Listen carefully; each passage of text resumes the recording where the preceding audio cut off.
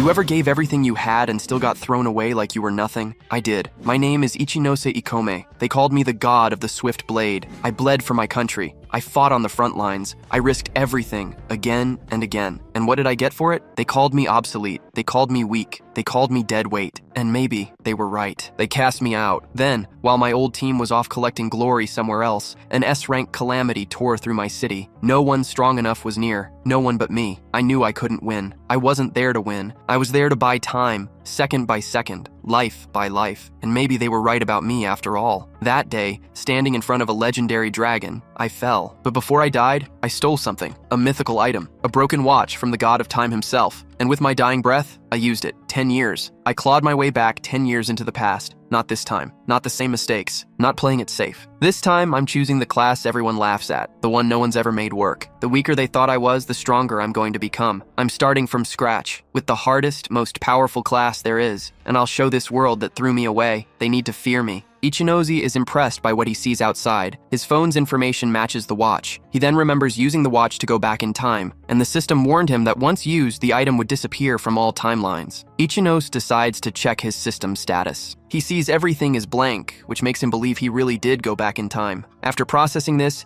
he decides to take advantage of this chance to become the strongest adventurer. The protagonist watches a debate about the increasing number of casualties and how normal people can't enter portals. One man says the scale of monsters is increasing every year, and the risk will be higher unless people in portals are separated. This makes Ichinose realize he really went back 10 years. He knows there won't be such calm debates in the future, as it was common knowledge that people wanted a strong defense force. Knowing things ahead of time is a big advantage. The information about how to get experience points and precious items will be a powerful weapon for him. Ichinose thinks he needs to get a class first, no matter what. But before getting a class, he needs to reach level 10. Low-level portals, especially those non-class users can enter, are convenient. Guilds guard them without conquering them. In an F-rank goblin nest portal, the protagonist plans to reach level 6. There, he sees an older guy fighting. The man says that was a close call and asks the newbies if they're okay. Ichinose wonders what's wrong with this old man. The man tells him walking alone is dangerous because even though goblins are weak, they can gang up and surround him. He introduces himself as Kenji Ohara, a level 16 longsword user,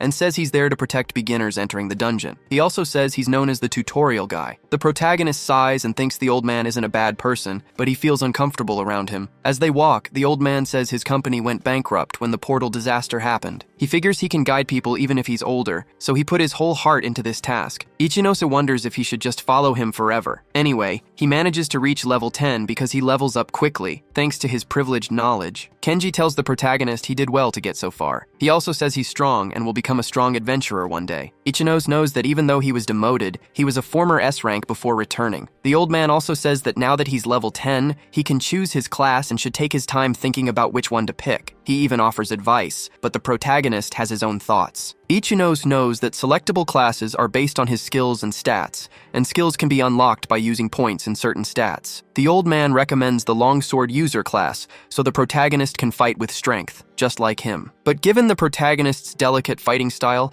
the thief class wouldn't be bad either. However, this is exactly what the protagonist doesn't want right now. Kenji asks if he doesn't have any skills yet and says maybe he just doesn't know how to choose. He also asks if he wasn't taught haste and strength during training. He says haste and strength increase his stats. These two skills are considered absolutely necessary, and the protagonist already had them. But he knows that if he wants to be a top-ranked adventurer, using them would be a waste of HP. He spent all night thinking about getting a specific skill. Kenji warns him not to do it. Still, the protagonist picks the fall resistance skill. The old man says resistance skills are rarely useful, and fall resistance is the most useless of all, but the protagonist knows exactly what he's doing. The old man keeps bothering him, saying he must be bad with heights and should pick a better skill next time. Ichinose then upgrades fall resistance to level 2, which drives the old man crazy. He upgrades it again to level 3, making the old man even more upset. The old man is super confused, thinking he wasted all his points on fall resistance. He also realizes this means the protagonist can only choose between the swordsman and villager classes, but the protagonist doesn't seem bothered. He's about to pick the hidden gravity user class. This class only appears if someone puts all the HP they gained up to level 10 into fall resistance, which is exactly what the protagonist did. The requirements were strict, so it took a long time to discover this. Even after it was discovered, no one got the class because it was too hard to use. There was no research on it even after 10 years, but the protagonist knows about it because he was an S-rank adventurer. He says gravity user is the strongest class. The system then asks for class confirmation. The old man warns that it's a magic class and he should be a swordsman, but the protagonist is sure about his choice. His system confirms he chose the gravity user class. Ichinos is super happy with his choice, unlike the old man. Still, the protagonist says this is the magic class he was waiting for. From now on, he says he'll aim for the top with this class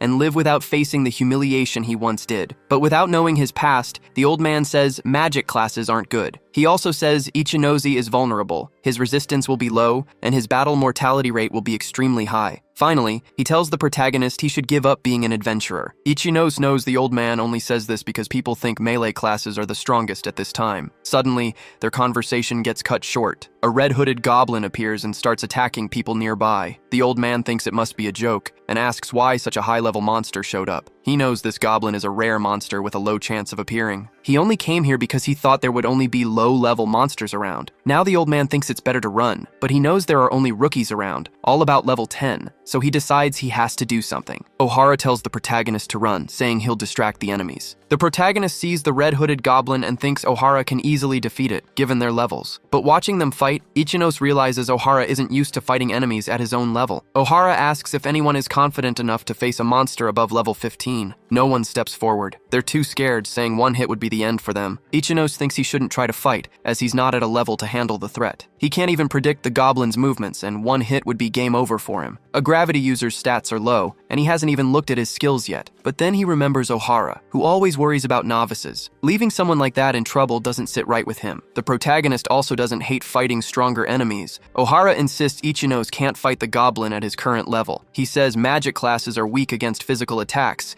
and with this level difference, Ohara says the protagonist would die in seconds. But Ichinosi stares at the red-hooded goblin. He sees it only as an enemy to test the power of his chosen class. He bet his second life as an adventurer on the strongest class, but right now he's so weak he has to run from goblins like this one, so he doesn't need that. Ohara insists the protagonist run. Ichinos knows magic classes lack physical strength, so they usually need to work with other classes. But the gravity user class is different. With gravity manipulation, an adventurer can trade mana points for a temporary boost in physical abilities, and he does just that. He uses half gravity to become lighter and faster. Ohara notices the protagonist's speed increased. Ichinos knows he can increase his speed by decreasing the gravity on his body. This makes his own movements very easy to read, but it's not a problem if he can read the enemy's movements just as easily. So the goblin that seemed dangerous before now becomes predictable. The protagonist asks the goblin how many battles it thinks he's had with speed as his only weapon. Ichinos lands a hit on the goblin. Ohara realizes a lower-level magic class just overpowered the fast goblin. The gravity user is a class with high physical abilities,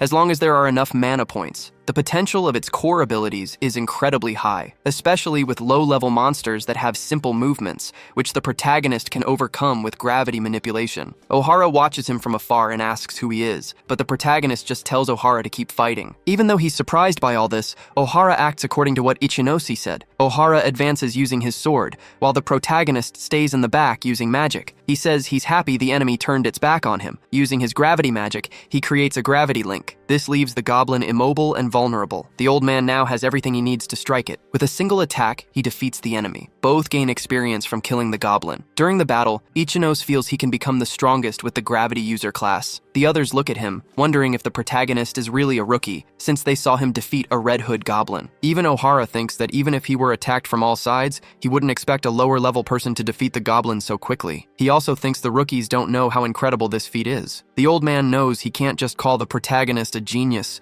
He's something beyond that. Meanwhile, the protagonist feels a bit weak. He almost falls after realizing he's used up all his mana points. Gravity user abilities require a lot of mana, so it runs out fast. Ichinos has already considered this, but mana point management will be very important from now on. The old man watches him closely. He thanks the protagonist for the help and asks if he should carry him out of the dungeon. Even though it's embarrassing, Ichinos agrees. Even with so many adventurers around, Ohara finds it unbelievable that a lower-level person would show up to help. Still, he's grateful to the protagonist for helping him and for giving him courage. The old man thinks he's always been afraid, even when hunting only lower-level monsters. Taking a step forward, he thinks the guy from the tutorial can finally graduate. He carries the protagonist on his back. He thinks he's happy to have witnessed the birthday of a hero, who is named Ikome Ichinos. After some time, the protagonist finishes the first inspection of his gravity user abilities, and now he's ready to level up. But the risk is much higher if he does it alone, so he wants to find a group to join temporarily. However, he runs into problems because the guild receptionist has never heard of a gravity user. She says it seems like some kind of magic class, but the stats are very low,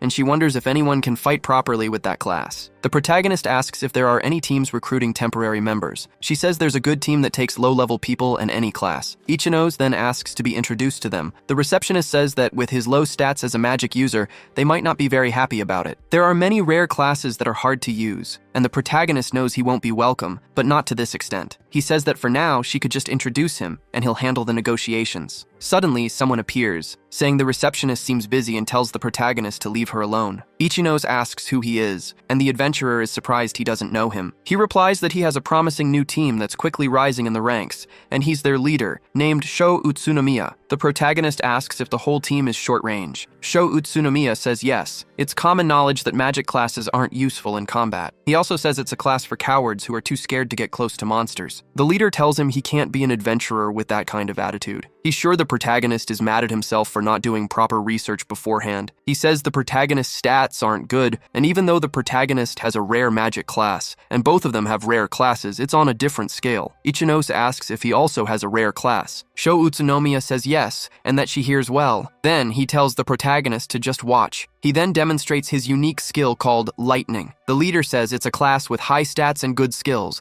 the best class for outside, and very suitable for him. People around are impressed by this skill, wondering if there's any class as strong as this one. Soon, Sho Utsunomiya is full of pride. The receptionist tries to warn him that he can't use skills inside the guild, but the leader says he has to explain things to those who don't understand. He says someone should never be an obstacle to their team. The protagonist asks if he doesn't think that's reckless, but Sho Utsunomiya replies that being an adventurer isn't volunteer work. The protagonist knows that a Thunder Knight class specializes in attack power, has simple and easy movements, but is weak against fast enemies and those with a countering attribute. He has difficulty against opponents he can't beat with just brute force. It turns out Sho Utsunomiya is just a small fish trying to leech off others. He thinks magic classes are just useless trash after all, but the idea that Sho Utsunomiya is a rare class Thunder Knight makes the protagonist jealous. There are rumors that Sho Utsunomiya can randomly distribute his stat points when he starts. The leader confirms this. He states that it hasn't been that long since the portal disaster, and he thinks working alone is better until he builds up some achievements. Hearing this makes the protagonist think he forgot what it was like back then, because it was important to have flashy and easy to understand skills and stats. The receptionist says Sho Utsunomiya shouldn't go that far, but the protagonist says he thought about it enough beforehand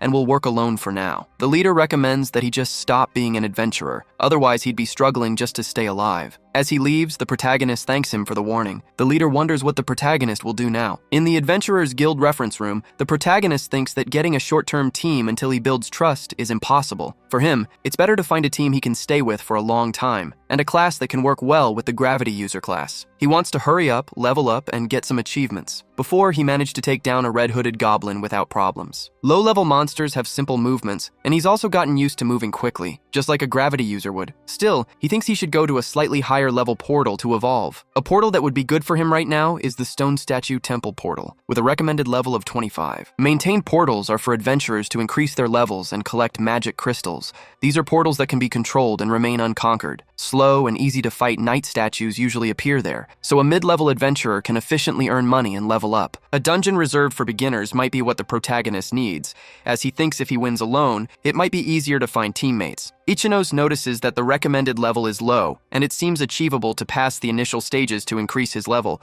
so he decides to do it. He wants to increase his levels and achievements in the Stone Statue Temple, and then find a class that has good compatibility with him. At the Stone Statue Temple, an adventurer is in trouble. He thinks he didn't know because no one warned him. The adventurer runs in fear because something is coming for him. Then he gets hit directly. It's a statue that was chasing him. The protagonist goes to the guild to ask for entry into the Stone Statue Temple, but the receptionist says he's not at a suitable level. Ichino, however, says there's no rule against it. The receptionist says there is, but she tries to talk him out of it. She tells him he's going straight to his death because the recommended level is 25. She also mentions they don't know much about the portals, and strong monsters often appear unexpectedly. But Ichino says he's just going to take a look and will be back soon. He thinks he needs to take risks to get strong, since he has no choice but to keep defeating monsters that are as strong as him. That's the basic rule for leveling up. The protagonist believes he'll be back soon, and defeating an enemy will give him a big level boost. As he moves into the temple, the statues start to come to life. One even tries to attack him by surprise, but the protagonist is alert and says the attack is pointless. He checks the enemy's status in his system. He sees the statue is level 20 and seems manageable enough. After dodging the enemy's attack, he's pretty unconcerned with the situation. He faces the statue in front of him. Next, he gets ready to use gravity fraction. With his speed boosted, he moves forward, and as he expected, it's not an even fight. Even though it's a higher level, he can see its moves and weak points as if they were his own. This gives him the advantage to attack the enemy faster, but he notices the statue is very tough. Its defensive power is probably the only thing that stands out. The statue takes multiple hits, but resists the blows. The protagonist thinks he could beat it slowly, but he has something he wants to try, so he activates gravity fraction once again. This makes him move even faster, heading toward the statue. And with the double gravity ability, he manages to hit the enemy with his sword right in the center of the statue. This causes it to split in half. He does this by changing the gravity level right before his attack lands, accelerating half of its body weight. The protagonist's level just went up, making him much stronger. He thinks he'll split his skill points, believing he'll split them between 2 skills. Ichinos realizes he can only level up 1 skill with the points he earned, and he trusts gravity manipulation the most. So he levels up that skill to level 2, using 10 HP points. He's eager to check the results. Now he can manipulate the direction of gravity on top of its weight. Besides manipulating the direct force of gravity, he can now manipulate gravity's direction on himself. He thinks this could be very useful. He seems to have reached his goal, finding an item on the ground. It's a monster core, a magic crystal, which proves he defeated the knight statue. Ichino says he could go back now, but he still has a lot of mana points to spend. Then he notices enemies approaching. He decides to continue to test his new skills. Nearby, a lightning skill is used. It completely destroys another statue. It was Sho Utsunomiya, leading his team on an expedition. One of his companions says this was expected,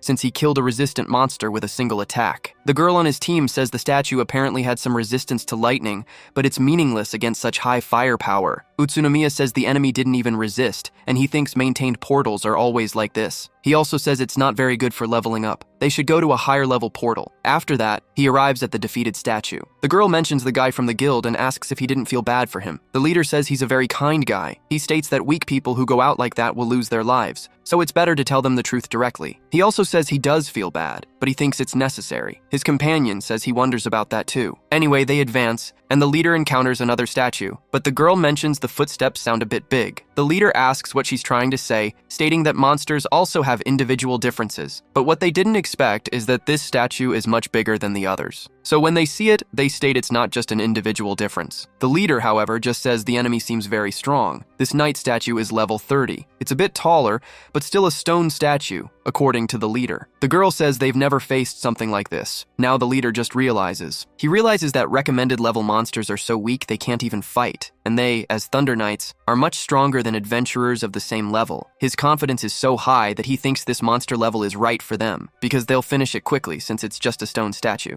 The statue starts to move. A guy in the group asks the leader if this is normal. The leader says it's 3 against 1, and even if its form and level are different, it's just a knight statue. That won't change the fact that it's slow and simple. The statue attacks with force, and the leader notices this, but he says there's a speed difference between levels. He also states the enemy isn't as fast as his sword. So he attacks the statue, then says it's a bit more resistant than normal ones. The statue doesn't stop attacking, and it also has a blade. Utsunomiya says this strength is a bit problematic, and he thinks he should retreat for now, but the statue doesn't seem to intend to let them do that. The leader gets scared when he realizes this, but right after, he gets hit. He wonders what kind of power this is. Utsunomiya thinks there's such a big difference in their powers, even though they're only a few levels apart. Karim, the girl in the group, gets worried, but the leader tells her not to lose her composure in front of the enemy. Anyway, the statue doesn't retreat and keeps advancing. Soon, Karim also feels the force of its blows. Seeing Karim get hit, the guy gets desperate, but he also gets hit directly. The blow he takes is so strong he's thrown and falls unconscious. Seeing all this, the leader gets desperate. He believes things shouldn't have happened this way. He looks at the statue and wonders if monsters were always this scary. In his head, Utsunomiya believes he's a chosen one, so, with his lightning, he attacks. He believes the strongest ability of the Thunder Knights, called Lightning, can solve all his problems. He states that even a monster like this can't resist, but reality shows the opposite. It seems to have some resistance against the lightning element, but it doesn't make sense given that high firepower. Then, Utsunomiya sees the statue breaking his sword as if it were nothing. Soon, he starts to realize the truth. Utsunomiya realizes he was wrong this whole time. He thought things couldn't get any worse, but now his entire team is wiped out. The statue is free to attack. It raises its sword, and the leader can only beg for his life, saying he shouldn't die in a place like this. Not only is Utsunomiya's sword destroyed, but his pride is too. As the enemy stops in front of him, he pleads not to die, asking the statue to let him go. Utsunomiya even falls to his knees before it. Suddenly, someone approaches. Before the statue can land its final blow, the protagonist appears, using gravity fraction. He attacks the statue before it can defend itself. himself. The enemy doesn't like being hit and turns its attention to the protagonist. Ichinose, however, is ready for what's coming. As he expected, his attack wasn't very effective. Utsunomiya, with tears in his eyes, recognizes the protagonist. He remembers him as the kid from before the guild, who had a strange class. He asks what the protagonist is doing, saying the statue isn't an easy opponent to defeat. Ichinose is only level 16 right now, and he knows the leader is telling the truth. The statue is level 30, and it might be a bit too much for him. It's a unique monster that leveled up by eating both adventurers and monsters, growing a bit too much. Before this, the protagonist decided he would hunt more since he still had mana points left. That was his intention, but he didn't expect such a big boss to show up.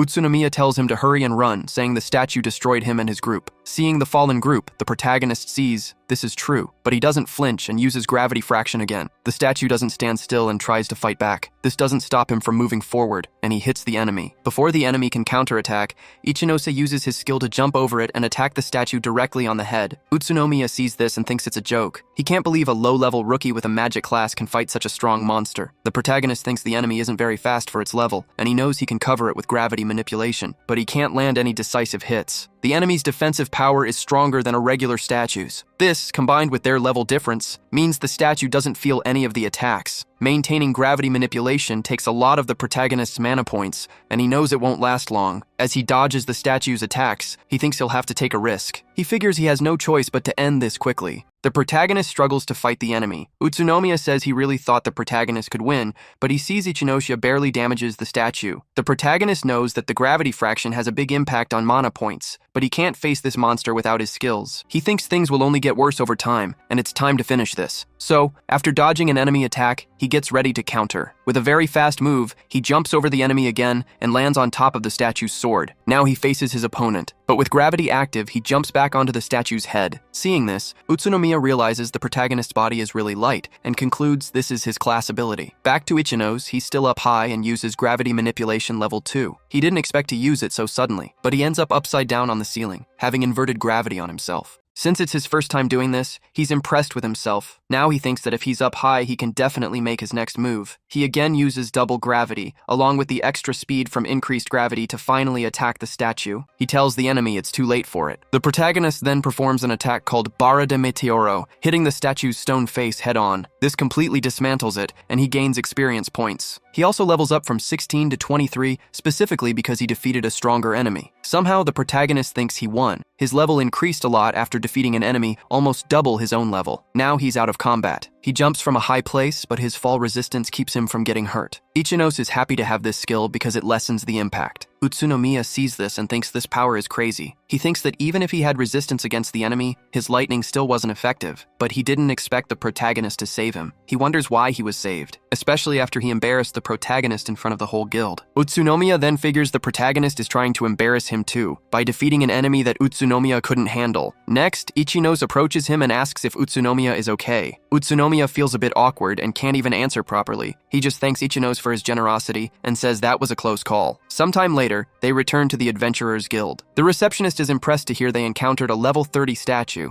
even more so because the protagonist defeated it. She says she can't believe a rookie adventurer did that alone, but Ichinose shows a crystal and says this should serve as proof. Seeing the item, the receptionist starts to believe him, saying the crystal is a bit questionable, but she understands and will send the records. She also asks if the protagonist will sell the item. She can't give a definitive appraisal, but says it should be worth around 240,000 yen. However, Ichinose doesn't intend to sell the item now. The crystal is just for him to show off his achievements. After this, Utsunomiya appears to talk to him. He says he was looking for Ichinose because he wanted to properly thank him. With that, Utsunomiya says he has good news for the protagonist. He says he'll let the protagonist join his team, the Thunder Knights. Since the leader spoke loudly, everyone around notices this and comments that this group is the fastest growing team right now. So, if the protagonist is being invited, it's because he's truly an amazing person. Utsunomiya says Ichinose is very lucky to be noticed by him. He also tells Ichinose not to be shy since he's his savior. However, Ichinose says he has to refuse the offer. The people around are in disbelief that he rejected joining the Thunder Knights. The leader asks if he wasn't looking for a team, but the protagonist says he changed his plan. This leaves Utsunomiya shocked by the refusal. Ichinose thinks that if he keeps leveling up at this pace, he might be able to go to the portal that will appear soon, called the Theater of Mad Dreams. He's also interested in the unique item this portal drops, which is absolutely powerful. He remembers the mess he made in his previous life, and now he's going to use his best strategy to get this item. A short time later, the protagonist returns to the guild and asks to exchange some items for money. Some people are impressed by this. The receptionist asks if he hunted all this again,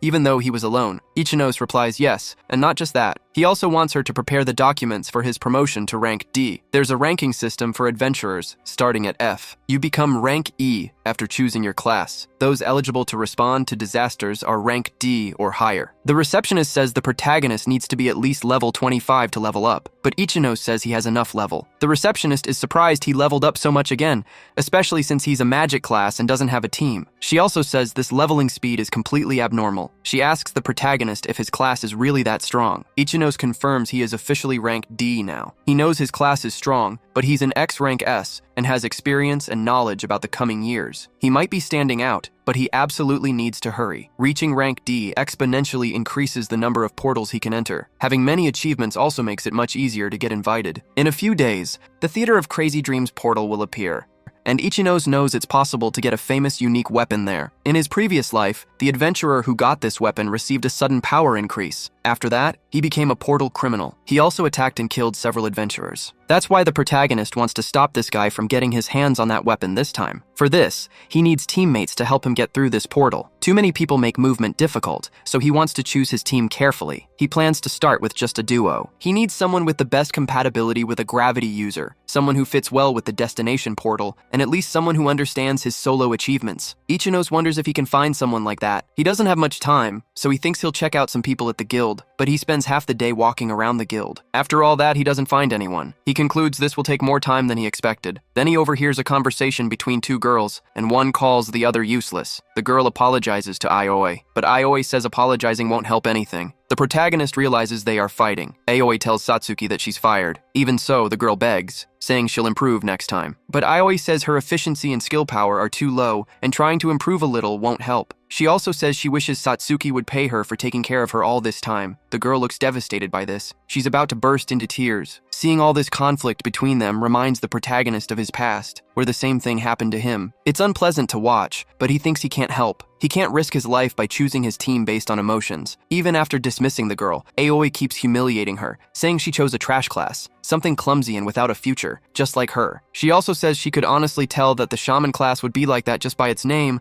and the girl should give up being an adventurer. However, hearing that the girl is a shaman sparks the protagonist's interest. This class has the best compatibility with a gravity user. Plus, it's very useful against the boss of the Theater of Crazy Dreams. Aoi asks the protagonist what he's looking at, telling him this isn't a display and he should go. He apologizes, introduces himself as Ichinose, and says he came to the guild looking for team members. Aoi sees his D rank certificate. She tells him he'd be useful on her team, saying they just had an open spot for a new member. But he completely ignores her because he's interested in Satsuki. Satsuki is surprised he asked her to join his team. This makes Aoi furious that she was rejected. The protagonist knows a shaman on his team will be very useful, and he can't let this chance pass. Aoi says Satsuki has a useless class, and Ichinos should join her team instead. Satsuki notices the protagonist is D rank, and she says she hasn't even reached level 10 yet. But he says that level range is totally fine, and he needs her power, so he insists she accept his invitation. Satsuki says she's clumsy and will be a hindrance, but Ichinos offers to help her. She insists, saying she has no confidence, and wonders if she should give up being an adventurer. But the protagonist says he just needs a little time to give her the confidence she needs. Even though she thinks she's useless, Satsuki accepts. She says if he's okay with it, she'd like him to take care of her. Seeing this, Aoi says shamans are very useless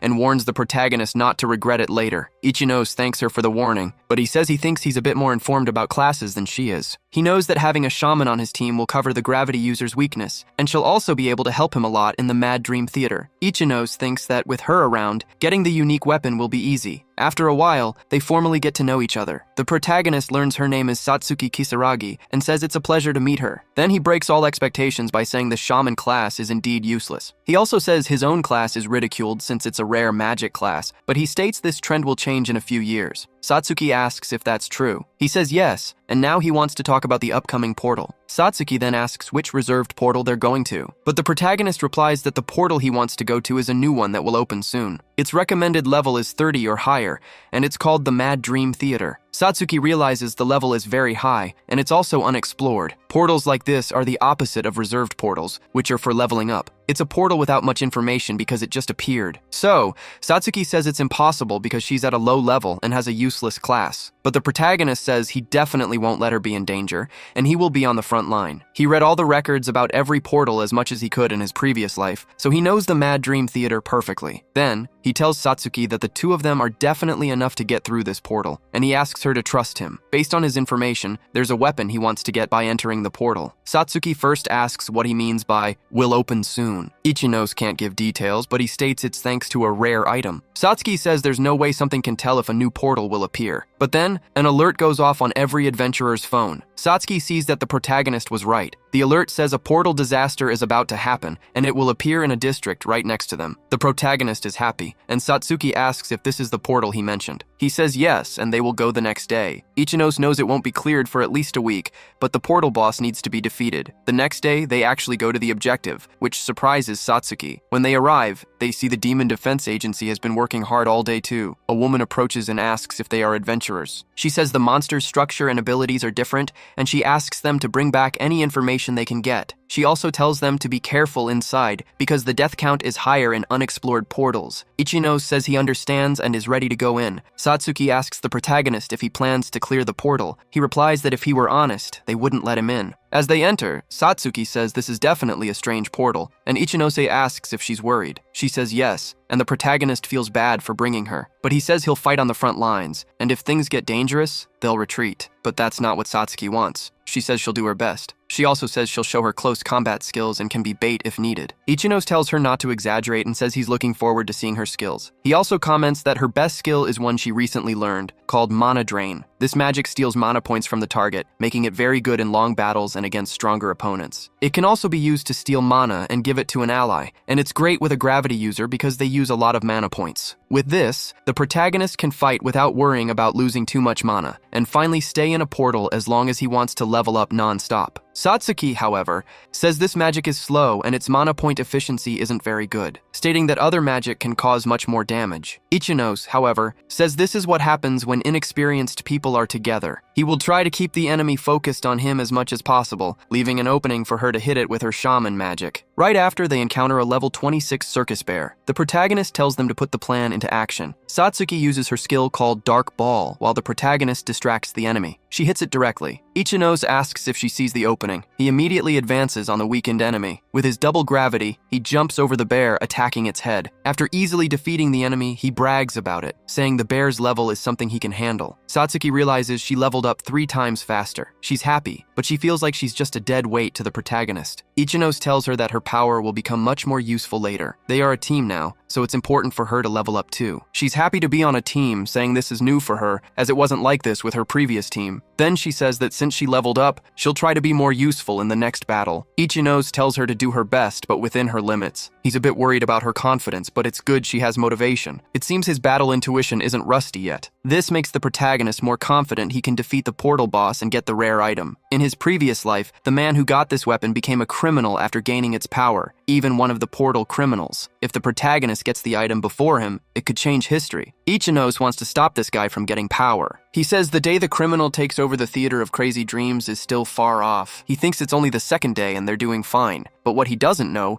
is that the future assassin is already active. He's already in the portal, fighting other people. Not only that, but he seems to be enjoying himself as he kills those who appear in front of him. Zaibi Kaoru uses parrying thrusts. He says you need to look at your opponent carefully so you don't die. Then, he realizes he leveled up. He says the opponent gave him a lot of XP, even though they were low level. Sarcastically, he says the opponent didn't want to kill or die because humans are much easier to hunt, even if they're the same level as monsters. Back with the protagonist, he's in a new fight. He uses double gravity against an enemy called Jack in the Box. Satsuki thinks that even though she's just shooting magic from the back, it's still very intense. She apologizes, feeling like she's just a burden to the protagonist. She thinks he could probably handle all these guys by himself. Ichinose says monsters at this level aren't a big problem. There's no difficulty once you understand their attack patterns. He says he's told her this many times before, repeating that shaman is a strong class, even if she doesn't feel it. Satsuki asks if they shouldn't go back soon, as she thinks their mana points are getting a bit low. The protagonist says she might be right. After all, he relies a lot on gravity manipulation to boost his body. According to the guild, you should try to retreat when half your mana is gone. so he says it's time to do something. Satsuki asks what exactly he means. Soon after, they come across a clown goblin. Ichino says everything is ready. He tells Satsuki to use mana drain while he holds the enemy. Satsuki is a bit confused by this strategy, but she realizes that if there's a monster they can safely contain and use mana drain on, they'll basically have infinite mana points. She also knows that another use of mana drain is to transfer mana points to someone else. Now Satsuki understands the theory behind it, but she asks the protagonist what it looks like. He just replies that monsters get stunned by skill effects. So she uses mana drain. Afterward, she says she feels kind of bad doing this, unlike the protagonist who got what he wanted. Next, Satsuki says she'll start the mana transfer now. The protagonist tells her not to be so embarrassed because it's making him uncomfortable. Anyway, she performs the transfer procedure. Ichino says his mana points went up from 16 to 25, but Satsuki thinks it's not very efficient. They spent a long time restricting the enemy just to get 9 mana. The protagonist says they should get more goblins to drain their mana. Satsuki asks if they'll do this 6 more times until they have enough. The protagonist says it's perfect for leveling up, so he attacks the goblins. After the 6th one, he seems to recover all the mana he spent. Not only that, but both of them level up. Satsuki says he was right. If they keep doing this, they can keep exploring the portal without worries. Ichino says that normally if they took it slow and recovered mana points slowly, they'd have an accident, and it would work against them. But with the current monster levels, the protagonist doesn't think he'll fall behind, even if he fights them 100 times. When Satsuki checks her status, she's impressed they leveled up so much in just one day. She says this is completely different from the portal explorations she's done before. She also says that according to the guild, if you find a monster with a higher level than yours, you shouldn't challenge it. Instead, you should run away. But this doesn't match what the protagonist thinks. He says the guild has no choice but to teach that. But if you don't use your knowledge and skills to challenge monsters whose levels are higher than yours, you won't level up quickly. Hearing these words, Satsuki realizes it makes sense. They've advanced a lot through the dungeon. They even stayed inside for a day, until they reach a specific location. Ichino says the boss of the Theater of Crazy Dreams portal is behind this door. He's sure that not even the demon's defense force expected this portal to be conquered in 2 days. But when she hears there's a boss, Satsuki gets super nervous, saying it's her first time seeing one. The protagonist asks if she's scared. He then says they can go back to the entrance if she wants, but she says no. She knows one of the reasons Aoi was mad was probably because of her scared nature. That's why she wants to change. She states that if the protagonist says he needs her power, she'll do her best to help him. Ichino likes hearing this from her. He knows he made a good choice bringing her to his side. Now he has everything he needs, and he tells her they'll both go after the boss. But Satsuki asks if this really has to be the strategy to beat the portal boss. The protagonist says yes, and reminds her he said this from the start. He said the shaman class has good compatibility with this dungeon. Then they open the door and head towards the boss. Inside, they come across a scary clown. The system calls it a Palazzo Loco. Satsuki sees a portal boss for the first time. This is different for the protagonist, who is a veteran. He thinks that if he defeats this boss, he can get the unique item he wanted in his previous life. So he tells Satsuki they will stick to the plan. Meanwhile, someone is watching them from a distance. This person smiles, about to do something. The boss gets ready to attack them, but the protagonist takes the lead, saying he will draw the aggro first. He explains this will let Satsuki keep some distance. Portal bosses have high HP and good regeneration, so they can't win just by relying on their levels. The protagonist thinks he will have to be a bit unfair. The boss doesn't seem to want to back down, so it immediately attacks the protagonist. But Ichino, with his half-gravity ability active, moves faster than the attacks. He thinks he needs to keep a distance of 1.5 meters to avoid many attacks. Meanwhile, in the back, Satsuki starts the mana draining process. But as she does this, the clown seems to notice what Satsuki is doing. Satsuki gets scared and stops the process. Noticing this, the protagonist tells her to run. He says the boss is going to use the gate, and she will get trapped if she doesn't go through the middle. As Satsuki runs from the danger, the clown chases her, spitting fire and trying to hit her. But the protagonist, wanting to help her, tells the clown not to forget about him. Ichino then charges towards the enemy. The boss turns its attention back to him, which is exactly what the protagonist wanted. From a distance, Satsuki says the fireballs are scary and fast. She also thinks it might be better to retreat a bit. However, the enemy has no intention of letting them do that, as it's using the gate repeatedly. Satsuki worries about the protagonist's safety, but he uses reverse gravity even before the enemy's fire hits him. The clown thought it had hit him, but Ichinose ends up stuck to the ceiling using his ability, putting the enemy in a tough spot. The boss doesn't seem worried. Ichinose thinks it was a bit closer than he wanted, but everything is still going to plan. He and Satsuki planned all of this earlier. He told Satsuki not to attack directly because the Theater of Mad Dreams boss has fast magic attacks.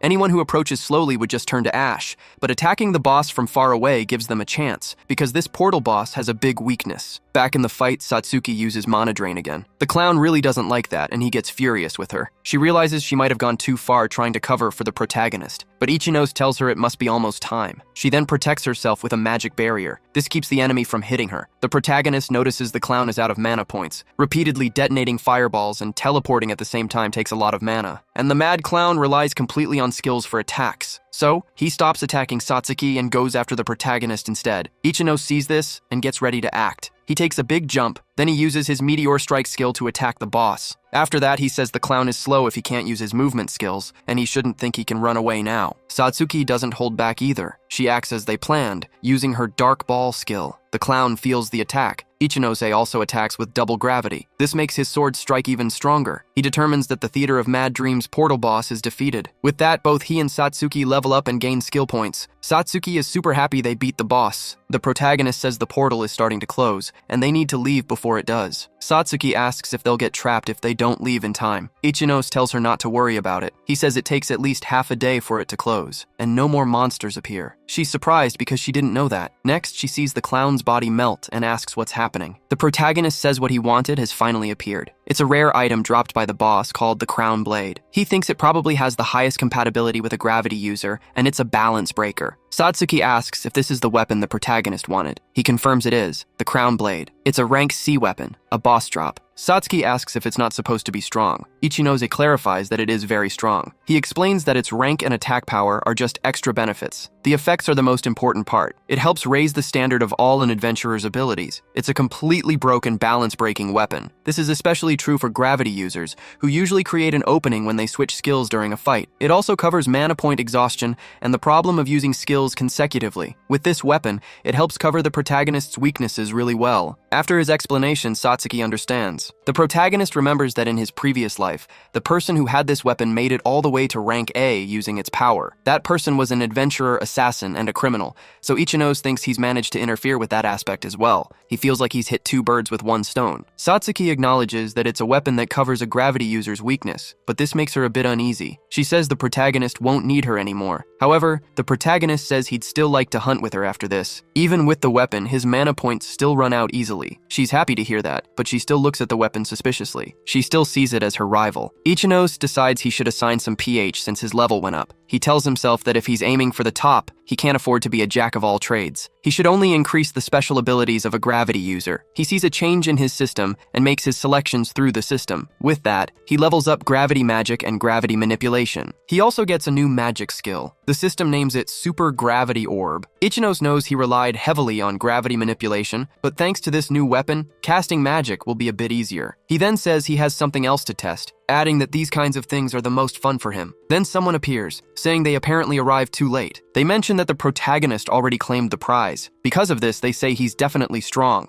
Ichinose thinks the timing is too good. He wonders if this adventurer used stealth to hide their presence. The protagonist figures the adventurer was waiting for them to be defeated, just observing to get information about the boss. That makes more sense to him. It's not a very nice thing to do, but this kind of behavior wasn't rare even in his past life. He tries to remember where he knows this person from. He finds something familiar about this adventurer. Suddenly, the protagonist recognizes him as Zaide Kaoru, the former owner of the Crown Blade in his previous life. He's the adventurer assassin. Ichinose is confused because he remembers that in his previous life, it took this assassin a long time to conquer the Mad Dream Theater. But this time, they just ran into each other in the boss room. However, he concludes that this guy always waited in his previous life. To get the weapon drop, he would attack adventurers who were tired from fighting the boss. Satsuki senses the tension and asks what's wrong, but Ichinose says it's nothing. Then Zaide Kaoru asks if this strange weapon is the boss drop. He also asks if he can see it for a bit. The protagonist says yes. Hearing this, the assassin thinks the protagonist is an idiot. He thinks the protagonist is careless and believes he can kill him in one attack. After that, he plans to have some real fun with the girl. Zaide Kaoru tells the protagonist to pay attention to what's under him. Right after, the assassin attacks. He tries to kill the protagonist, but Ichinose dodges the attack, and Zaide Kaoru goes right past him. As soon as he realizes the protagonist dodged, he gets ready to attack again. But Zaide dodges because the protagonist attacked first. The protagonist missed, and Ichinose thinks about what to do next. He tried to hit the assassin while he was distracted, but missed because Zaide Kaoru is very fast. He also knows the opponent's level is higher than his, and Satsuki's combined. Zaide Kaoru says this is strange. He asks how the protagonist knew. He says there was only an insignificant group, but it looks like the protagonist can handle everything alone. Satsuki asks what's going on, and Ichinos tells her this guy is an adventurer killer. He's also from a class that's good at surprise attacks and speed. Zaid then realizes the protagonist knows a lot about him. He says if the protagonist knows his goal, then he probably doesn't need to say much. Right after, he demands the protagonist hand over the weapon. He claims he'll let him live if he does. Ichinos says one good thing about portals for criminals is that they leave no evidence behind. He also says he knows the assassin has no intention of letting them leave alive. Zaide Kaoru is surprised the protagonist knows so much. Then he starts to laugh. He says the protagonist thinks with his head and has guts. He then threatens the protagonist. He says he wants to see him vomit blood in shame as he dies. With this, Ichinos knows what to expect next. The protagonist thinks this is getting bad, because Zaide Kaoru was known in his previous life. He was a lethal adventurer killer,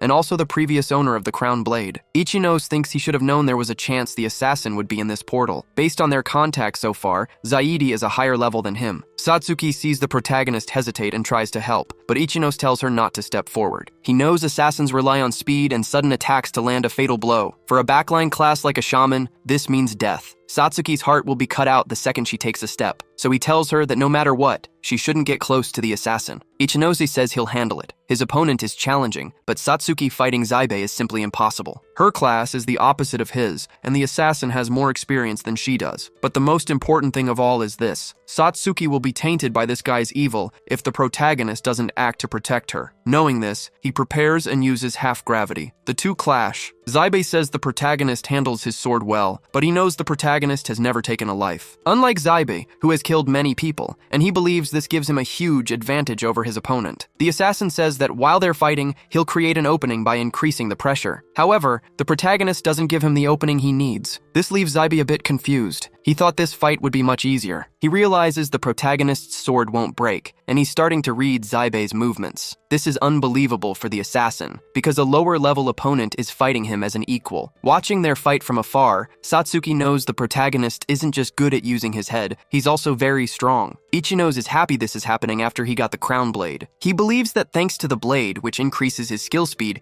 he can quickly switch between gravity fraction and double gravity. This means he can delay his attacks, and if he hadn't reduced his mana point usage, he'd already be exhausted. Frustrated that he's not getting what he wants, Zaibe says the game is over. He takes the deepest breath he can, then he blows, using his skill called Poisonous Needle. But to his surprise, the protagonist manages to dodge the attack. Zaibe sees this and thinks it's impossible. The protagonist managed to block his poisonous needle the very first time he saw it. Next, Ichinos wastes no time and goes on the offensive. The assassin manages not to get hit, but he realizes he's running in circles. He realizes he can't let his emotions get the best of him, so he attacks with more intensity. He realizes he can use his parrying thrust, but the protagonist defends with double gravity. This pushes the assassin's dagger away. Ichinos notices the enemy is speeding up his arms and launching multiple attacks at his opponent's weak point. Unlike him, his enemy can't predict his moves. The protagonist says that because of this ability, Zaibe's movements become simple. And it's not an ability he can show people often, because it makes him easy to predict. Noticing the enemy's distraction,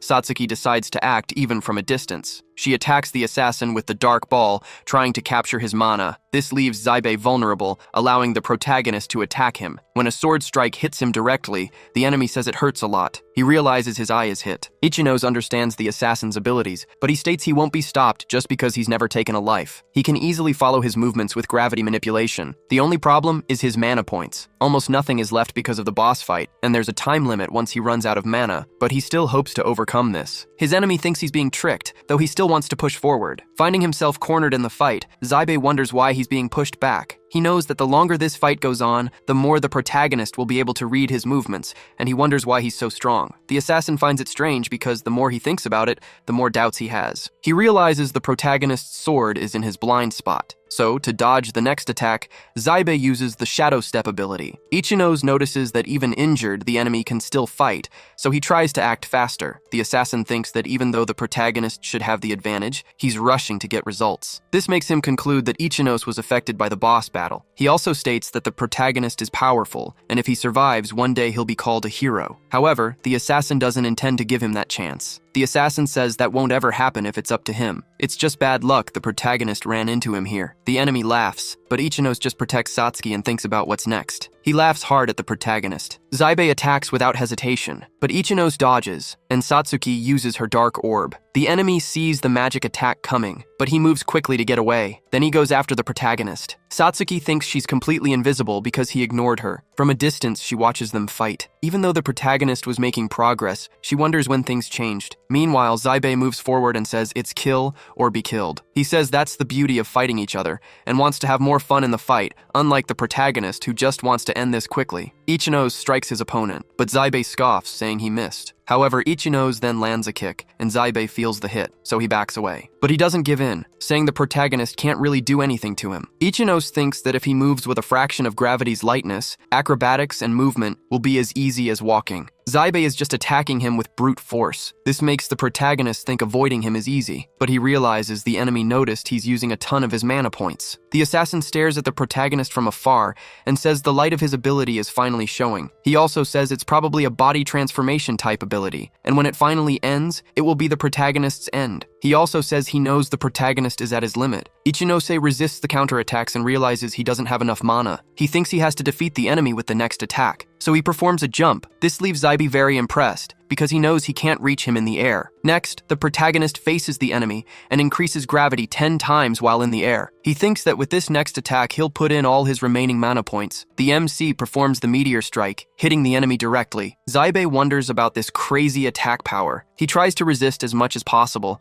but his defense breaks and the protagonist hits him. Ichinos is super exhausted after this. From a distance, Satsuki watched everything. She says he managed to defeat the enemy, but Ichinos' face doesn't show satisfaction. He looks at her, apologizing and saying he messed everything up. The enemy gets up again, and Satsuki realizes what Ichinos was talking about. Zaibe tells the protagonist his tank is finally empty. Realizing the danger, Ichinos tells Satsuki to run while she still can, because the enemy doesn't have the stamina to chase her. The assassin watches this and says the protagonist is definitely a man fighting while exhausted after defeating the boss, all to protect that young lady. He also states that even with an obstacle, the protagonist can still face an enemy, and he's impressed. He demands the protagonist's full name. Satsuki, in turn, asks if she's an obstacle. She thinks if she had just done what Aoi told her to do earlier, Ichinos would never lose to a guy like this. But then she remembers the protagonist previously said he needed her power. This gives her the motivation she needed, and Satsuki becomes determined not to abandon her teammate. The protagonist tells the enemy he doesn't need to tell someone like him his name. Zaibe says that's very rude, stating that the protagonist is the first guy he can respect. He also says he'll do Ikoma a favor and remember his face. But before the protagonist is attacked, Satsuki uses the dark ball. This time, it hits the enemy and stops him from attacking Ichinose. After being hit by this magic attack, Zaibe is also hit by the girl's staff. She decided to use everything she had to push him away,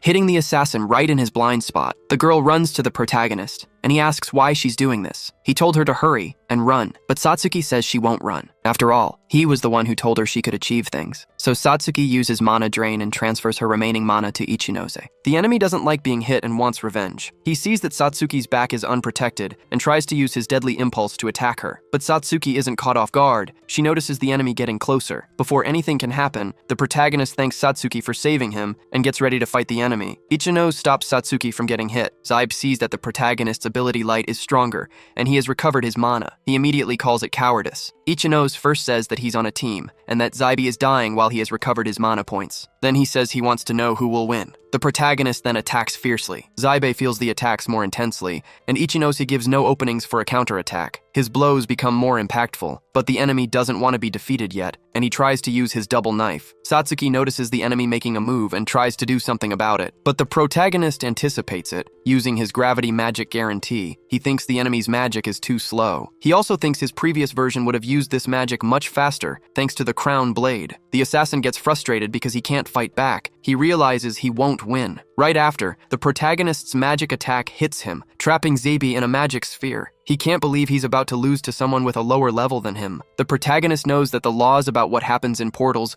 weren't developed in time. Even the Demon Defense Agency implicitly stated this. The result is just poor and slow information about deaths in portals. This time, Satsuki is also there with him, so the protagonist tells her he'll keep an eye on the assassin. He asks her to call the Demon Defense Agency people from outside the portal. Monsters disappear after the portal boss is defeated, so the protagonist thinks it shouldn't be hard for Satsuki to leave alone. A defeated Zaibe stares at the protagonist. Zaibe thinks he underestimated the protagonist, seeing him as just a kid. But when he looks into the protagonist's eyes, he realizes something. The number of fights they've been in is clearly different, and he wonders who this person is. Later, Ichinos and Satsuki are outside the portal. The protagonist reads in the newspaper that the adventurer serial killer is captured. He thinks they managed to capture the killer safely in the end. Satsuki says she thought the Demon Defense Agency would question them more than they did. Ichinos explains that portal crimes are hard to make public unless someone is clearly guilty, so the defense agency will drop the investigation. He knows the country changed after portal disasters started. Crimes outside portals dropped sharply. The government also became a dictatorship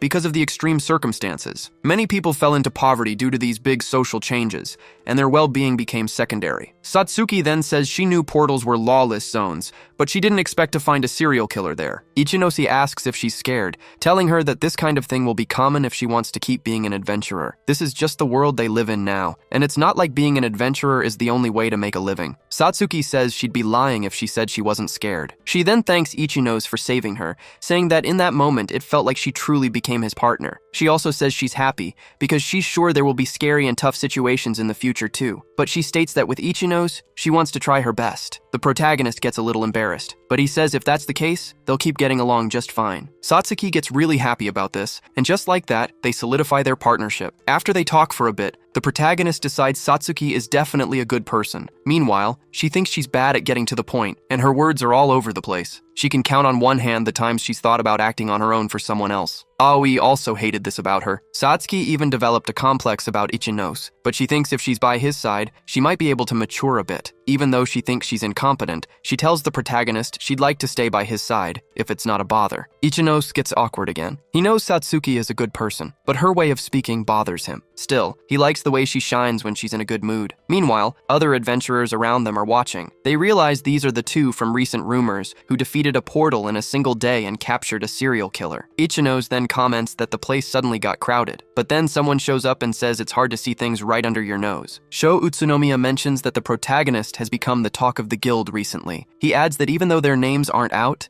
they're all over videos and blogs. The media is making a big fuss, trying to gather all the information they can. Even without names, you just need to look at the line to figure it out. Sho Utsunomiya thinks they're creating something pretty interesting. He says he always knew the protagonist had the potential to be a star. He tries once more to recruit Ichinos for the Thunder Knights, but then Aoi shows up and cuts him off. She says she was looking for Satsuki. The former leader apologizes to Satsuki. She admits she was a bit harsh with what she said before, but after rethinking her decision, she realizes she needs Satsuki on her team. After all, they're friends and can't just split up like this. With that, Aoi tries to win Satsuki back to her team. She points out that Satsuki has leveled up a lot recently. She also says she can trust Satsuki to cover her back from now on. However, Satsuki just tells Ichinos that it's gotten too noisy, and she wants to leave. Aoi and Sho Utsunomiya are left talking to themselves. So, Satsuki and Ichinos leave the place. On the way, Ichinos brings up Satsuki's friendship with Aoi. He asks if it's okay to just leave her behind. But Satsuki says that if you look closely, Aoi is just another stranger to her now. The protagonist understands her point of view. Satsuki mentions that the video of the incident is definitely circulating. Ichinos says this is how some people make a living from portals,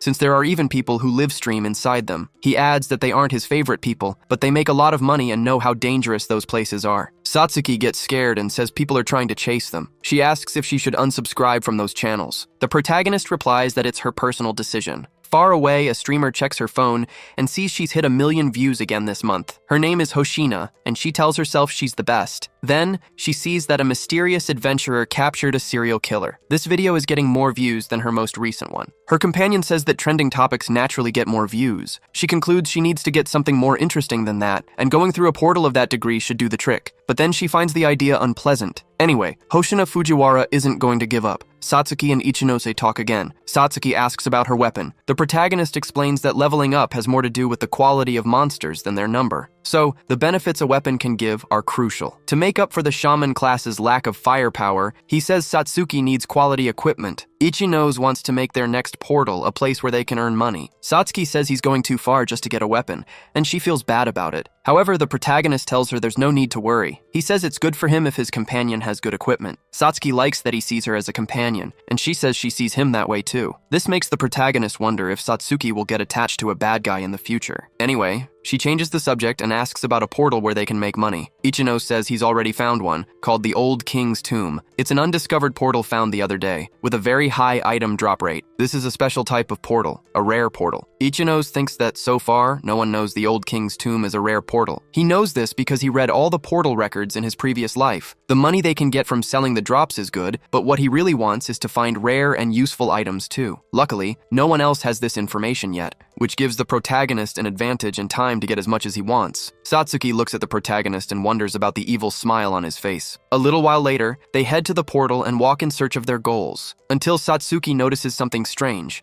They both come across the first enemy in the area, which the system calls a white knight. Ichino's quickly uses gravity fraction. He moves fast towards the enemy, leaving Satsuki behind him. As he advances, the protagonist attacks the enemy. With just one hit, the white knight is struck and drops an item. Satsuki watches the protagonist act, and, as expected, she thinks he's very good at fighting. Ichino knows that blunt attacks aren't very effective against this type of bone monster, so he quickly tells Satsuki to launch a magic attack. She understands the order and does it. Meanwhile, the protagonist keeps fighting the monster, using his shadow orb magic. This, combined with Satsuki's magic attack, helps them defeat the White Knight. They even gain more XP. From a distance, Satsuki says something appeared with a magic crystal, and she feels lucky today. The protagonist finds an item called the Relic Knife of Ancient Times, Class D. Then he says this item is excellent and could even sell for about 400,000, which impresses Satsuki. Ichino says it's hard to find a suitable price for weapons, since there's demand for them even when they don't have any special effects. Satsuki, not knowing much about these things, asks how much he plans to make from this raid. The protagonist says he wants 3 million yen. He explains it will take at least that much to find a strong, usable weapon. That goal sounds unbelievable to Satsuki, but Ichino points out that rare portals don't happen every day, so they need to take advantage of this chance. He adds that transporting the items will also take time. They plan to spend these 3 days exploring and removing items. Satsuki asks if that means they have to make 1 million yen a day to hit the target. She feels like she's stepped into a crazy world. Meanwhile, the protagonist thinks he hears a battle happening nearby. He says they should check it out quickly, so Satsuki goes with him. Nearby, a mummy-like creature is about to attack. It turns out Hoshina, the streamer, and her adventurer group are fighting it. The knight with her rushes into attack. He fights with sword strikes, hitting the mummy from several different directions. The knight tells Hoshina she can defeat the enemy quickly, but before she moves, she asks her manager if the camera is ready. He confirms it's ready. The knight then casts a quick fire enchantment spell. Hoshina's sword bursts into flames. With that, she moves into action, attacking the mummy, which is practically made of cloth. It catches fire easily and burns to death. For the cameras, Hoshina introduces herself. She tells her viewers that she's raided an unknown portal. She also claims she defeated the enemy with a single sword attack, and that it was much easier than she expected. From a distance, Ichino and Satsuki watch everything. Satsuki says she's seen this streamer on a video site a while ago. She even gets a little excited. But when she looks at her teammate, she sees that Ichino is not happy at all with what he's watching. She remembers what he said earlier. He had mentioned he doesn't like streamers. Anyway, Hoshina's team has recorded everything they needed. Then the manager notices the presence of other adventurers. Hoshina immediately speaks to them. She tells them they're blocking the camera by standing there. She also says she put a lot of effort into positioning the camera for a good video, and she doesn't want them to ruin it. So she tells them to move to the side. The protagonist remarks that Hoshina is certainly brave to claim she defeated the monster in a single blow,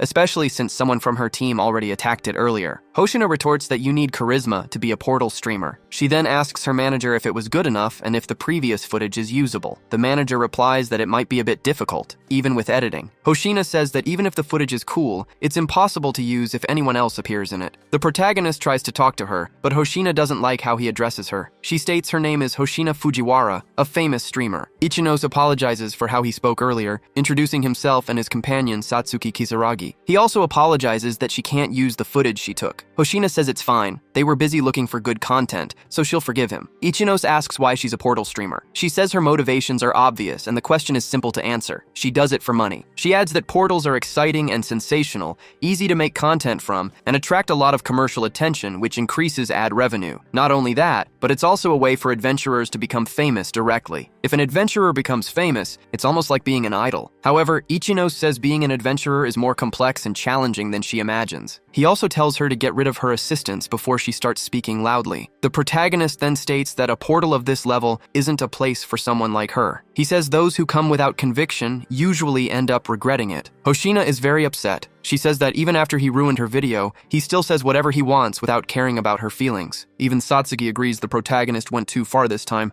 but he doesn't back down, saying he only gave genuine advice. One of Hoshina's companions tries to calm her, but she already knows she should ignore haters and not let herself be shaken. Then, she asks the manager for the camera. Addressing the protagonist, she says if he has the courage to scold people like this, he must have a lot of faith in his abilities. So, she suggests a dispute to see who can collect more magic crystals. She says if she wins, the protagonist must apologize and retract the harsh things he said, and do it on camera. Hoshina even tells him not to worry about his identity, as they will censor his eyes with a black line. In contrast, she states that if the protagonist wins, she will agree to any condition he wants. Ichinos doesn't hesitate to agree to the bet. Hoshina says it's decided, and they will meet at the entrance in 3 hours. She tells the protagonist that since he accepted, he shouldn't run away. After this, she and her team move forward, and one of them asks why she did it. Hoshina asks if defeating an adventurer who started a fight isn't great content. She states they need more interesting content like this because this month's earnings will be great. She also says it's frustrating to be scolded like that. She really didn't like the protagonist saying she has no conviction, and she plans to make him regret it. On the other side of the dungeon, Ichinos and Satsuki are already fighting. They face another mummy that appeared. The so-called White Knight tries to attack them, but their team is smarter. The protagonist lands right on top of the enemy. He hits it with a meteor strike, gaining XP and leveling up right away. Ichinos figures undead monsters are usually slow. He floats above them using inverse gravity. Then he attacks with double gravity, easily finishing them off. And they get another drop. It's a D-rank item called Ancient Gauntlet. Satsuki asks the protagonist if he really had to accept that challenge earlier. Ichinos says it would be bad to have a video of him losing, but he has no intention of losing in a portal exploration. He also thinks if Hoshina loses in a big way, maybe Hoshina will rethink things. But it's going to be hard to carry everything if items keep dropping like this. Satsuki mentions she's also carrying an item bag. They keep going until they hit a dead end. Then a sphinx, which was just standing there, starts to move, looking like it's about to attack. Satsuki notices the movement. They look back at the exit and see a gate has trapped them. Ichinos says this is a portal trick. These tricks are special events in some dungeons. Most are just traps, but some can be really helpful. The protagonist is in a rare portal, so he sees this as an opportunity, even though he's about to face a really strong enemy. The Sphinx tells them to answer its questions and show their wisdom. It says the questions will keep coming until they make a mistake. It also warns that if they don't answer more than 3 questions, it will take their lives. Satsuki asks if it's a monster. Ichinos explains it's a trick where adventurers have to fight, and if they fail the conditions, there are consequences. He adds that the enemy is very high level, so they need to be careful. Satsuki doesn't like hearing that, but the protagonist tells her not to worry, saying he won't lose a battle of knowledge. The statue gets ready to ask the first question. It asks about the total XP needed to go from level 1 to 10. Satsuki has no idea how to figure it out, but the protagonist answers 45. The Sphinx says that's correct. Ichinos knows he only has 2 more questions. He made sure to research all the details in his previous life. After some time, the statue is already on the 19th question. It asks about a magic monster with 3 faces and 4 legs, but before it can finish, Ichinos answers. He says it's the scary doll. He remembers the Sphinx said it would continue until he made a mistake, but he wonders if this will go on forever. The statue looks a little frustrated. Satsuki tells Ichinose he should just get one wrong already. But the Sphinx wants to ask the 20th question. What monster releases green slime mucus? However, the protagonist knows that the portal with green slimes doesn't exist yet. You can only create one using alchemy skills. He calls the question unfair. The statue didn't expect him to get even that one right. Even so, the statue judges the protagonist as brilliant. Then, the entrance gate opens. Ichinos thinks the stone statue must have been shaken, and half the questions were tricky. But Satsuki tells him something is wrong with the stone statue. The protagonist actually notices it. He sees an item dropped, called a rank B storage ring. He says this item is very useful, calling it super rare. Satsuki asks if it's valuable. Ichinos replies that if he sells it to someone who wants it, it could go for at least 10 million. This amount really surprises Satsuki. Ichinos thinks that for an item of this scale to appear in the portal, it must have been a trick that gives rewards based on the number of correct answers. Satsuki then says it took a while, but asks if he thinks he can win the bet. He replies that with this item, they no longer need to worry. Ichinos thinks that if anything changed, it's that it became easier to get items. He also says that defeating these simple monsters isn't difficult. He knows White Knights have strong attack power, but it's nothing in front of him. And if he leaves an opening for Satsuki to use her magic, they'll be easily defeated. Mummies are slow, so gravity manipulation can damage them a lot. Satsuki's mana drain also helps a lot. A little later, Ichinos levels up to 33. He thinks everything is going as planned, since a rare portal usually has great drop rates. He even picked up some old knives and stored them in his warehouse. He says his item is definitely convenient, and since they've already collected 6 magic crystals, it's probably enough to win the bet. Now he wants to focus on getting money, because he has plenty of time to hunt undead. Back with Hoshina's team, she says they won. After defeating some mummies, she says these enemies are tough with the amount of power they have. But one of her companions says they only defeated 2 of them, and that's not a good pace. He also says it's an unexplored portal, and normally that would be pretty satisfying. So, he worries if the protagonist's group is fighting well and asks Hoshina what she'll do if they lose. She says she'll give them money to act like they lost, but her companion tries to warn about the problems of a fake video. But then,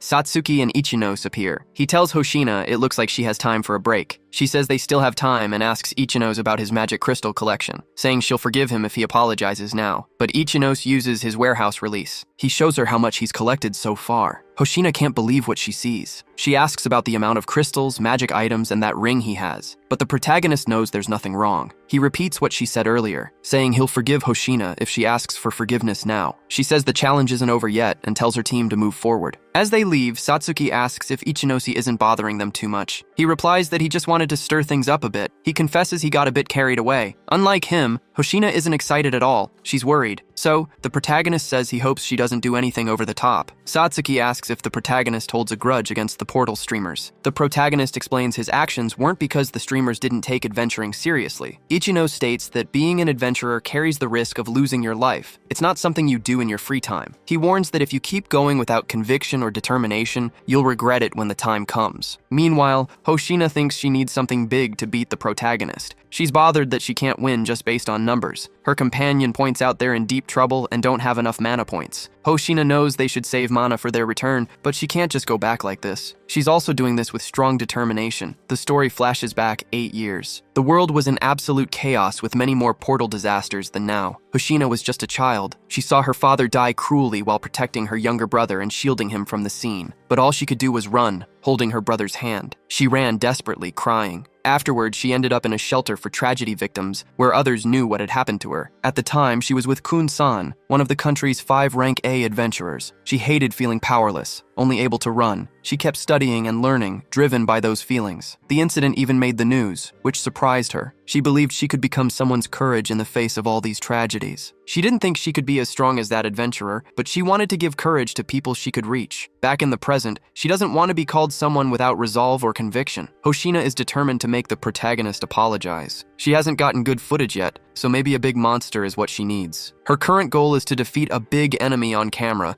even though her team members don't think it's a good idea. With that in mind, just as she considers turning back, she hears a monster and runs toward it, hoping it's a monster she can defeat. But she finds an adventurer who is almost dead. This adventurer tried to fight the level 40 necromancer Pharaoh, the boss of the ancient king's tomb portal. Hoshina's expectations crash. She didn't expect to find the boss, and she doesn't believe she can beat it. One of her companions says someone must have lured the boss out after fleeing its room. They should run because there's nothing for them here. Hoshina seems to agree, thinking the monster won't chase them if they run down a narrow path. But then she sees a girl adventurer begging for help. This reminds her of the tragedy involving her family, where she hated feeling powerless and only being able to run. Now she understands why she was so drawn to that adventurer. She just doesn't want to keep running and asking for help. So, in the present, she tries to help the girl and tells her group to fall back. She stops the monster from hitting the girl. She says she'll keep it busy and the girl should hurry and run. The girl does, thanking her for the help. But as soon as the girl runs, the monster attacks again. Then, one of Hoshina's group members shows up to help, saying he won't abandon her. She asks why the manager did that, and he replies that he's her #1 fan after all. He couldn't just run away now. He also admits he's not good at fighting, but even he can be a decoy. He wants her to run, offering to stay in her place. However, Hoshina is still standing while her group members fall trying to help her. The manager tries to summon a magic shield. It's meant to protect them, but the enemy's attack is so strong that in just one hit it breaks the magic barrier. This makes Hoshina realize she lacks power, speed, and all the qualities of a good adventurer. This is a high-level portal boss, one she hasn't faced before. She sees the next enemy attack approaching. Hopelessly, she gives herself up to her fate. But at that exact moment, the protagonist appears, telling her she was reckless. Ichinose counterattacks the enemy. This stops the girl from getting hit. With inverse gravity active, he saves her. Hoshina asks why he did it. Ichinose replies he was wondering if she was going to do something stupid. He also heard from a fleeing adventurer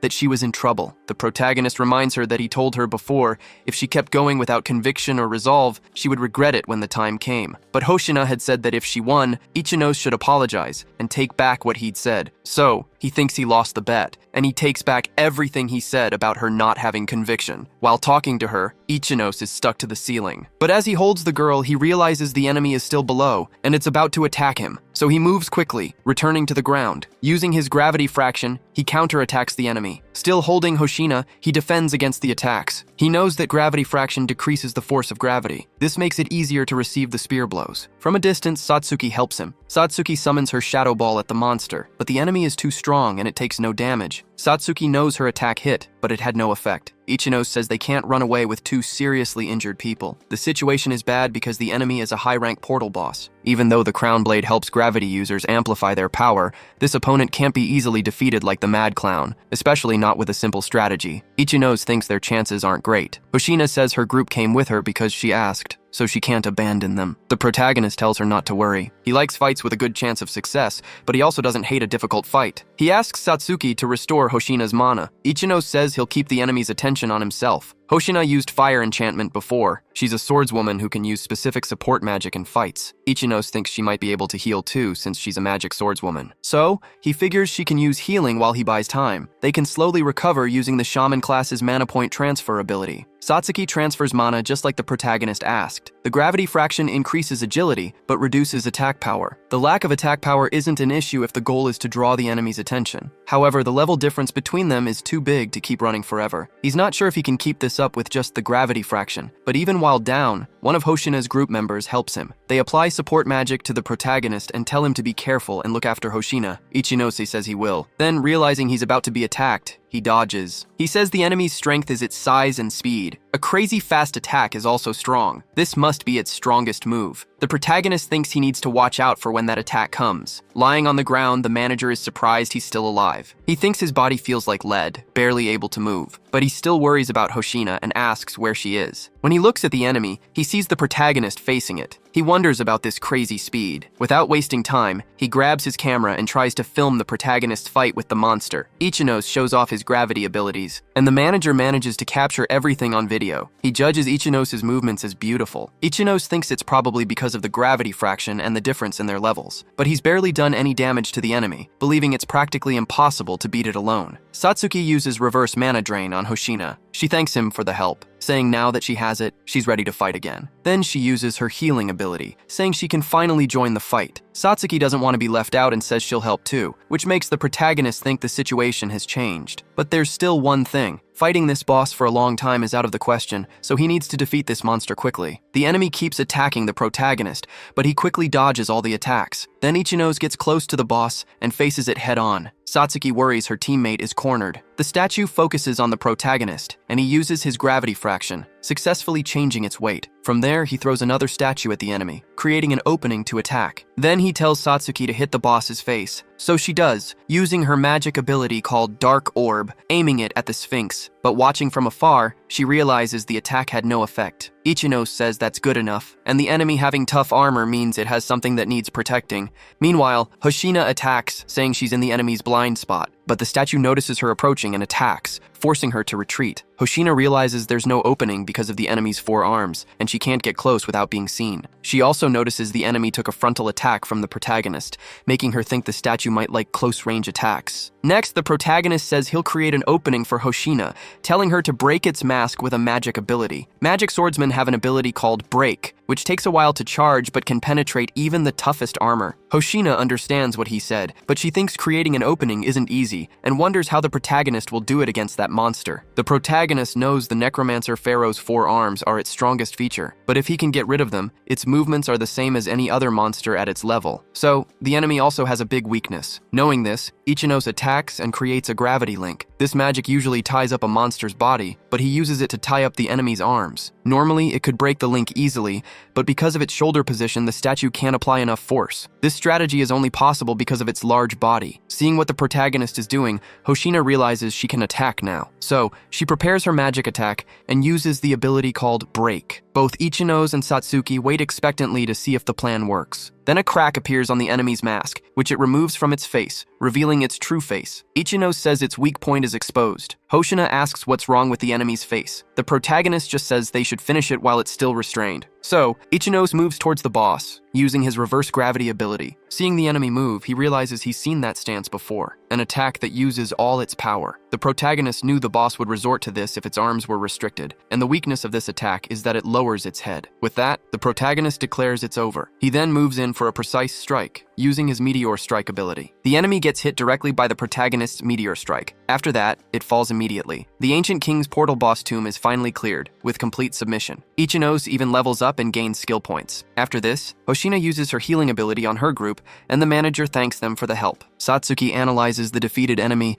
and notices it dropped something, an item called Cursed King's Staff, rank C. The protagonist says it's normal for rare items to drop from bosses, and this time it's a staff. He tells Satsuki this item is perfect for her. He also thought defeating the boss would hurt their cash profits, but it's good they have this staff. Satsuki asks if it's okay for her to keep the item, since she already took the equipment from the Mad Dream Theater. The protagonist says Hoshina and her group also helped, so they should share with them too. However, she tells the protagonist not to worry about it, stating that he saved them after all. She even wants to give him her magic crystals and weapons, believing that way they'll be even. Ichinos, however, reminds her that he said earlier he lost the bet and he'll take back his words as promised, stating Hoshina is an adventurer with determination. She agrees, as long as he knows that. The way she talks even makes Satsuki uncomfortable. Ichinos says being an ideal adventurer doesn't require doing crazy things like this. But the manager disagrees, saying being an adventurer isn't very stable. Ichinosi agrees, but says at their level, they should be able to make a decent living. The manager says Hoshina has her mother, whose foot was injured during the portal disaster, and 5 younger siblings to take care of. Her father passed away, and he states being an older sister these days is very hard. Hoshina, however, tells the manager not to expose her family like that. Hearing this, the protagonist apologizes, saying he was acting superior while meddling in her business. Hoshina says it's not like she's doing this because she has no other choice, stating that everyone is afraid of portal disasters, and she wants to make people smile in the way she feels best. Ichinozi says that's a good goal, and he'll be rooting for her from now on. Hoshina didn't expect that, and feels a bit embarrassed by his words. Anyway, they meet with the guild staff and report what happened. After that, everyone leaves the portal. Hoshina asks the manager if the video equipment is working. He replies yes, and even has a video of an adventurer fighting at incredible speed, stating he's happy there are no defects for now. So, the girl is happy to hear that. However, he says they have few magic crystals, making it hard to make a video like that. He knows it's good to be alive, but things will be a bit difficult from now on. So he asks if it wouldn't have been good to accept the protagonist's magic crystals. But Hoshina replies she doesn't want to accept anything related to charity or pity. She then asks if he has any materials they can use, saying anything will do. The manager checks his camera and sees that the only moment he captured was the protagonist's fight with the creature. After some time at the Marima Branch Adventurers Guild, some people pass by and gossip about what's coming, because Satsuki and Ichinos are already becoming known among others, until Satsuki shows a video to the protagonist. He says instead of getting information from a portal video,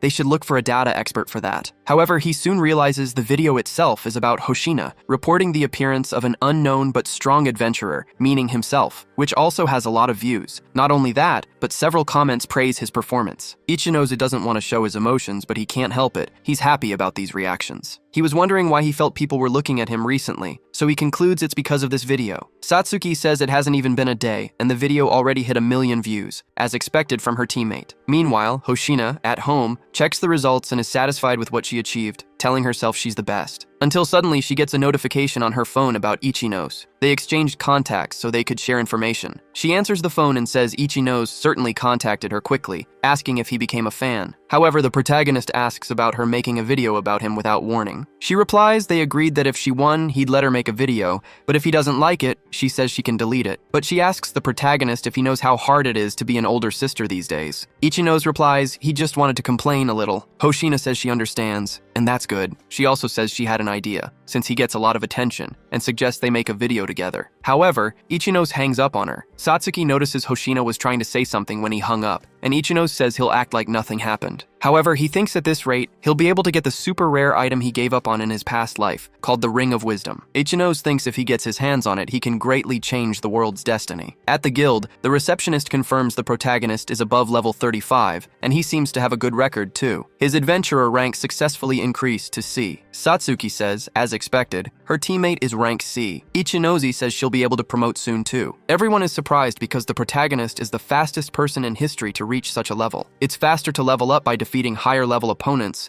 and if the adventurer is inexperienced or lacks knowledge, it becomes an even greater challenge. Satsuki says people with rank C or higher are considered high by everyone around them, and she wants to do her best to follow her teammate's example. Ichinose, in turn, says he wants to get to rank B by the end of this month. This impresses Satsuki, as she thinks it's impossible to get that rank in just 1 month, since the number of people who can do that is 1 in a million. But Ichinose says there's an item he wants to get, and it's in a place you can't enter unless you're rank B or higher. The high difficulty portal called the Illusion Library. He wants to get a drop from this portal's boss, the Ring of Wisdom. Satsuki asks if he knows of another boss drop that hasn't been defeated yet, and if it's because of that rare item he was talking about earlier. The protagonist replies basically yes, and he's focused on getting the Ring of Wisdom, stating that this item might be related to the root of the portal phenomenon. Satsuki is impressed. The Ring of Wisdom has a strong possibility of having a hidden effect, but in the protagonist's previous life, its whereabouts became obscure before any research could be done on it, as there were rumors it contained information about the cause of portal disasters. Considering the time he has, it might be a bit difficult, but Ichinose would like to get it if possible. But the protagonist says he'll just be dragging Satsuki along with his personal goals,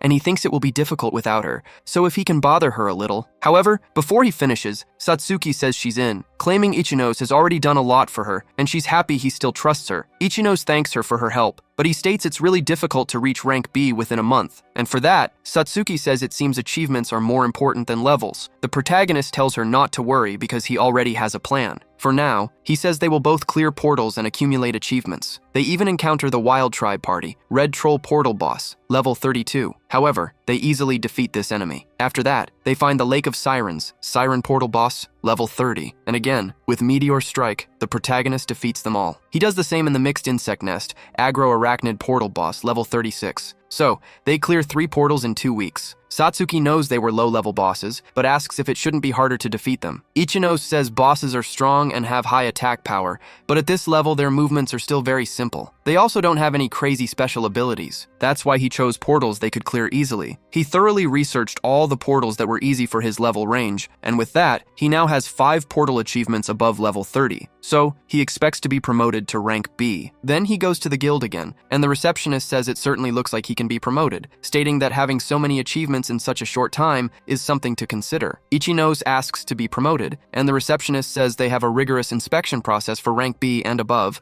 and they'll be in touch in a few days. But someone approaches, saying they can't believe it, because he just saw a kid is about to go up to rank B. Ichinose sees this man as an adventurer contracted by the guild. Adventurers with significant achievements can sign contracts with a specific guild to work for them. They mainly do jobs like portal management or responding to portal disasters, or advising the guild on unexplored portals. Their influence within the guild is quite large, so the adventurer is impressed a kid is at such a high level. The receptionist says this is because the protagonist is almost level 40, and also has some achievements in intermediate rank portals. The adventurer finds it hard to believe a skinny kid defeated a bunch of portal bosses, because he himself took 7 years as an adventurer to finally become the first rank B adventurer of the Marima branch. And then a kid appears out of nowhere and challenges his achievements. So the protagonist realizes a problematic person is watching him. The man says he can't accept that a rookie with less than a year of experience is a rank B adventurer. Ichinose knows his name is Oga, and he's one of the few contracted rank B adventurers in the guild, and he won't be able to be promoted to rank B if he ignores him there. Ichinose also knows that promotion requests are limited to the adventurer's place of residence on their residency certificate. He thinks he can't avoid Oga, but he's already dragged Satsuki there, and also has information they can't refuse. So he turns to Oga and says if he wants to refute his request, he'd like to hear a proper reason. Oga says the protagonist's time in portals is short. He claims portals aren't for kids like him because Rank B Adventurer isn't a title they should be handing out so easily. He also asks if the protagonist is disrespecting adventurers. Even Satsuki is embarrassed by this question. Some people were wondering what all the commotion was about, and seeing Oga, they feel bad for the kid he saw. Ichinos, in turn, says the age requirement to become an adventurer is 17, and asks if Oga knows how many young people that age have become Rank B. Oga asks what he's talking about. Ichinos says it's been 15 years since portals appeared, and 6 people across Japan advanced to Rank B in less than a year. So, he asked if Oga is saying those promotions were mistakes. Defeating higher-level monsters, as long as the adventurer can do it, makes it possible to reach a high level quickly. The protagonist says his level and achievements meet the requirements for a promotion, and if Oga is going to use his experience as a reason to reject it, he needs a good explanation. He also says the rules and laws regarding portals are still being worked out, and they should be listening to those with a lot of portal experience. But they should also consider past examples and circumstances. Rules shouldn't be based on someone's feelings. They're made from an accumulation of the past, after all. So, the protagonist believes that should be guild policy. Hearing this, the receptionist says he's exactly right. Satsuki thinks it's amazing, because even when the other person is a veteran contracted adventurer, her teammate clearly has more knowledge and charisma. Some people also heard and say Oga just lost that argument. So, Oga thinks a kid is mocking him, so he won't forgive him, saying he'll make him regret it. Then he asks the receptionist what the kid's class is. She replies Ichinos is level 38, and his class is Gravity User. Oga says he's never heard of that class, and wonders if it's a rare class. However, he thinks it's more likely a magic class, and if the kid has a strong vanguard in front, his leveling speed might make sense. Ichinos, in turn, says he's a bit stubborn, stating that rejecting an application without thinking it through is a bit much. However, Oga states he has conditions, saying he'll personally make sure the protagonist is fit to be a Rank B adventurer, and tells him to go to the guild's training ground if he has determination. So, the protagonist does that along with Satsuki,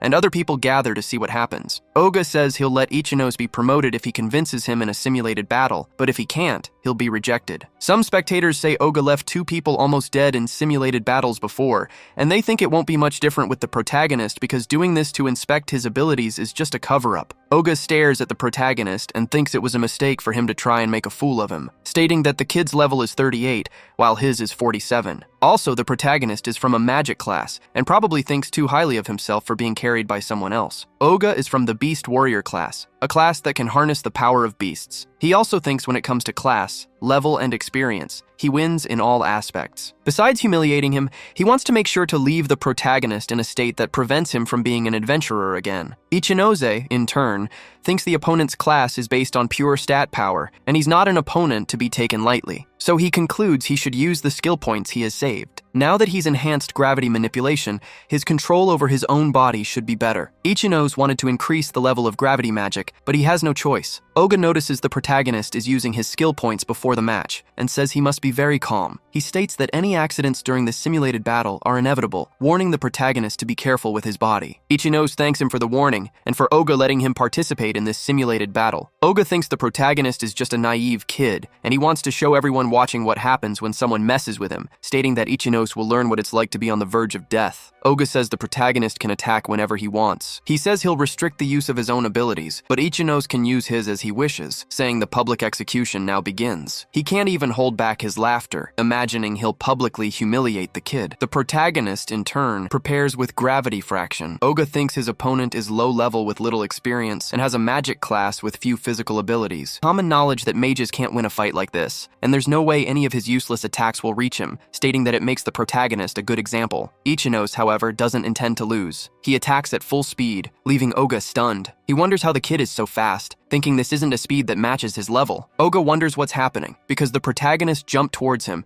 which he thinks he can reverse if he corrects his position. But Ichinos appears high up, surprising his opponent once again. So, Oga realizes something is wrong with his balance. Ichinos doesn't waste time and shows no mercy, hitting Oga directly. The blow makes Oga bleed. Oga doesn't give up, saying Ichinos wasn't very smart with that combo and knee kick. Other spectators see that the protagonist is fighting an equally strong guild adventurer. Someone else says it's just a ranking inspection, and the adventurer is probably going easy since he's not even using his skills. Meanwhile, Oga thinks he can't take advantage of this situation. He reached rank B after years of hard work, but he also thinks he can't beat the protagonist because the MC won't let him. Oga intended to publicly humiliate the protagonist, but now it seems he's the one being made fun of. The protagonist is a lower level and younger, so Oga can't believe what's happening. Ichinos tells Oga he's mistaken. He knows the gravity user is the strongest class, able to freely change physical ability with gravity manipulation in a short battle that doesn't use all his mana. Ichinos doesn't think he's behind any class, even if the opponent is a higher level. Fighting without using skills is just disrespectful. He thinks even Zaibi showed more respect in battles, and his combat skills were better too. The protagonist doesn't even feel any dark or murderous intent from his current opponent, so he decides to end this quickly. He attacks Oga again, this time using his double gravity skill. Oga feels the blow and notices the protagonist's sword got heavier. He realizes the MC isn't just fast,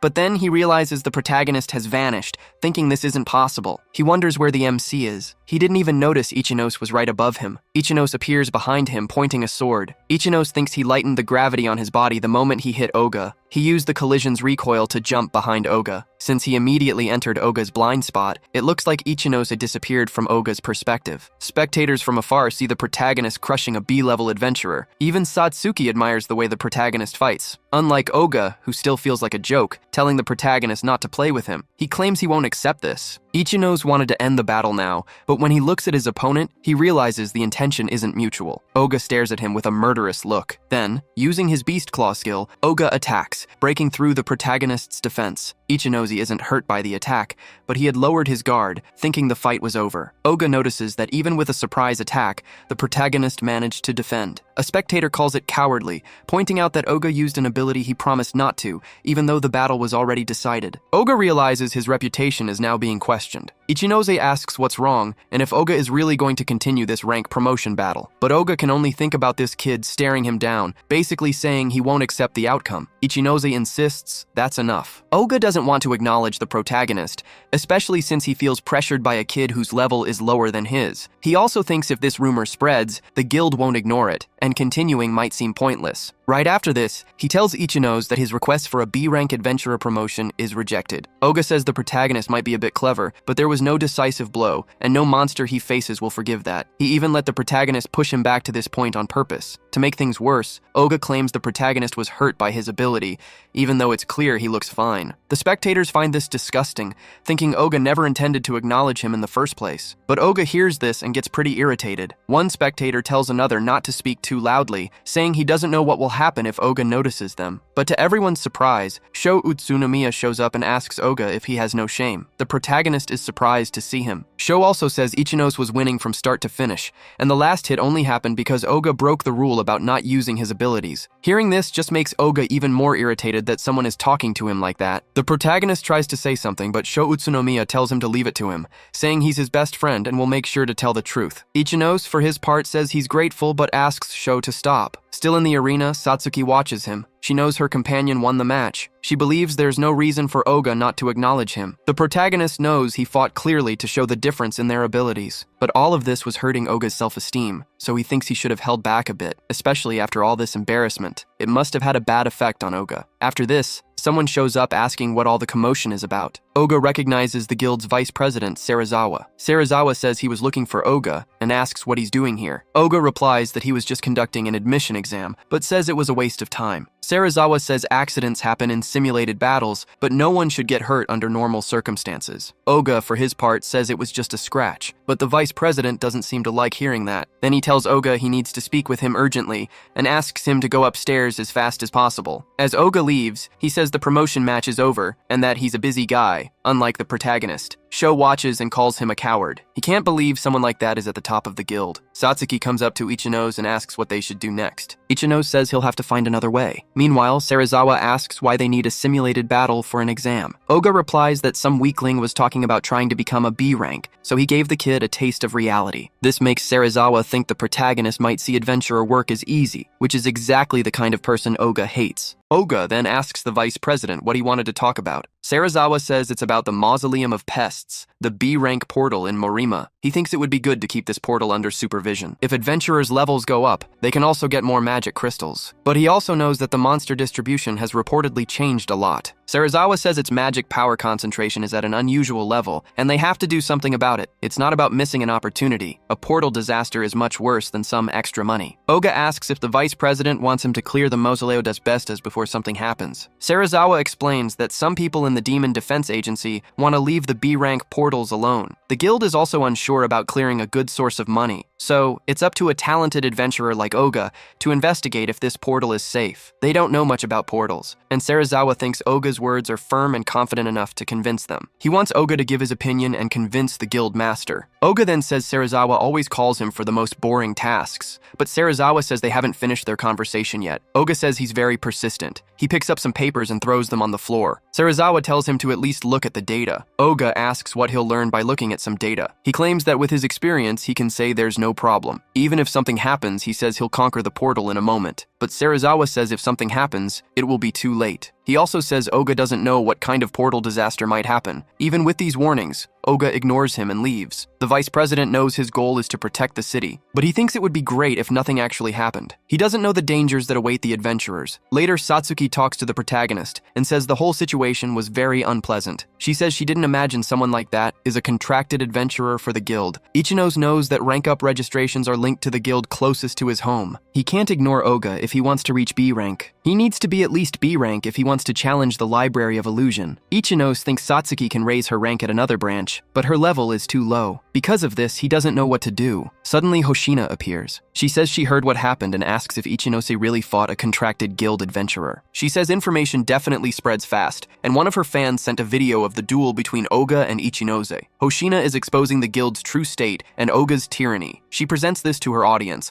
claiming her subscribers will activate the flames, but the protagonist thinks she's just after views. Hoshina says she owes Ichinose because she was hoping he'd be useful. She also admits this increased her earnings, so she's very happy with the whole situation. Ichinose tells her not to do anything excessive because portals are full of things they don't know yet. He also says the guild has no choice but to listen to those with real experience. Plus, Oga doesn't seem like the type to change even if he's criticized. The protagonist says it will just make Oga mark him. Hoshina says she understands the advice, but Satsuki pays close attention to this conversation, looking a bit suspicious. Hoshina then says the protagonist is worried about her. Satsuki asks if she's interested in Ichinose. Hoshina, looking embarrassed, asks what Satsuki is talking about. She claims the protagonist is rude, inconsiderate, and arrogant. He seems a little cool, but other than that, he's not attractive at all. She says she just thought he saved her life once, and she should try to return the favor. She also says she's an idol streamer, so she can't have romantic relationships. She asks Satsuki why she looks so doubtful, but Satsuki says it's nothing. But a phone ring interrupts their conversation. Satsuki checks and sees a disaster notification for a rank B monster. Everyone gets the notification. Hoshina says the origin is the North District, a beast mausoleum flood from a preserved rank B portal. A flood is a type of disaster where monsters escape from inside a portal. There's only one way to stop it, to subdue the portal boss and conquer it. But for the protagonist, this is strange because such a disaster never happened in his previous life. He wonders if it's a coincidence. He also questions what's different between his previous life and this one. Hoshina is puzzled by a preserved portal developing. She knows the guilds should have done much better to prevent these things. She's never entered a rank B portal before, and her level is clearly too low. But she worries because she knows there are people in the city who don't even have a level. That alone is enough for her to decide she's going on this raid. Ichinos doesn't stay behind and says he's going too. He doesn't know what will happen, but the longer this disaster lasts, the worse it will get. There's a possibility that multiple phenomena could happen at the same time during a monster disaster. It would be great if it were just a flood. At the location, other adventurers have already arrived. They are talking about a level 34 werewolf. Oga, however, activates Berserk mode. He says the monster is in his way, calling it a little weakling. But even after defeating the wolf, he knows there's a limit to how bad things can get. Thinking the vice president was right makes him nervous. He thinks this will lower his reputation even more. Oga still hasn't gotten over what happened in his last encounter with the protagonist. Some people there say that, as expected of a B-rank adventurer, Oga defeated a monster of this level with one blow. But Oga tells them he doesn't want to talk to them, calling them demon defense agents who are almost like C-rank. Instead, Oga asks where the high rankers are. One of them replies that there are only a few B-rank adventurers and above right now. They say they've contacted everyone, but they don't know when they'll arrive. Oga thinks this situation is bad. He figures if there's more damage, his position will be at risk. But if he gets to fight the boss first, defeating it shouldn't be that hard. The boss is a level 47 Ghost Fox. Oga thinks if he defeats it and then passes the responsibility to Serizawa,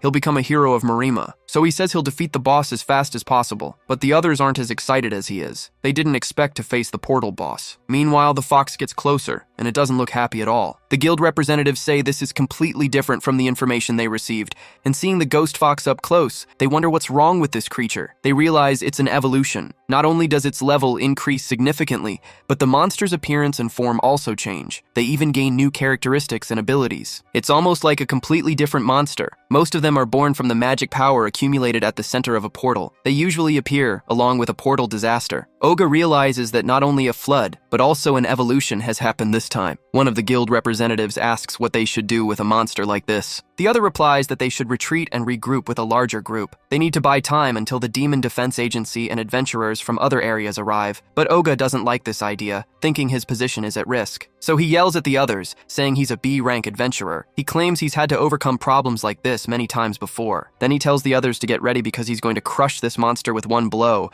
but the representatives don't want to do that, saying it's very dangerous. They believe they won't last even 10 seconds against this creature. Oga, however, thinks they're cowardly idiots, and he says if they can't help, then he'll give them a push. He uses his berserk skill. He attacks his own companions. This warrior skill increases the target's attack power for a short time, making them less rational and more violent. It was a useful skill Oga used a lot when he was adventuring to escape. Even though it's been a long time since he used it like this, now he orders his allies to quickly attack the creature. Oga plans to use them to create an opening and then deal a fatal wound with his own skill. He claims you're not an adventurer if you don't finish with a clean hit. However, the enemy doesn't just stand there. The fox reacts by using a poltergeist skill. Debris around them starts to float. The fox is about to use them. Oga sees this up close. He doesn't understand what's happening, but he orders his allies to attack on a stupidly large scale, but they can't move. So Oga calls them useless. He attacks alone, defending himself from the stones the enemy is throwing. He realizes the creature has telekinesis. Still, the attack is on a huge scale. It's also his first time seeing a level 55 monster, but he didn't expect it to be this different. The fox wastes no time and goes on the offensive. Oga knows he has to act fast. He thinks about escaping while the distractions are still there, but he can't. He's surrounded by stones and debris. Then, for a moment, he sees the fox getting closer. With a single attack,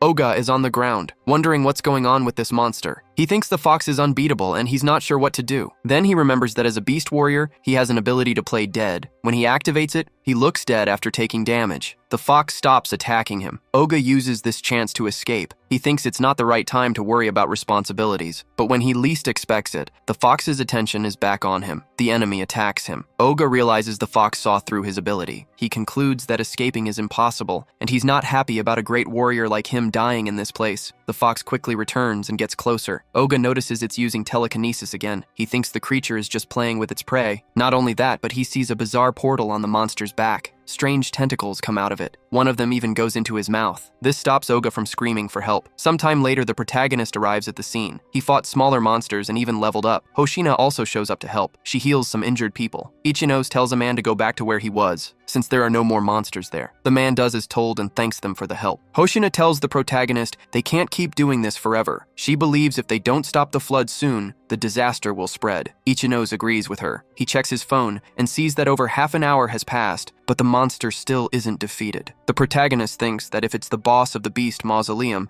the demon defense agents should be able to beat it. But too much time has passed, and this could mean the worst-case scenario. Meanwhile, back at Oga's core, he's attacking his own allies. One of them tries to calm Oga down, reminding him they are from the Demon Defense Force. But another says it's useless because the adventurer is losing his mind. The monster's ability probably messed with his head. Oga Sato is a rank B beastman warrior adventurer hired by the guild. To think someone like him would be so problematic when he becomes an enemy puts the guild representatives in an even worse situation. They even try to attack Oga, but his instincts protect him. He transforms into a true beast and fights back, giving the others no chance to defend themselves. Oga, in his beast form, becomes even more aggressive. Those who try to stop him get seriously hurt because he's using his beast claw. Seeing this, one of the representatives feels he has to stop Oga, but he's no match for Oga's beast form, as Oga is even more relentless, attacking his allies without mercy. One of them even screams in despair as he sees Oga killing his comrades. A fight to the death with a rank B adventurer is something they really weren't expecting. Oga's strange physical condition makes one of the representatives wonder if it's a side effect of this monster disaster. He also knows this isn't a disaster that can be handled by just the adventurers and teams present. Oga is about to kill one of the allies. Then the protagonist appears, using his gravity fraction, and interferes with the fatal blow. Soon, Ichinos confronts Oga and realizes Oga is being controlled by a monster with mind interference abilities. The saved representative tells the protagonist protagonist he's no match for Oga in this state,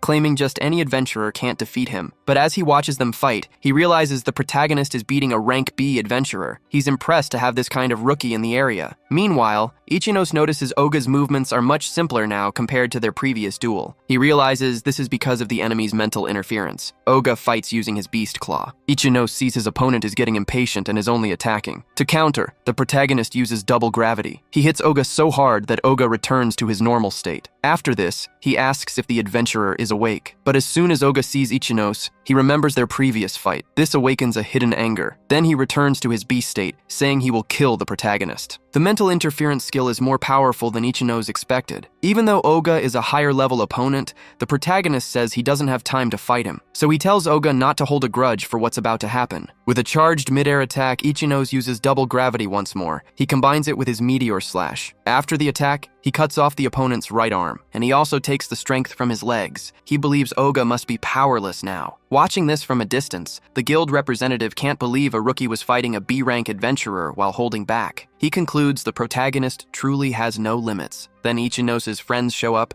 and Hoshina tells him he went too far. He apologizes, but says it was an emergency. Satsuki knows there's a speed difference between classes, but either way, she says they should take these guys to a safe place. However, the protagonist sees something coming closer. He says they don't have time to do that. The girls get scared when they see the enemy. It arrives already attacking, and it causes a big impact on the area, but the protagonist isn't shaken. He knew that at any moment the portal boss would show up. The fox stares at them. Satsuki wonders what's going on with this creature. Ichinos identifies it through his system as the boss of the Beast Mausoleum portal. It's called the Ouija Ghost Fox, level 55. He knows the level is much higher than what was reported before, and he didn't expect an evolution to happen. Now he thinks it's safe to say the response to this disaster was too slow. In cases of evolution, even he doesn't know what skills the enemy might use. But Hoshina says that as long as they defeat this fox, the monster disaster will end. Ichinos agrees, but says this opponent doesn't seem like one they can defeat with normal methods. Then the enemy summons the beast spirit, Ghost Guardian, and they charge towards the adventurers. Hoshina notices even more monsters are being summoned. She knows the longer this goes on, the worse the disaster will get. She also realizes the fox seems to be playing with them. The protagonist tells the two of them to handle the surrounding enemies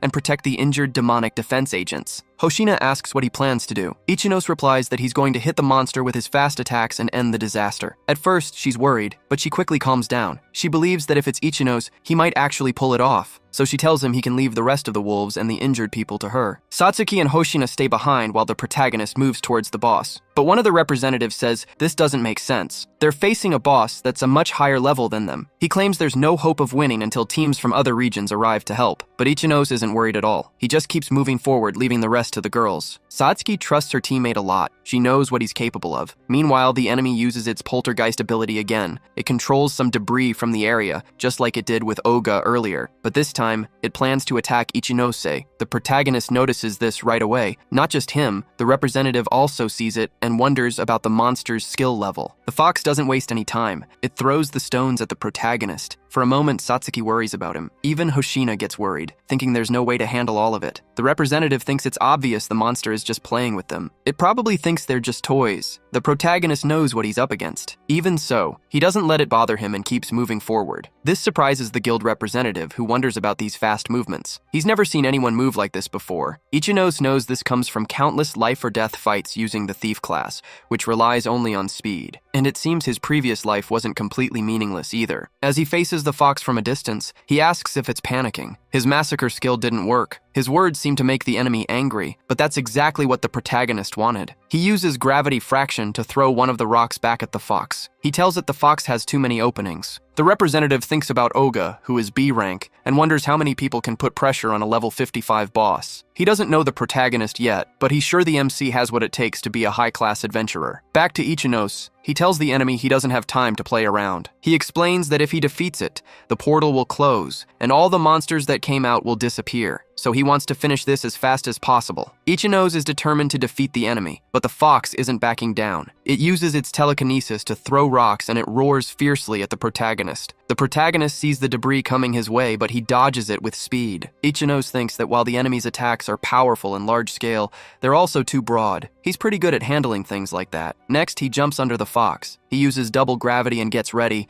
then he attacks with Meteor Slash. The fox feels the attack. Ichinose strikes again with double gravity and asks the fox if it really thought he'd be defenseless just because he was in the air. He reminds it that he's a gravity user. He even taunts the monster, saying he's finally going to get serious. The fox attacks again, but the protagonist manages to dodge. He thinks that using this technique, human-type monsters are usually more effective than beast types. He also thinks he should be pushing the fox back, but their level difference is just too big. Plus, he doesn't have much mana left. He knew this would happen because even if they were at the same level, the fox would still be a tough opponent. So far, the protagonist hasn't taken any hits from it, but once his mana runs out, dodging attacks and not taking damage will be impossible. He wonders if he should save more mana, but he concludes he won't be able to win because of its automatic regeneration. The protagonist even considers calling Satsuki into the battle, but he decides against it because she wouldn't be able to defend against the other monsters. They'll just let the injured people die. Thanks to his battle experience from his past life, Ichinose understands this monster's attack patterns, defense, and HP regeneration. If things keep going like this, he'll run out of mana. It's frustrating for him to be cornered, but now he thinks maybe the best option is to retreat from the battle. Then he remembers Hoshina saying that the longer this goes on, the worse the disaster will get, so running away is out of the question. He knows his past self would never do that. With that motivation, he goes back to attacking the enemy. He thinks he needs to focus more on using his skills efficiently and moving precisely. All of this is to help the people from his previous life. Ichinose thinks he's being even more reckless than before, but at the same time, he doesn't see another choice. A situation like this is new to him. Then the fox uses a skill called Beast Spirit Summoning. The protagonist sees the enemy as using another big spiritual summoning. This is because the fox has a huge mana reserve, so it can still attack like this. Not only that, but it uses Poltergeist again. Even the guild representative notices the monster is just throwing out skills without caring about its mana. A single adventurer won't be able to defeat it. Hoshina thinks the same thing watching the protagonist fight the fox,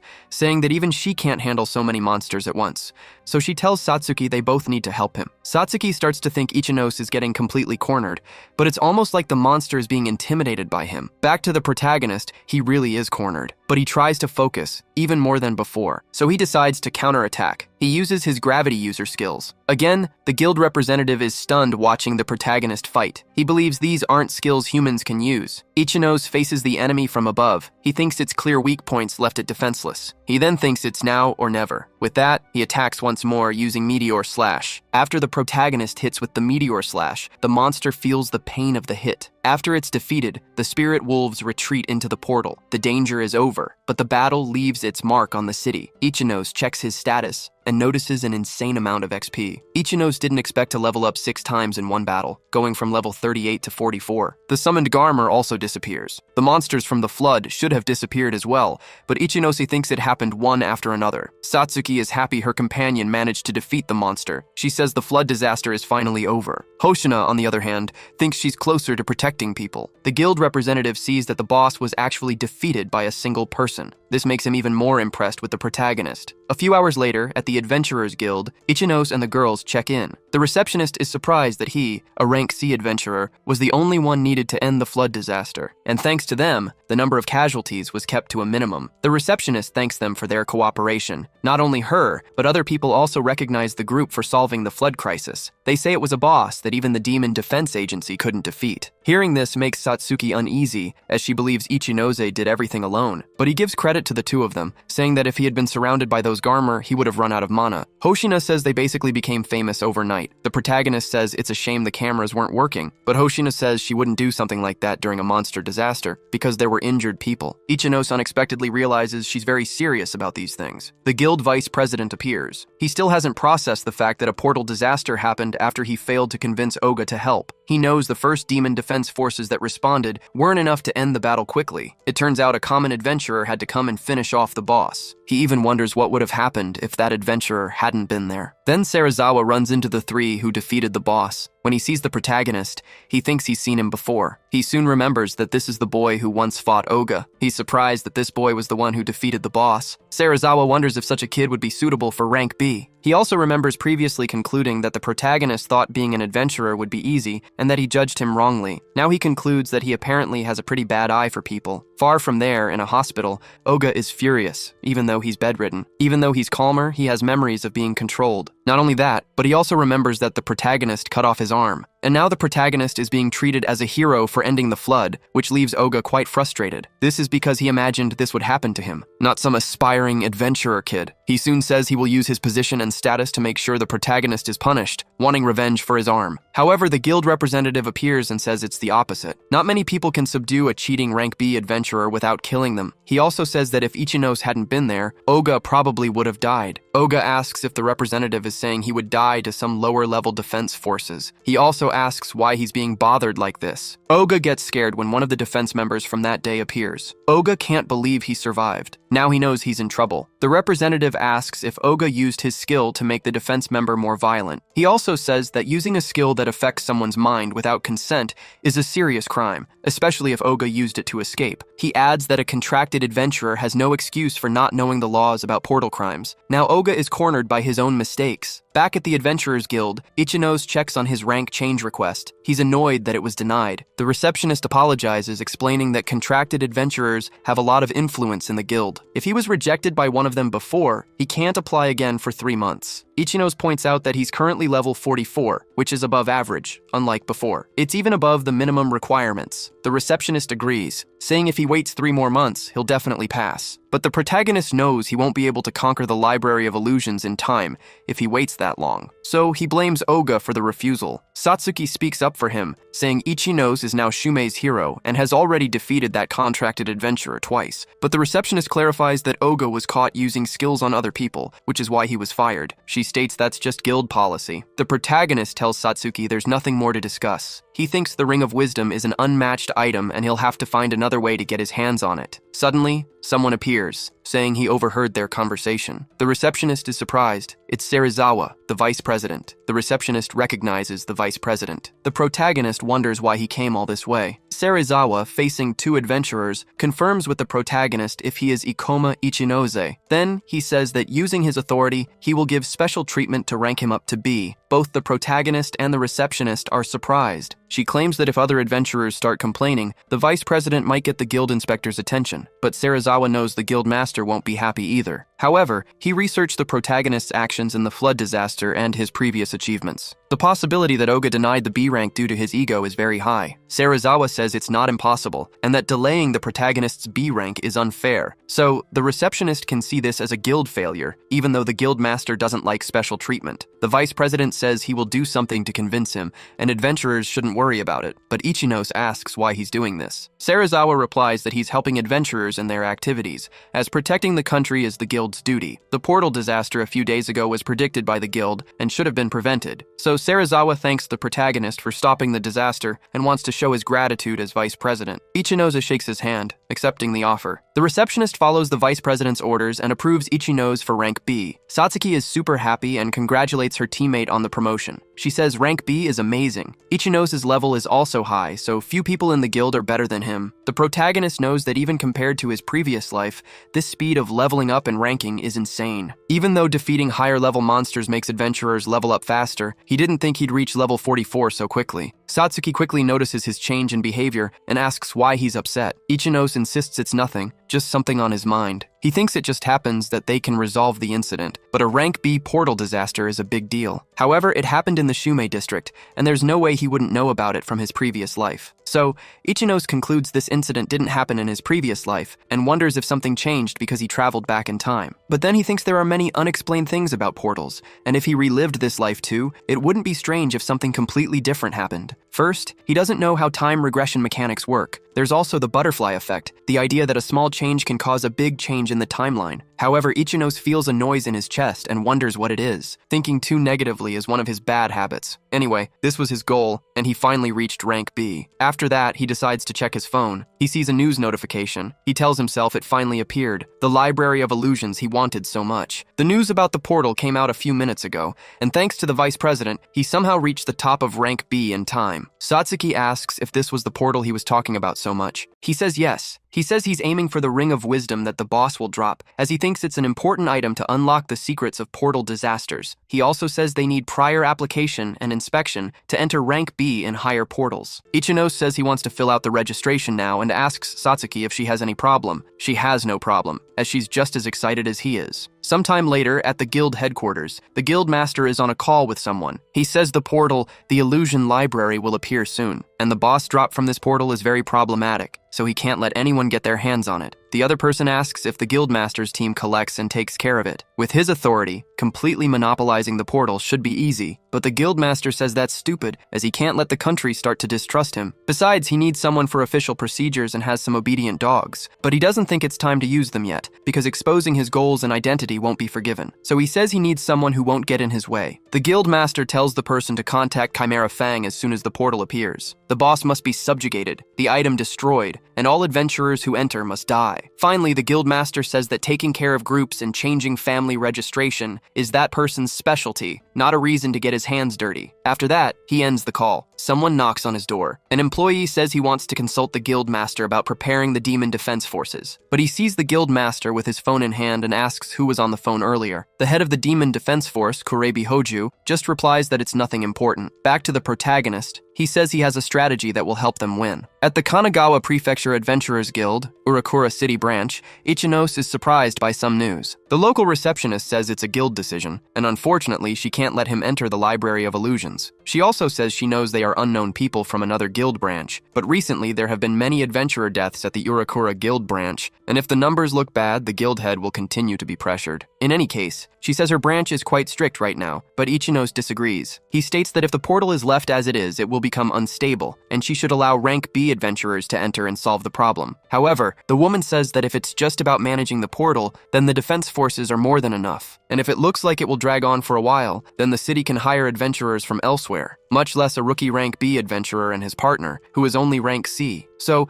she apologizes, but states they aren't going anywhere. But then, someone appears, asking if they would also like to challenge the Library of Illusions. The protagonist asks the man who he is. He replies that his name is Seiji Jugoya, a monk-class adventurer, level 34. He also says he's rank B, like the protagonist, and also wants to conquer this portal, but there don't seem to be enough high-level adventurers. Ichinos sees this as an opportunity, believing that if he has Seiji and other adventurers, the guild might be less restrictive. He planned to level up with Satsuki inside the portal before going to the boss anyway. He was worried if they could subjugate it in time, but with the monk, there are no worries. However, Ichinose is unsure if he can trust him. Satsuki, in turn, says this is a relief, as they can challenge the portal now that they have company. The monk confirms the protagonist's identity, welcoming them. He also invites him to join his team, but realizing she might be left out, Satsuki asks if she was also invited. Seiji says he's trying to enter a dangerous portal and looked at her documents. He noticed that the girl is a shaman class, which is known to be difficult to use, even among mages. He states that her achievements are also quite scattered, and that he can't have waste in his team. Realizing his companion was embarrassed, Ichino says that if the monk excludes her, he's out too. Seiji doesn't seem to like the refusal. He says he's not trying to use them for profit or anything, but he mentions he already has 2 very superb members who are the vanguard of his team. So, he honestly wants to conquer this portal. The protagonist says the shaman class can use mana drain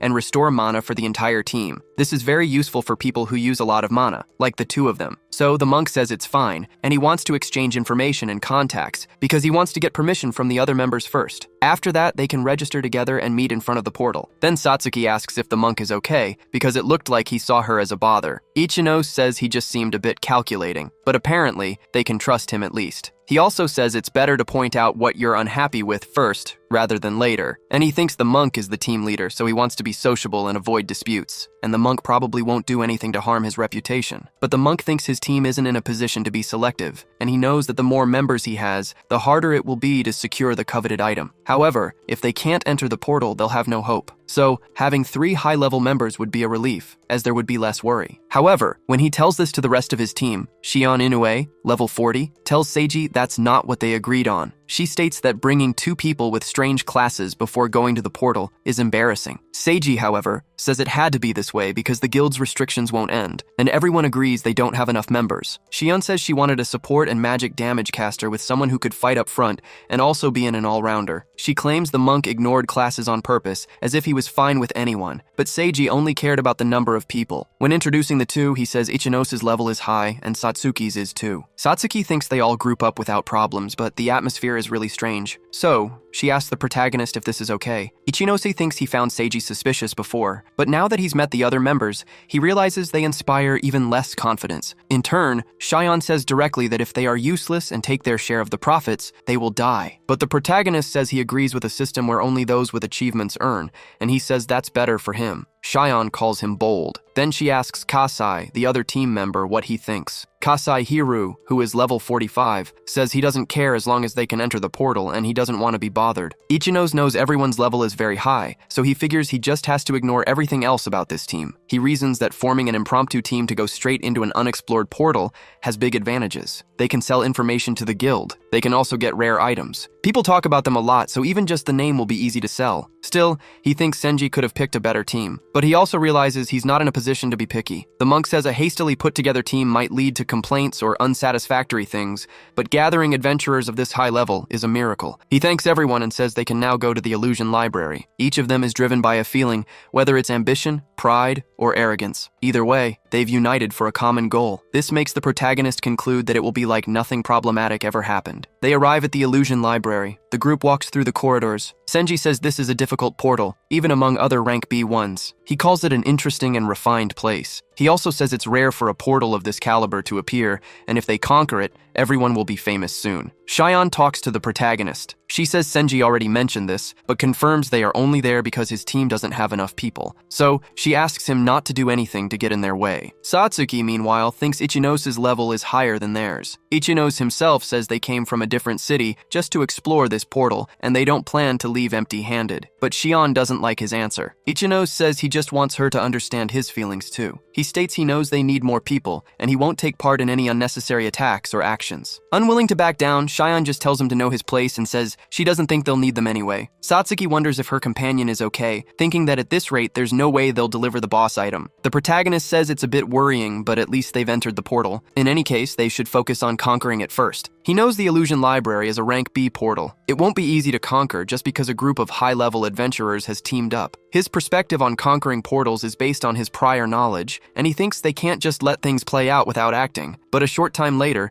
Senji finds something intriguing. He opens a book and can't identify the language of the writing, but he thinks this is what they call otherworld culture. Ichinose knows that objects found inside a portal that aren't items or magic crystals disappear as soon as they leave the area. In the future, research into portal cultures will advance. They will discover more about level distortions and how cultures weren't clear. The language found inside portals is practically not a language at all. There's a high chance it's just a sequence of random characters. Some counter theories were presented against this, but most had no real evidence and could just be summarized as illusions. It's said that the Ring of Wisdom from the Illusion Library is a rare item that could unravel this mystery, and Ichinose doesn't want to lose it again. After walking for a while, an attack approaches, and Seiji activates a shield. He manages to protect himself from the fireballs. From the other side of the area, a level 40 librarian goblin attacks them with magic. Kasai tries to attack the enemy from behind using his shadow steps. By the time the goblin notices him, it's already too late. He gets executed and loses his head. Ichinose doesn't even need to act this time. Seiji says Kasai's skill and performance are incredible, just as he expected. But Kasai tells him he doesn't need compliments because they're annoying. Then, Kasai tells the protagonist and his companion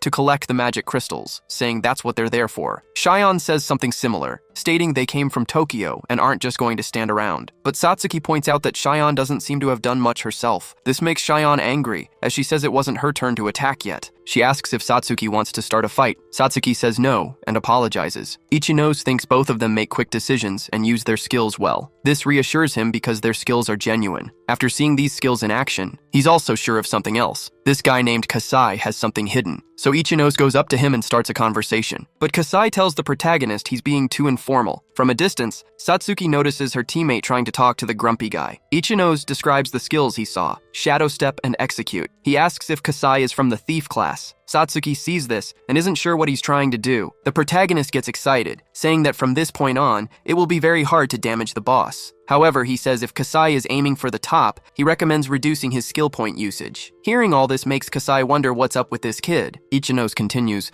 saying that whether he's a thief who draws aggro for his team or a specialized support class, he recommends focusing on one of those. Kasai gets annoyed, saying a brat shouldn't give advice. He asks what the protagonist really wants. The protagonist replies that he's just trying to help. But Kasai doesn't like this at all and threatens him. Satsuki asks her teammate why he's talking to this scary guy. He just replies that he knows a lot about the thief class and got carried away. He says this class needs to be aware of its low attack power, otherwise they become useless at higher levels. He thinks he doesn't want Kasai to follow the same path he did, but Shion asks how he knows so much about this class. She says Kasai is a top-class adventurer, even among other B-rank adventurers, and not many people in the country know more than him. Ichinose knows he was originally the best thief class user in his previous life, but he figures he can't say that. Anyway, Kasai is already searching the area. He says he thought the portal was a high-quality rare one, but now that he's here, it doesn't seem that way. Seiji says he's sure Kasai is very strong and is happy to have him on the team. However, Kasai then notices something approaching. He sees a level 45 clock rabbit. He says it's a stupid enemy, but it's a higher level than the goblins. Ichinos, however, knows these rabbits are nightmare monsters that wipe out entire teams. They're not monsters you should fight without thinking first. He says this rabbit won't start fighting unless they get close. He tells them to go around and look for a different route. However, Kasai ignores him, saying Ichinos has been annoying him all morning. He tells the protagonist not to tell him what to do. The protagonist knows if the clock rabbit uses its skill now,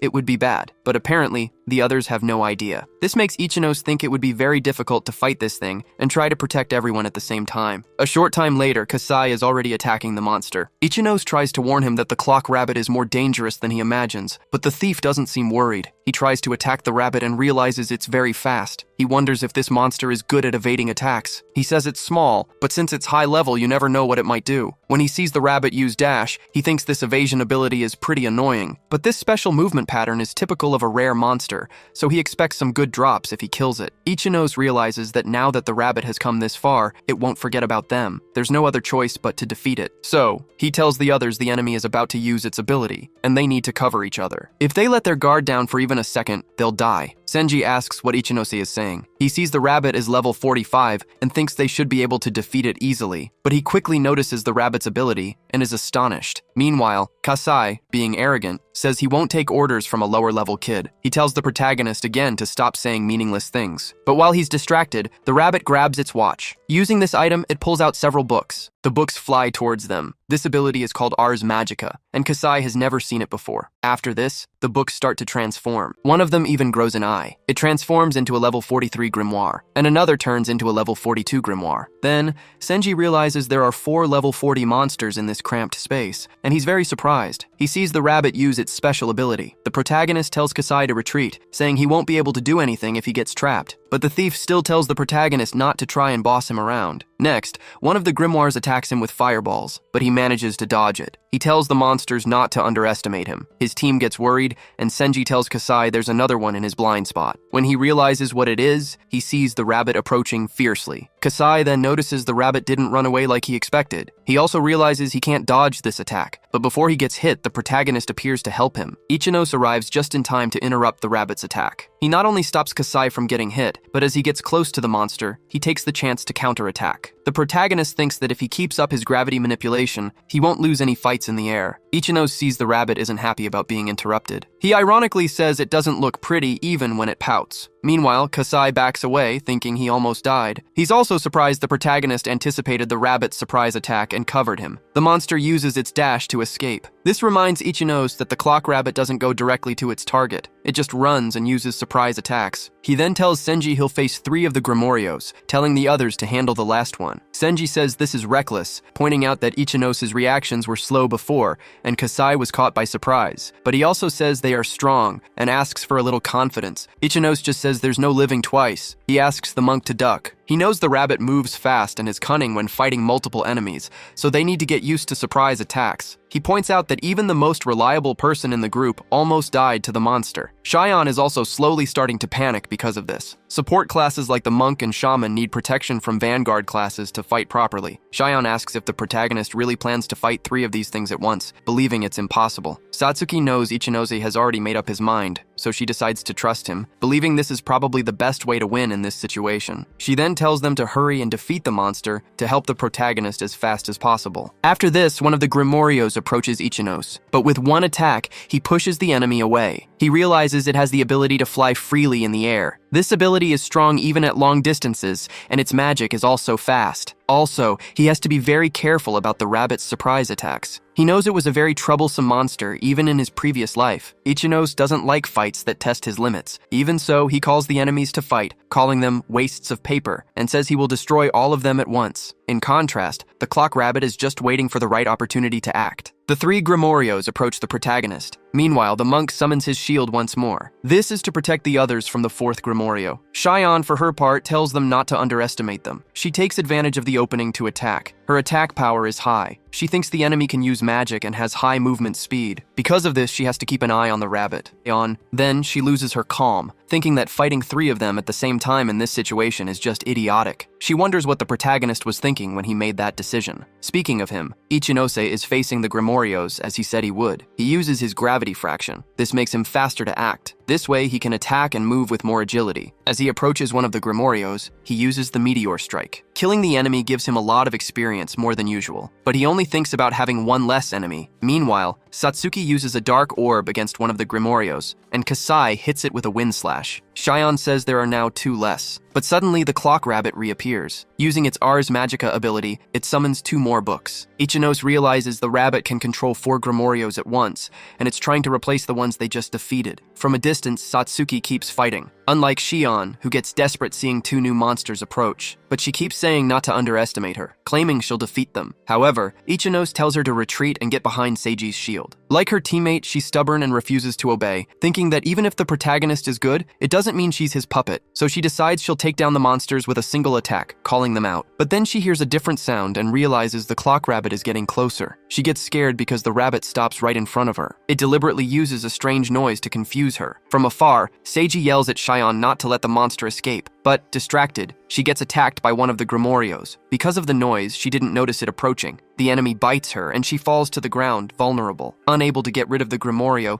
she loses hope, thinking she'll die. However, Ichinose approaches, saying he'll have to remove the Grimorio by force. He tells her to brace herself. After that, he attacks, removing the monster but causing the girl a lot of pain. She moves away, feeling pain all over her body, but she realizes she would have died if things continued, and she was saved by the guy she once looked down on. Unable to move properly, she sees another Grimorio approaching, but once again, Ichinose appears to defend her. Then he tells the monk to heal her using white magic. Satsuki realizes the situation is collapsing and they're getting weaker. The protagonist also notices this but thinks they can still keep going. He knows Ars Magica uses a lot of mana points, so as long as they keep defeating the grimoires, they can win by wearing the enemy down. Facing the rabbit, he says the monster thought the same thing, stating that its impatience shows in its actions. Without wasting more time, he uses double gravity. He knows the Grimorio's spines have high defense, and their mouths are protected by their fangs. He thinks of a strategy. He sticks his sword into the monster's mouth and creates an explosion through it. This defeats another Grimorio, and he even gains more experience points. Satsuki is happy about another one down, thinking they can win if they keep this up. But Seiji warns the protagonist that he's too far away. There are too many enemies close by. This is exactly what the enemies wanted. The rabbit takes advantage of the protagonist's distraction. It tries to attack him from behind. But Ichinose was ready for this and uses his inverse gravity. He disappears from the monster's sight. From above, he says, defeating 1 or 2 isn't enough. To take them all out at once, he has to kill their commander, the Clock Rabbit. Being cornered by the walls is actually helping the protagonist. He knows it must be hard for the enemy to launch surprise attacks on them here. He thought the rabbit would keep trying to rip off his head, but he says the rabbit failed in its own plans. Now the rabbit has its back to him. Ichinose knows the enemy reacts fast, so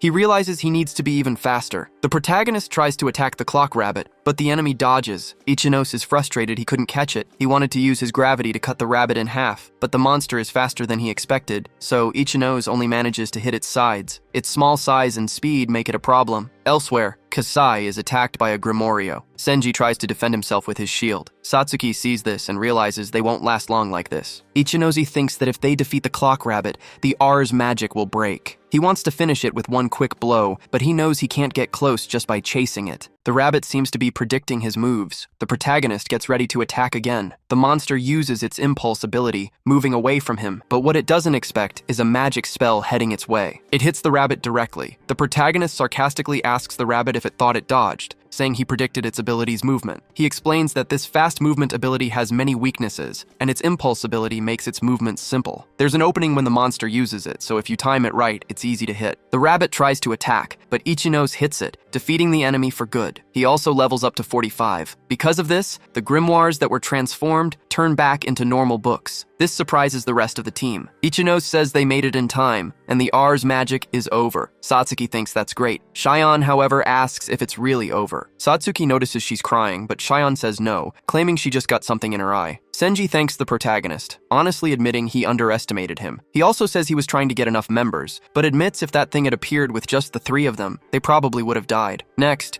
he looks at one of the books and asks what it is. Ichinose picks up a magic crystal in a book. He says it seems to be an item called the B-Rank Clock Rabbit Skill Book, which can be used to learn the impulse skill. He says it's not useless, and there are many ways to use it depending on your class, but he wants to sell it to the guild for about 10 million, which surprises Senji. The monk says if they divide it among the 5 of them, each person gets 2 million, which he finds super interesting. However, he wants to go back for now, saying he looked in the library and his mana is also low. He also says Shion is trying to keep her head together. Ichinose thinks he would normally be more lenient, but he can't let anyone else get their hands on the Ring of Wisdom. The most problematic thing about this portal was that rabbit. He knows he can run and avoid the fight, and they can heal with their cleric skills anyway. Also, the protagonist says he has a way to recover his mana, and the monk asks how. Satsuki asks if he's going to make her do that again. He says goblins are simple and can give a lot of mana, making them the perfect food for low mana. Senji says he has no problem agreeing with Ichinose's ideas. However, Kasai says he doesn't want to go back after coming all this way. He thinks he can use it to achieve his own interests and get good results. Shion, in turn, asks if he's saying that after everything they've been through. The monk says she was about to be killed,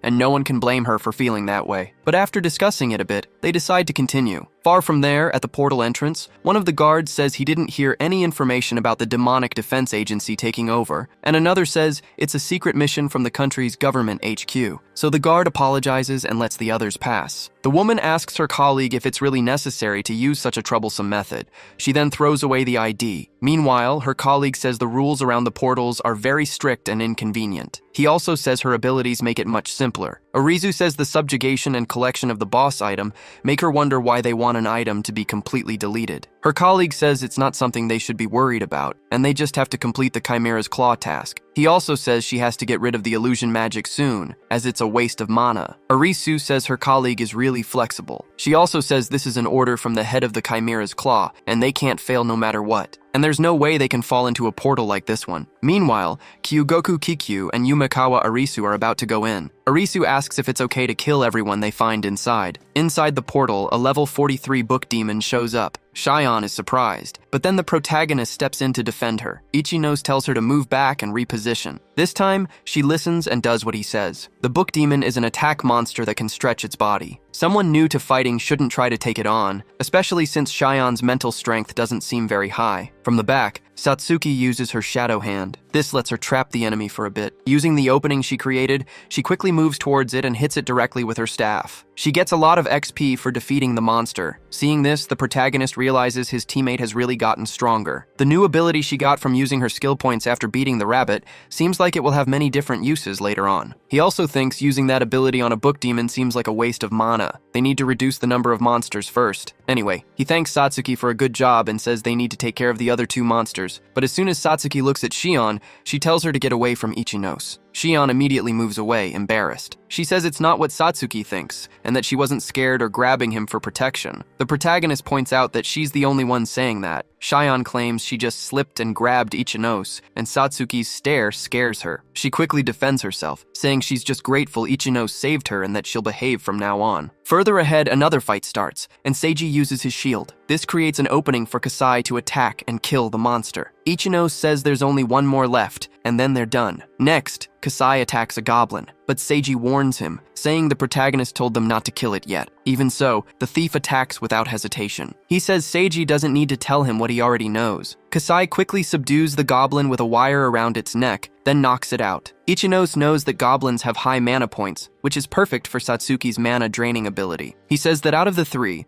Kasai is the one who thinks the most, and even though he has a difficult personality, he's a hard worker. It's surprising that he ended up on Seiji's team. With the goblin knocked out, Satsuki drains its mana. Seiji gets the transfer and realizes he can now use a barrier too. At this rate, they could keep exploring the portal forever. He also says that if they catch 2 more goblins, they can fully restore Satsuki and Ichinos' mana, but the protagonist points out that body fatigue stays the same. He explains that it takes more energy to catch them than to defeat them. That's the trade-off for using mana drain, and it's the least they can do. So Seiji decides to trust him. They go deep into the portal, and it's time to discuss their plan. Ichinos asks Shion if she's going to challenge the portal boss with him. Kasai is surprised because he definitely didn't expect that. Shion is even more surprised, saying that challenging a boss isn't something you do just on a whim. She says it's impossible, and Ichinos asks if she's scared. Satsuki notices that Ichinos already knows how to handle Shion. Seiji thinks he originally created the team to defeat the portal boss. But honestly, just going around the portal and getting magic crystals and XP is already good enough. He also realizes he was too confident before. He asks the protagonist if fighting the boss now is too risky. Ichinos replies that he actually has some information about an item in this portal. He thinks they can easily defeat the boss with the current team members. Seiji didn't expect that answer. Even so, he wants the achievement of defeating a rank B boss. He imagines that just doing this will make higher-level teams appear around them. The protagonist says there's something they need to discuss. He asks if he can take the item the boss drops, explaining that this was his reason for coming to the portal from the start. He also says that if he gets that item, he'll give them all the magic crystals and items they've received so far. Satsuki already agreed to this. Ichinosa says if that's not enough, he'll add some of his own money too. This makes the monk curious about what kind of item makes him go to such lengths, but he thinks it's great to receive 3 times the amount he gets from the clock rabbit's dropped item. Shion doesn't seem to agree much, but Kasai says everyone else agrees except her, and asks if she wants to go home. She doesn't believe it, but decides to continue. She says she's only doing this to repay Ichinos for saving her earlier. After hearing this, the protagonist concludes that she's unexpectedly fair. Far from there, in a special room, an enemy named Akasha, level 60, the boss of the Illusion Library portal, waits for them. They finally arrive. The portal boss is behind this door. Before entering, Ichinos says they'll handle the skills as planned. He states that this boss has low mobility and its movements are big. As long as they don't rush, they can defeat it without any problems. Senji says if the protagonist's information is correct, they'll definitely defeat the boss. And with that, they'll get the experience of defeating a rank B portal. Shion asks if they really believe that, questioning if there's such a thing as an item that can give them information about a boss before they fight it. Satsuki says she was convinced before, but now she's changed her mind. Shion says she just finds it strange because they're accepting the existence of this item too easily, unlike her, who is suspicious. Senji says that as an adventurer, it's important not to talk carelessly about your strengths, and the protagonist isn't the type of person who says something without meaning behind it. Kasai says that even if the protagonist is talking nonsense, he doesn't want to defeat the boss after someone else has already beaten it. He tells Shion to go home if she's scared. Ichinos also says adventurers risk their lives, but if she's scared, they can go back. But Shion insists she's not scared. She was just saying they shouldn't believe everything they hear. Ichinos says he and Kasai will draw the boss's attention while Senji protects her, as this is all part of the plan. Shion asks if they're underestimating her, but Kasai replies no. He just thought she seemed scared. Kasai thinks she looks worried, but it seems she'll go with the flow. Challenging the boss and getting stronger is his goal. Even in the worst-case scenario,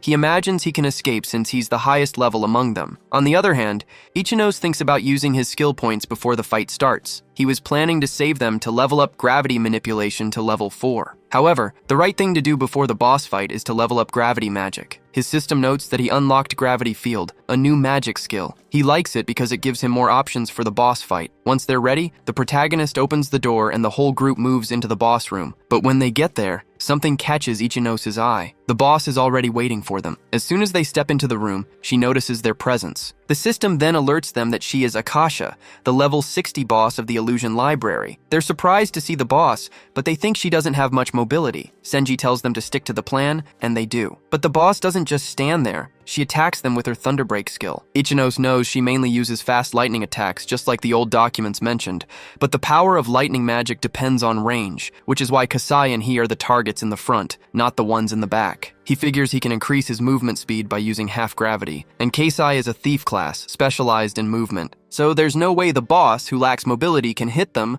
Now he just needs to wait for an opening after she uses her magic. In the back, Satsuki uses her dark orb. Shion, meanwhile, uses her slash skill. The boss just defends herself, but she still gets hit. Then she turns to Satsuki and surprisingly, she apologizes. Satsuki is shocked to hear a monster talk. The protagonist notices this and says the boss is probably sending an area attack towards Satsuki and the others, so he tells Kasai to hurry back to Seiji. Kasai doesn't like taking orders, but he says he'll obey this time. Next, the boss unleashes a wave of fire. Shion thinks there's no way to avoid getting hit, but Ichinos thinks they just need to defend instead of running away. The whole group gathers around the monk. After that, he summons his magic shield again. Since area attacks cause less damage, a magic barrier is enough to block it, exactly as Ichinos calculated. Seiji says they can handle Akasha's magic attacks with their skills. As long as they're careful, they'll only attack when they have a chance. Akasha has multiple large-scale attacks but no movement ability, which makes her an easy portal boss to fight. Ichinos says this is how they'll subdue her. Seeing that the boss is acting just as they planned, Shion gets excited and now believes they can actually do this. Kasai, meanwhile, thinks things are going great. He wishes some people would get destroyed, but he concludes that Ichinos is pretty excellent. Seeing how the protagonist acts,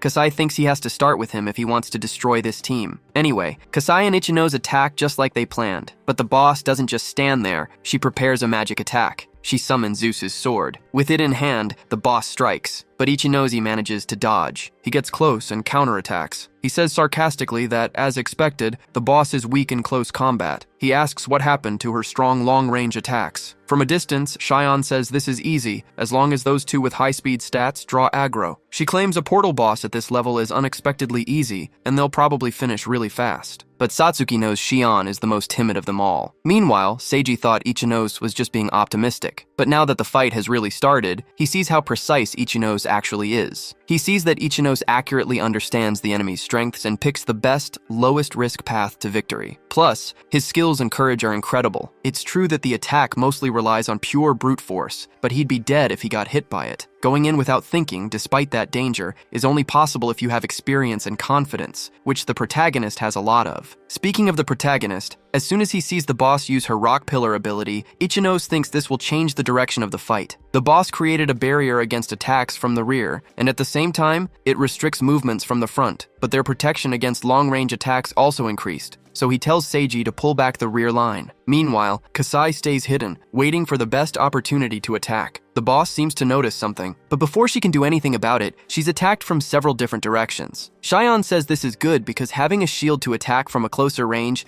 is a very good advantage. She also says the boss has really bad movements. Ichinos, however, sees that Shion is too far away, but this positioning is actually correct. So he runs to her, apologizing for what he's about to do. Shion doesn't understand at first, but right after, the protagonist uses her as a stepping stone. He jumps to the top of a pillar. Shion gets annoyed, asking how he dares to use her for a boost. However, the protagonist is already focused on something else. He thinks he couldn't get close before because the boss was watching him, but he can use gravity to create a surprise attack from above, and he does just that with the meteor slash. When he hits her, one of the boss's horns even breaks. Through this, Shion realizes the protagonist succeeded, but he says it's not over yet. The boss's defense is higher than he expected. From afar, Kasai watches everything and concludes that it looks like it will end soon, no matter what happens. Even though he thinks the protagonist is very good at what he does, he thinks he needs to make the boss take damage right now. The boss gets ready to attack again and summons some kind of energy ball. Ichinos realizes this is the ruin explosion magic. It has a long cast time and huge mana cost, but once it's active, it's untouchable. Some portal bosses go into a crazy state when cornered, and in this case, it's the ruin explosion. So, he concludes he has to defeat her before she uses this attack. He thinks that luckily, Kasai is on the other side, and the backline is also out of the way. This way, it won't be hard to defeat the immobile boss. But then he sees a dagger flying at him and manages to defend himself. Kasai, who threw it, notices the protagonist reacted immediately, in a shockingly fast time. So he pretends he missed the throw and apologizes. But Ichinose isn't stupid. He realizes the thief did it on purpose. He He thinks this isn't the right time for that kind of thing, saying the large-scale attack is coming. He tells everyone to do their best to dodge. Even while still hidden, Kasai wonders what that is. Even Shion gets scared, thinking it must be a joke. What they all see is a huge magic sphere about to be thrown at the area. Knowing this, Ichinose goes to Satsuki. He knows the dangers of this magic attack. It's a super powerful magic bullet that doesn't stop until it uses all its mana. But if they get through this, the rest should be easy. He knows this is the last obstacle to getting his hands on the Ring of Wisdom. The full attack hasn't even charged properly, but some remnants are already hitting the area. Ichinose thinks the boss must have only a little HP left, but he can't get close enough to attack her. But he thinks he has an advantage because the boss is marking him. While he tries to advance, Kasai stays hidden. Seeing Ichinose, the thief didn't expect him to have such crazy power, but he feels safe as long as he's on the pillar, thinking he'll have a good view of the battle. However, the pillar gets hit, making him run. Kasai immediately wonders what's up with this power. He also knows he won't be able to avoid it forever, blaming the protagonist for bringing him to a crazy place like this. Meanwhile, Ichinose thinks Satsuki and the others will eventually get hit, and being in a stalemate is bad, so he tries to force an attack. Seeing him do this, Shion can't believe it. She asks what he's thinking. Even Satsuki worries about her teammate, so she tells Senji for both of them to attack too. She says the boss's HP must be at its limit. Plus, she's practically focused on the protagonist, only attacking him instead of the whole group. Even with Shion worried, Senji agrees. He says they need to work as a team because they're relying too much on Ichinose. They can't let him take all the risks. They need to put themselves in danger too. Our MC approaches Akasha's remains and finds the reward left by the illusion library boss. He smiles, holding the Ring of Wisdom, a B-rank item that lets him summon Akasha, the great witch of the illusion library. Satsuki asks if this item will solve the portal mystery, and he thinks it will. She suggests giving it to the monster extermination forces, but he says that's not a good idea. Ikoma has 3 reasons not to trust them with the ring. First, an authority from the Monster Extermination Ministry lost this item in his past life, so he can't give it to them unless they give it to someone more trustworthy. Second, only a high-rank hunter can increase the ring's power, and he's the best person for that since he was once S-rank. And third, it makes no sense to give up an item he worked so hard for. Satsuki smiles, seeing how happy he looks. She tries to ask what the ring does, but someone shouts Ikoma's name, interrupting her. Seiji comments that they'll be famous for defeating Akasha. The priest says he saw Ikoma get hurt and offers his healing powers, mentioning he just did it a moment ago. Our MC says he didn't take any direct hits, but he'll accept the help since everyone is there. The man uses his staff to cast healing magic, enveloping the MC in its light. He thinks about how incredible the mage is and can't believe he met someone like him. Seiji remembers being alone, dealing with projectiles. He chuckles, realizing he never took portal exploration seriously until now, and he's happy to have met a hunter like Ikoma. Meanwhile, Cyan says she almost died and doesn't want to face another boss for a while. Hiru thinks they defeated the boss and got many items from this portal, so it's time to stop pretending. People usually relax after a victory. He runs towards the protagonist, knowing he's been waiting for this moment. The MC won't be able to dodge because Hiru is a rogue with stealing skills, moving faster than any other character class. He activates his rogue attack and goes for the protagonist, but Ikoma looks his way at that exact moment and quickly blocks the attack with his sword, using his Gravity Master skill. Hiru is surprised and asks if the MC has eyes in the back of his head. Our MC increases gravity and gets ready to strike back. He lands a solid punch right on the traitor's face, sending the rogue flying backward from the mage's hit. Seiji asks what's happening, and Ikoma explains that Hiru betrayed the team, warning them to stay alert because the fight isn't over. Hiru had some doubts about the boy, but didn't expect him to attack first. Ikoma asks if that's why Hiru was saving energy during the battle. Hiru warns that he still has mana to use. The protagonist asks if Hiru really thinks he can defeat all 4 of them, but Hiru interrupts, saying that's not what he wants. Hiru explains he already achieved his goal the moment his attack was blocked. Then the protagonist realizes Hiru took not only the Ring of Wisdom, but also the inventory ring. It seems the attack was just a distraction to steal the items. Seiji is shocked to see that Hiru stole the inventory ring, which lets you store other items. This ring is rare on its own, and it also holds all the items and demon stones they collected while exploring this portal. Cyan is furious and hopes this is some kind of joke. Otherwise, she'll take down that cursed rogue. Hiru starts running, saying they can't catch him. The only one who can compare to his speed is Ikoma, but the wizard's speed comes in small bursts of movement. None of them have what it takes to get close to a rogue. The protagonist thinks Hiru is right, as frustrating as that is. The protagonist didn't think Hiru, being B rank, would use such a low trick, but it seems he was wrong. As he runs, Hiru remembers he got stronger by stealing and threatening other people, because that's what rogues do. Soon, he couldn't join any team because everyone in the region already knew about his treacherous past. That's why he went to Kanagawa, but even in that city, some people had already heard rumors about him. He planned to stay quiet for a while, but then he found a team leader who was crazy for money and a kid with rare items and valuable information. Hiru gives an ironic smile, realizing he got lucky. Seiji is sad, knowing they lost a huge pile of demon stones and the equivalent of 500,000 ries in rare items. Ikoma apologizes for letting his guard down and says they'll need to report Hiru to the monster extermination forces. But the situation is complicated because of portal laws. Plus, they didn't make any contract and it's just a robbery, so no one will probably care. Despite all this,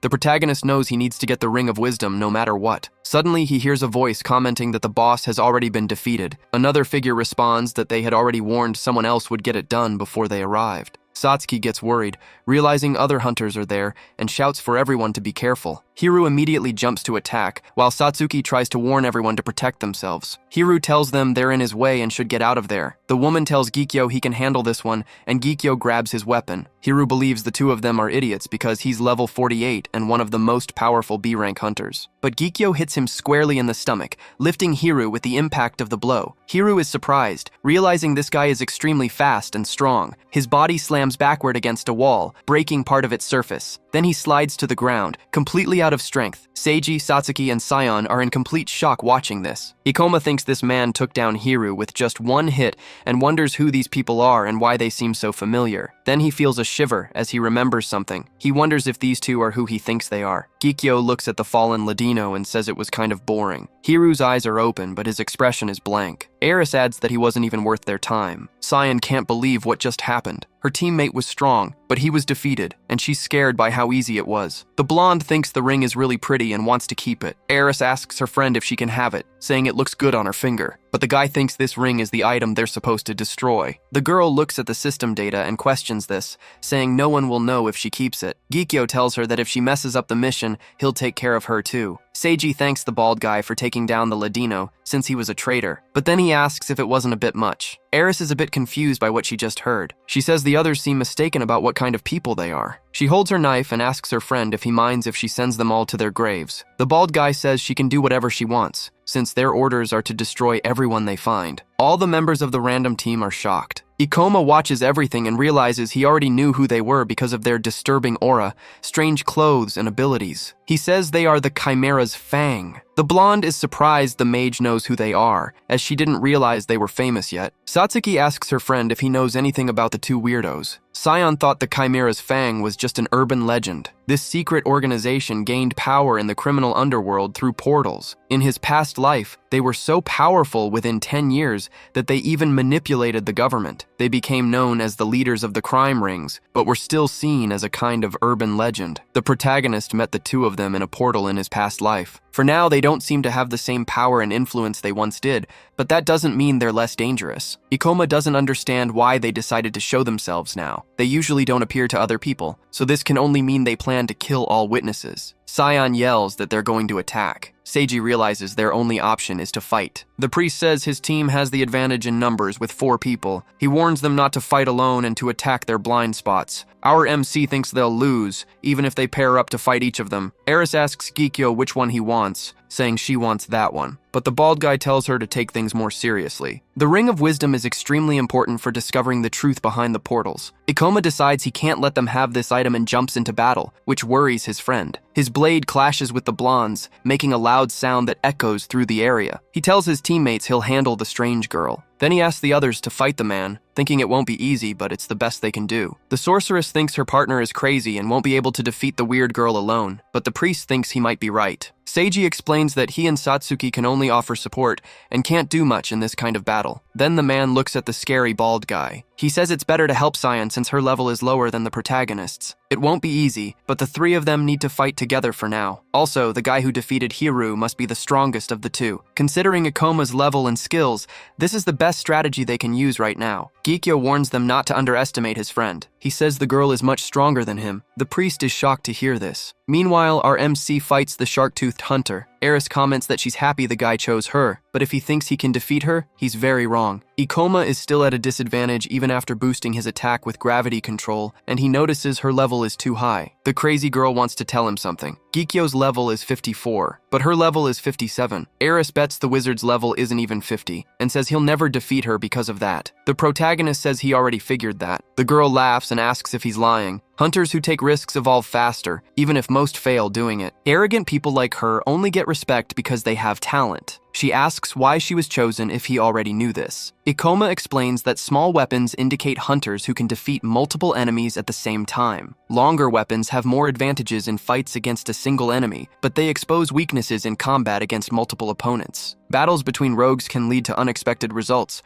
so the protagonist plans to defeat the girl and then help his colleagues. Eris seems a bit surprised by his boldness. Our MC thinks this is the only way to get through this situation. Seiji wonders if the wizard thought of all this in just a few seconds. Then the shark-toothed girl chuckles. She questions how he dares to provoke her, saying she'll fight him because he made her curious. With one hand raised, Aris creates a reddish mass of light, which is part of an ability called Illusion Blade. She asks Ikoma to show what he can do, and hopes he didn't lie about his abilities. Several sharp objects appear in the air above Eris. The illusion of blades forms a bunch of magical blades to attack the enemy. Ikoma already guesses what the girl's character class might be, and if he's right, it means it will be hard to fight her. And now the crazy girl wants to see the protagonist do a TikTok dance to dodge her attack. Our MC flies through the air, quickly moving away from the blades. Eris notices he's light and very fast, probably using an ability that enhances his physical attributes, but he'll need nerves of steel to dodge so many knives. She licks her lips and says she loves this. She likes to see brave guys like him, especially when they get scared after she covers them in ketchup. Ikoma hits his sword against her knife and the impact generates an energy wave around them. The level difference between them is too big. He used his gravity-reducing power to attack as fast as he could, but it didn't work. Increasing gravity won't help, and using more mana, even less. He can't find an opportunity to attack, but the protagonist needs to finish this fight to help the others. Behind him,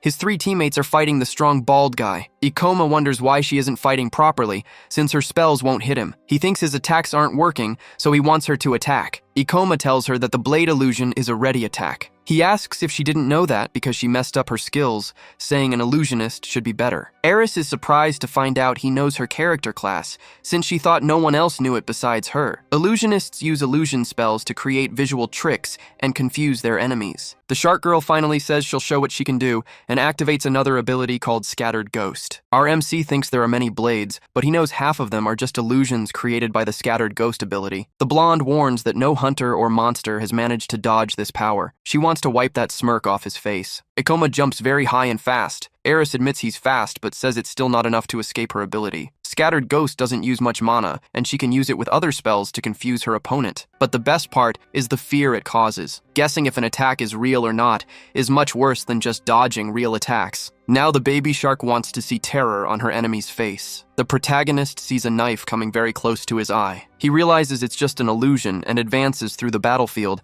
as the fake blades pass through his body without causing any damage. Eris is surprised to see this reaction. Our MC thinks that no matter how many knives are in the air, he can identify the fake ones by looking at the light and shadow of the object. The blonde can't believe he can dodge so many things at once, even if he knows which ones are real. Ikoma manages to avoid another attack, moving quickly. Eris gets annoyed when she sees things aren't as easy as she imagined. Then she's shocked to realize something. The protagonist managed to get close and is now right behind her. The girl realizes he's not a common hunter. Besides being skilled and brave, his experience and knowledge are greater than anyone she's ever faced. She's fought treacherous people at higher levels than her, but this boy fights better than all of them. His sword cuts the air as Eris wonders who this wizard is. Ikoma makes a move that takes him in front of his opponent. The girl laughs and comments that she wasn't very careful. She says the protagonist surprised her by dodging all her knives, and she questions if he's even human. Our MC is frustrated he didn't land his hit, since it should have been a decisive attack. At that moment, a drop of ketchup falls to the ground, and Ikoma says he at least managed to make a small wound. Eris finally realizes her ear has a cut. She looks at her hand, which is all dirty with ketchup. She's speechless for a few seconds. Then she just starts laughing maniacally, like she just escaped an asylum. The crazy girl puts her hands on her face and shouts that this is impressive and incredible. She says she's loving it, and maybe Ikoma can even put her in a grave. Ikoma is a bit disturbed by so much craziness. The baby shark says she even got goosebumps and in return will show him something really cool. She normally doesn't like to use this ability, since it makes it harder to fight. But as two shadows form with the power of clones, the girl says maybe the wizard can survive. Our MC knows she has this ability. It's one of an illusionist's strongest secret weapons. Now Ikoma has to fight 3 high-level enemies at the same time. If the protagonist loses focus for even a second, Eris and her clones will finish him. Facing the 3, he remembers that clone ability is an illusionist's biggest secret weapon. This power lets someone create clones with the same physical stats as the original. Ikoma tries to attack 2 of them with his sword, then dodges a hit from another. But a third one is already waiting, ready to fight. He thinks he can't keep fighting. Eris notices he can't keep up with her pace. She asks if he can dodge this, smiling and getting ready for another attack. He blocks with his sword, but it's clear he's struggling. Of course, the clone ability doesn't make someone invincible, but he thinks he can't defeat her anymore because her level is higher. The baby shark asks if that's all he can do. The protagonist looks at the ring and thinks he's in a very difficult situation. He realizes there's only one way out of this. Meanwhile,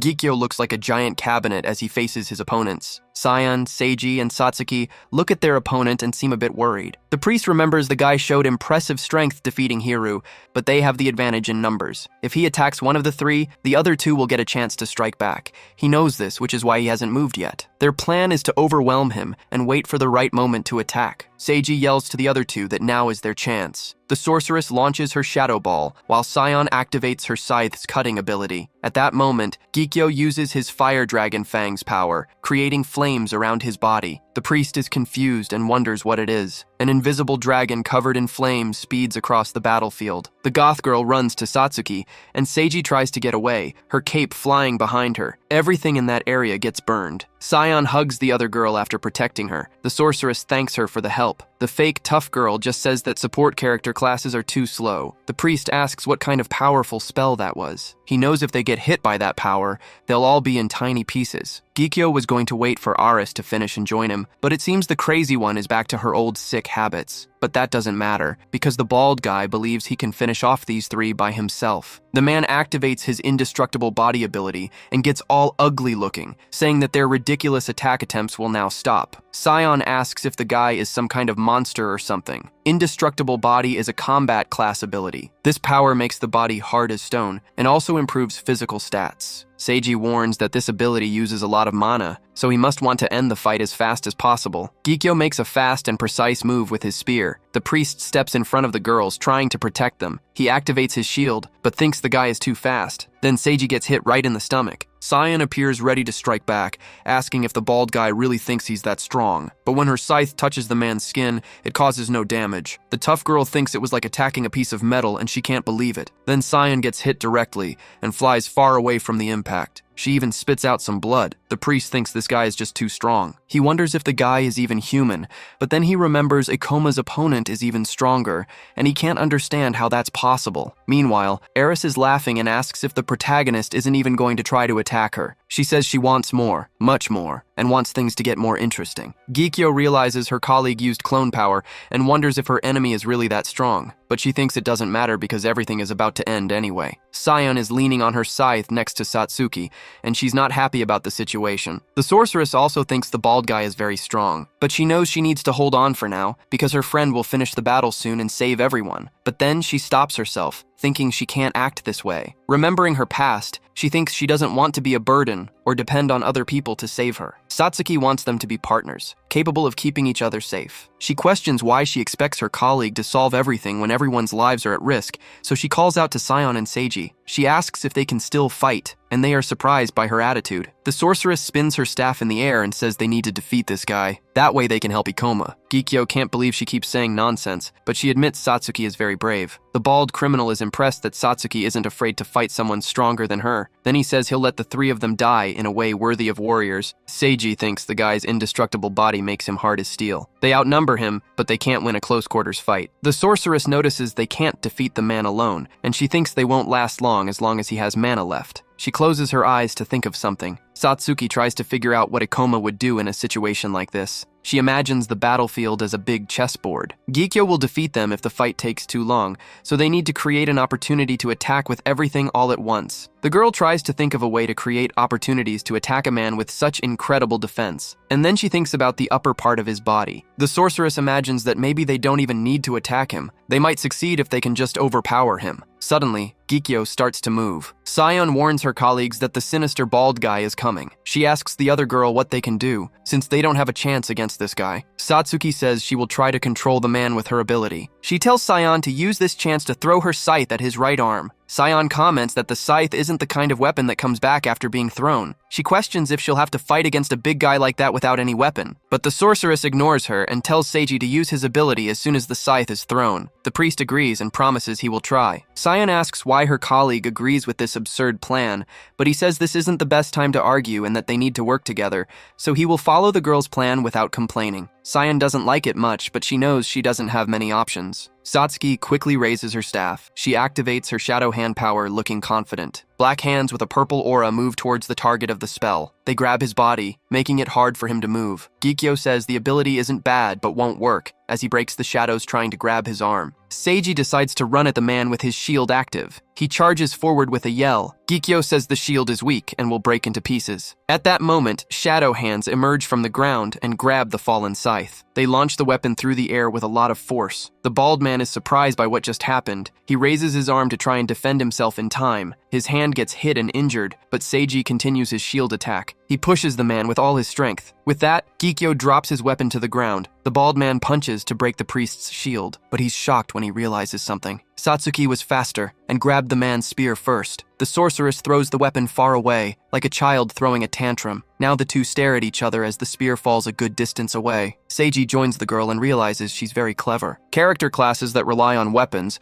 can only use certain abilities when armed, so Gikyo can't attack now. The priest is surprised Satsuki came up with such a plan so quickly and thinks she's braver than she seems. He admits he didn't have much faith in the girl, but now he understands why she was already working with Ikoma since she's very skilled. Our sorceress knows they aren't strong enough to defeat the man, but they managed to steal his weapon. This guy won't be able to fight like this. Gikyo thinks about how the girl held him with her ability to disguise the second scythe attack, and he knows he fell right into her trick. Sion runs to get her beloved scythe back. She then tells the man they're in control now, and he should give up and surrender. The bald man suddenly raises his arm. He punches the ground with so much force it causes cracks. He says he has a mission to complete. He tells them if they think they've won just by taking his weapon, they're wrong. Meanwhile, Eris jumps and goes after Ikoma, holding her knife, and the boy is ready to defend himself. She says his movements are getting slower and slower. The girl understands he wants to save mana, but she knows he won't be able to block all her attacks without using his abilities. Eris says things will get even harder for him. She smiles and asks what he'll do now. The protagonist knows his clone ability uses a lot of mana, and the fight can't last long. He could attack the clones, but he'd run out of energy. It's almost impossible to get past the clones to reach the original, so he's out of options to beat her. But our MC also knows he can always create new options. Satsuki raises her staff and casts her good old Shadow Ball, but Gikyo keeps running at full speed, acting like nothing happened. The sorceress wonders how this guy lost his weapon and still doesn't fall. The bald man pushes Seiji,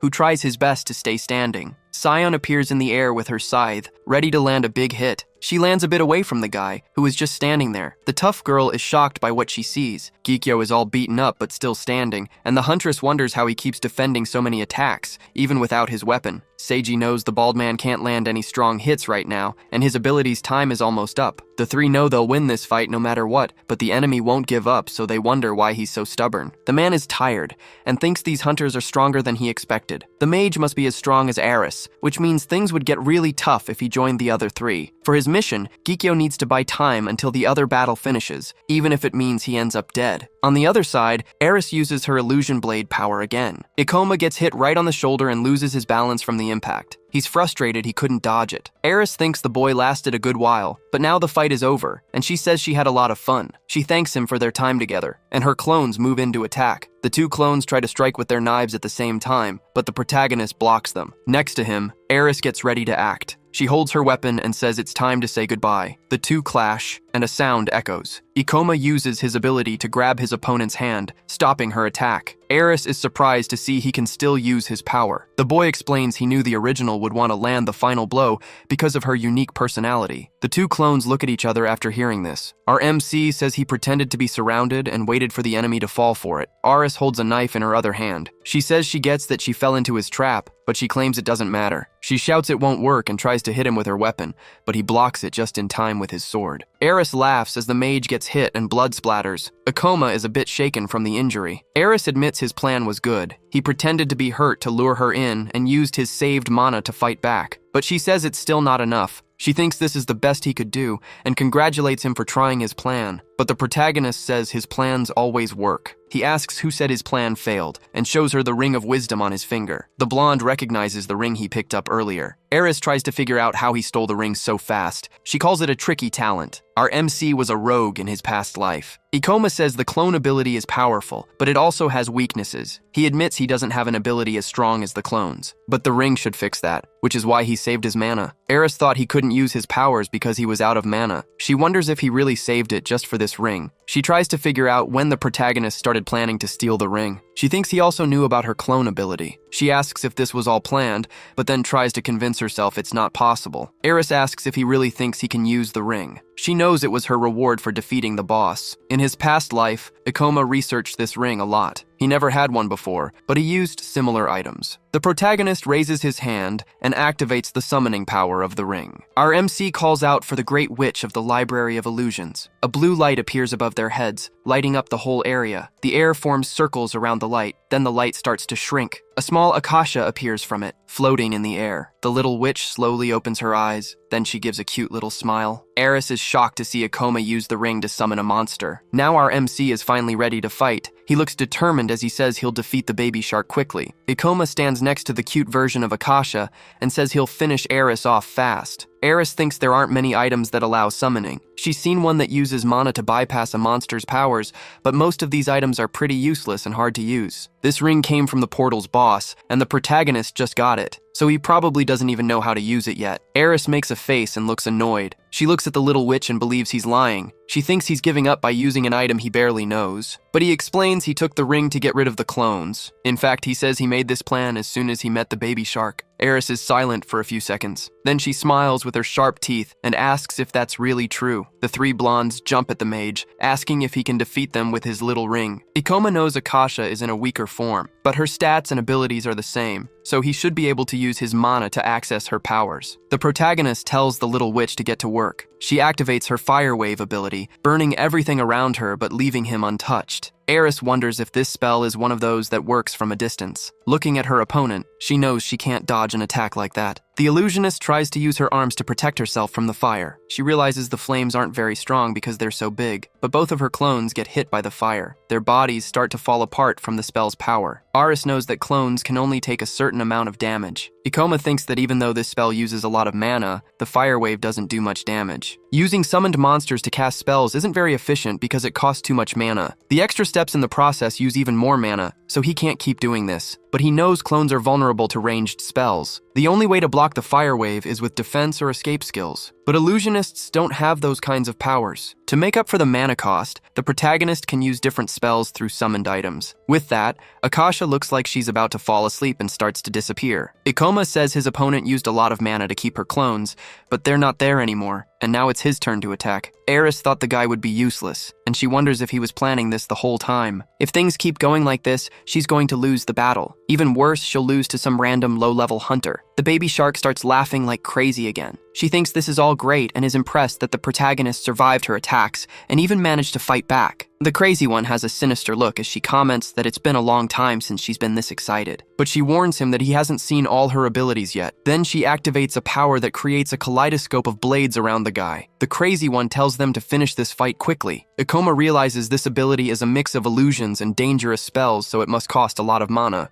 Eris knows the protagonist will need a lot of focus to tell which objects are fake, and she believes he won't be able to defend himself because of that. And with that, she'll have a good chance to attack. The guy thinks most people would find this kind of attack impossible to dodge, But that's not the case for our MC, who just waits for the right moment to act as all the weapons get closer. Eris approaches with her knife, thinking this is the best moment, but she's surprised to see that the guy has simply vanished. She questions if he really disappeared, and she tries to figure out where the mage went, not noticing he's right above her. At that moment, Ikoma takes the chance to use his power and decrease gravity. Then he gets momentum, quickly leaving the ceiling. Only then does Eris understand that the protagonist was up high, but he's already on his way down with his powerful meteor fall. The impact from the guy's sword makes cracks form in the metal of his enemy's knife. She realizes she won't be able to defend against this attack, and she notices the guy is too strong. Right as she ends up losing the test of strength, her knife breaks, and she loses her balance. Eris simply flies across the battlefield, not even able to react to the guy's hit. Ikoma sees the girl on the ground and says the battle is over. The protagonist looks at the broken knife and starts talking, sounding annoyed. He mentions that his opponent didn't get to see all his skills. In the other battle, Sion attacks Gikyo with his scythe and yells. The gothic girl gets frustrated because her opponent won't give up, no matter how many times she attacks. The bald guy is completely beaten up, but his willpower keeps him standing. Seiji wonders if the attacks aren't affecting this guy, but then decides that's impossible. The indestructible body skill makes a person stronger with each attack they take. It seems this power has dulled some of his senses. He'll probably keep fighting as long as his body and limbs are intact. The priest advises them not to rush, saying they can defeat the bald guy while he's unarmed. Gikyo knows this is true and thinks Aris will defeat the boy. He believes he just needs to hold on a little longer to complete the mission. Satsuki says they still need to help Ikoma, then something happens right behind her. The girl and Seiji look back, looking surprised. The protagonist is standing near the enemy he just defeated. The sorceress is happy to find out her friend won the fight. The bald guy can't believe it and wonders how Aris lost. 4 years ago, the Chimera's Fang walks together as an extremely lethal group of fighters. Gikyo walks with a colleague looking at his surroundings. He then notices something and is surprised. Aris is alone in an armchair,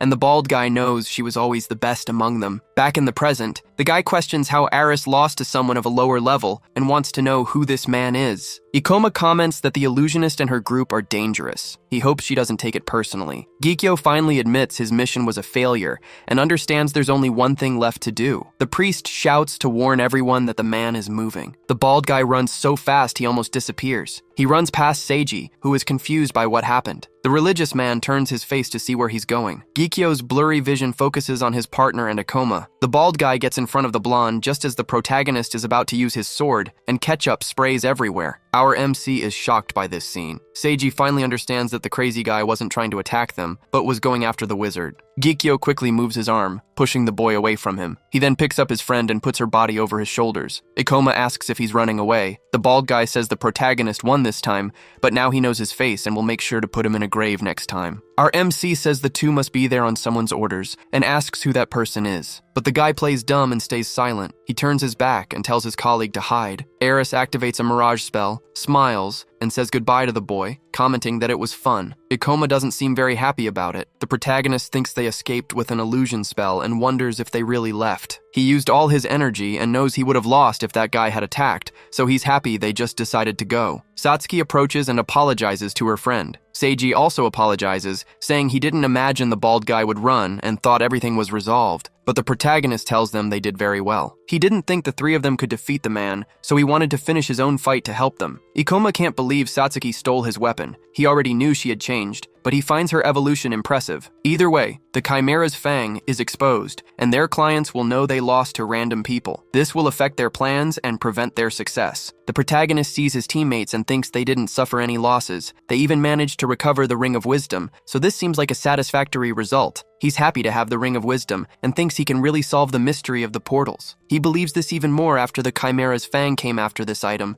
and he wants to take a look at it right there. In his past life, the Ministry of Monster Extermination's Research Institute got the ring, and the criminals probably weren't involved. Ikoma wonders if someone sent the two of them there on purpose this time, since that didn't happen in his past life. Suddenly, a voice calls out to the 4 members of the random team. Hiru asks them to do something, or he'll die in this place. He wants his old teammates to help him heal and get out. Cyan is upset and yells at the idiot not to tell them what to do. She says she might even send the rogue to hell instead of helping, but Seiji comments they don't need to get their hands dirty. Also, the priest says Hiru can't even run anymore even if he's healed, so they can just hand him over to the monster extermination forces. In another location, Gikyo holds Aris. She says she hasn't had this much fun in centuries and asks why he got involved, since he could have let her get dragged away. Aris comments that Mommy might get mad at them and wants to know why he ran. She says she could have finished off the boy if he hadn't decided to save her. The bald guy explains he wasn't sure if he could defeat the mage. He thought it was better to come back with information than end up in a coffin. As long as they know who has the ring, it will be easy to get the item back. Plus, they are with the former A-rank hunter. Eris pouts and seems a bit annoyed. She says she doesn't want to hand the guy over to that jerk. Ikoma reaches the gate exit, and Seiji helps Hiru walk. A guard asks if the four of them managed to explore the Library of Illusions. The priest is satisfied to realize that exploring a B-rank portal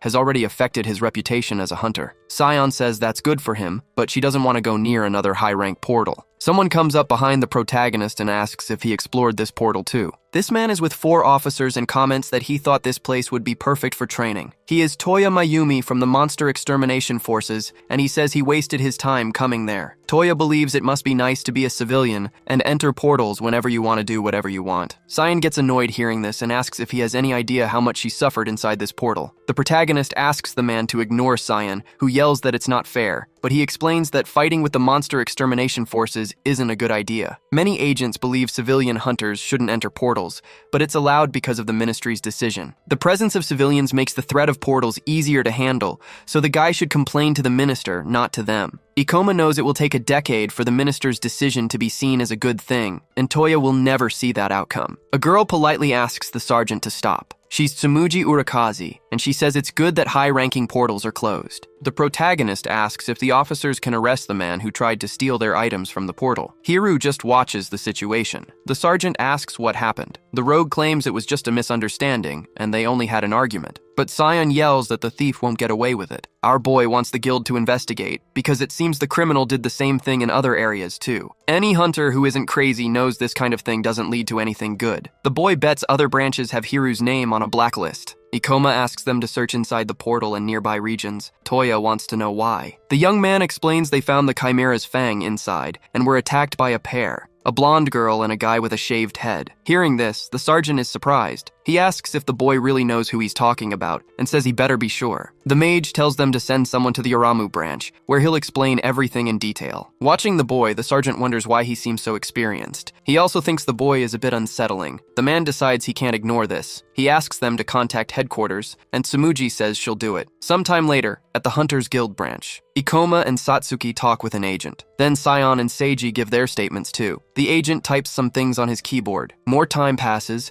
and the sun starts to set. The four walk through the streets, and the sorceress comments that the bureaucracy is finally over. Sion thinks it would have been much easier if that cursed rogue hadn't betrayed the team. The protagonist feels a bit bad, remembering he was also that class. The tough girl also says that character class influences a person's character, stating she'll never get close to a rogue again. The young man yells that class doesn't affect character. The gothic girl wants to know why he's so bothered by it. Seiji comments that everything is over now. They faced some problems but came out of it in one piece. The priest is happy, thinking they'll now get Hiru's share too. Sion asks if he's a bit evil. The man asks if the young man is sure he only wants the ring. He replies yes. That was always the only thing he wanted from that place. Actually, Ikoma believes they got the best part in terms of value. Someone asks if he's not from this city and says the train station is in the other direction. Seiji says it was a great pleasure to meet the two young people. The protagonist and his friend are a bit surprised. At first, the priest only wanted to explore the Library of Illusions to get famous and make easy money, but that doesn't mean anything to him anymore. His new companions made the priest want to challenge himself. One day,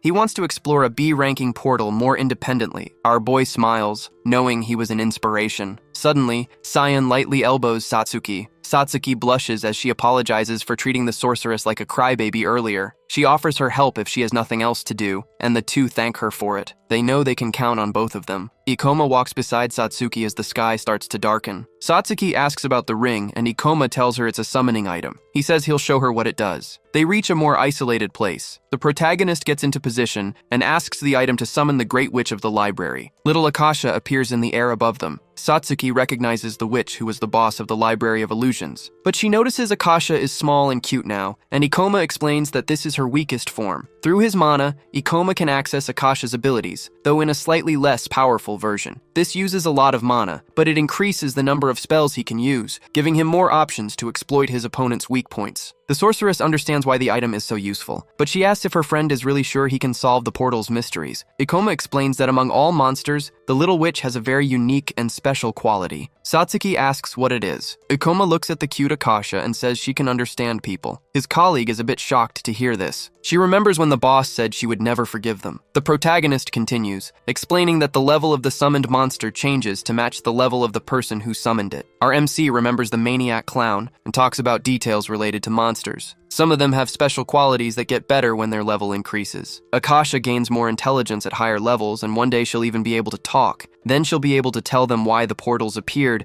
and what secrets the monsters are hiding. Ikoma bends down to get closer to the little witch. Then she starts making small noises, which surprises Satsuki. The sorceress thinks the cute little one is trying to say something and even asks her to say daddy or mommy, but Ikoma didn't even know it was possible for her to speak at this level. At that moment, Akasha opens her mouth to say that the end is coming. The little witch comments that in the near future, this world will come to an end, and that it's already decided. Ikoma and his friend are shocked to hear these words. The color of the sky shows it's already night. Now it's the next day, in that same luxurious building. A man looks angry as he throws his phone against the wall. He says the Chimera's fang failed its mission. Behind the angry man, a laptop screen glows. The gray-haired man then types something. The old man thinks that Wizard took down several boss-type monsters. He broke a record by getting promoted to B rank faster than anyone before him, and he controlled a portal disaster practically by himself. The boy even managed to defeat the Chimera's fang. He also got the Ring of Wisdom, but the man thinks he doesn't deserve that item. The minister realizes that Ikoma Ichinos is this phenomenon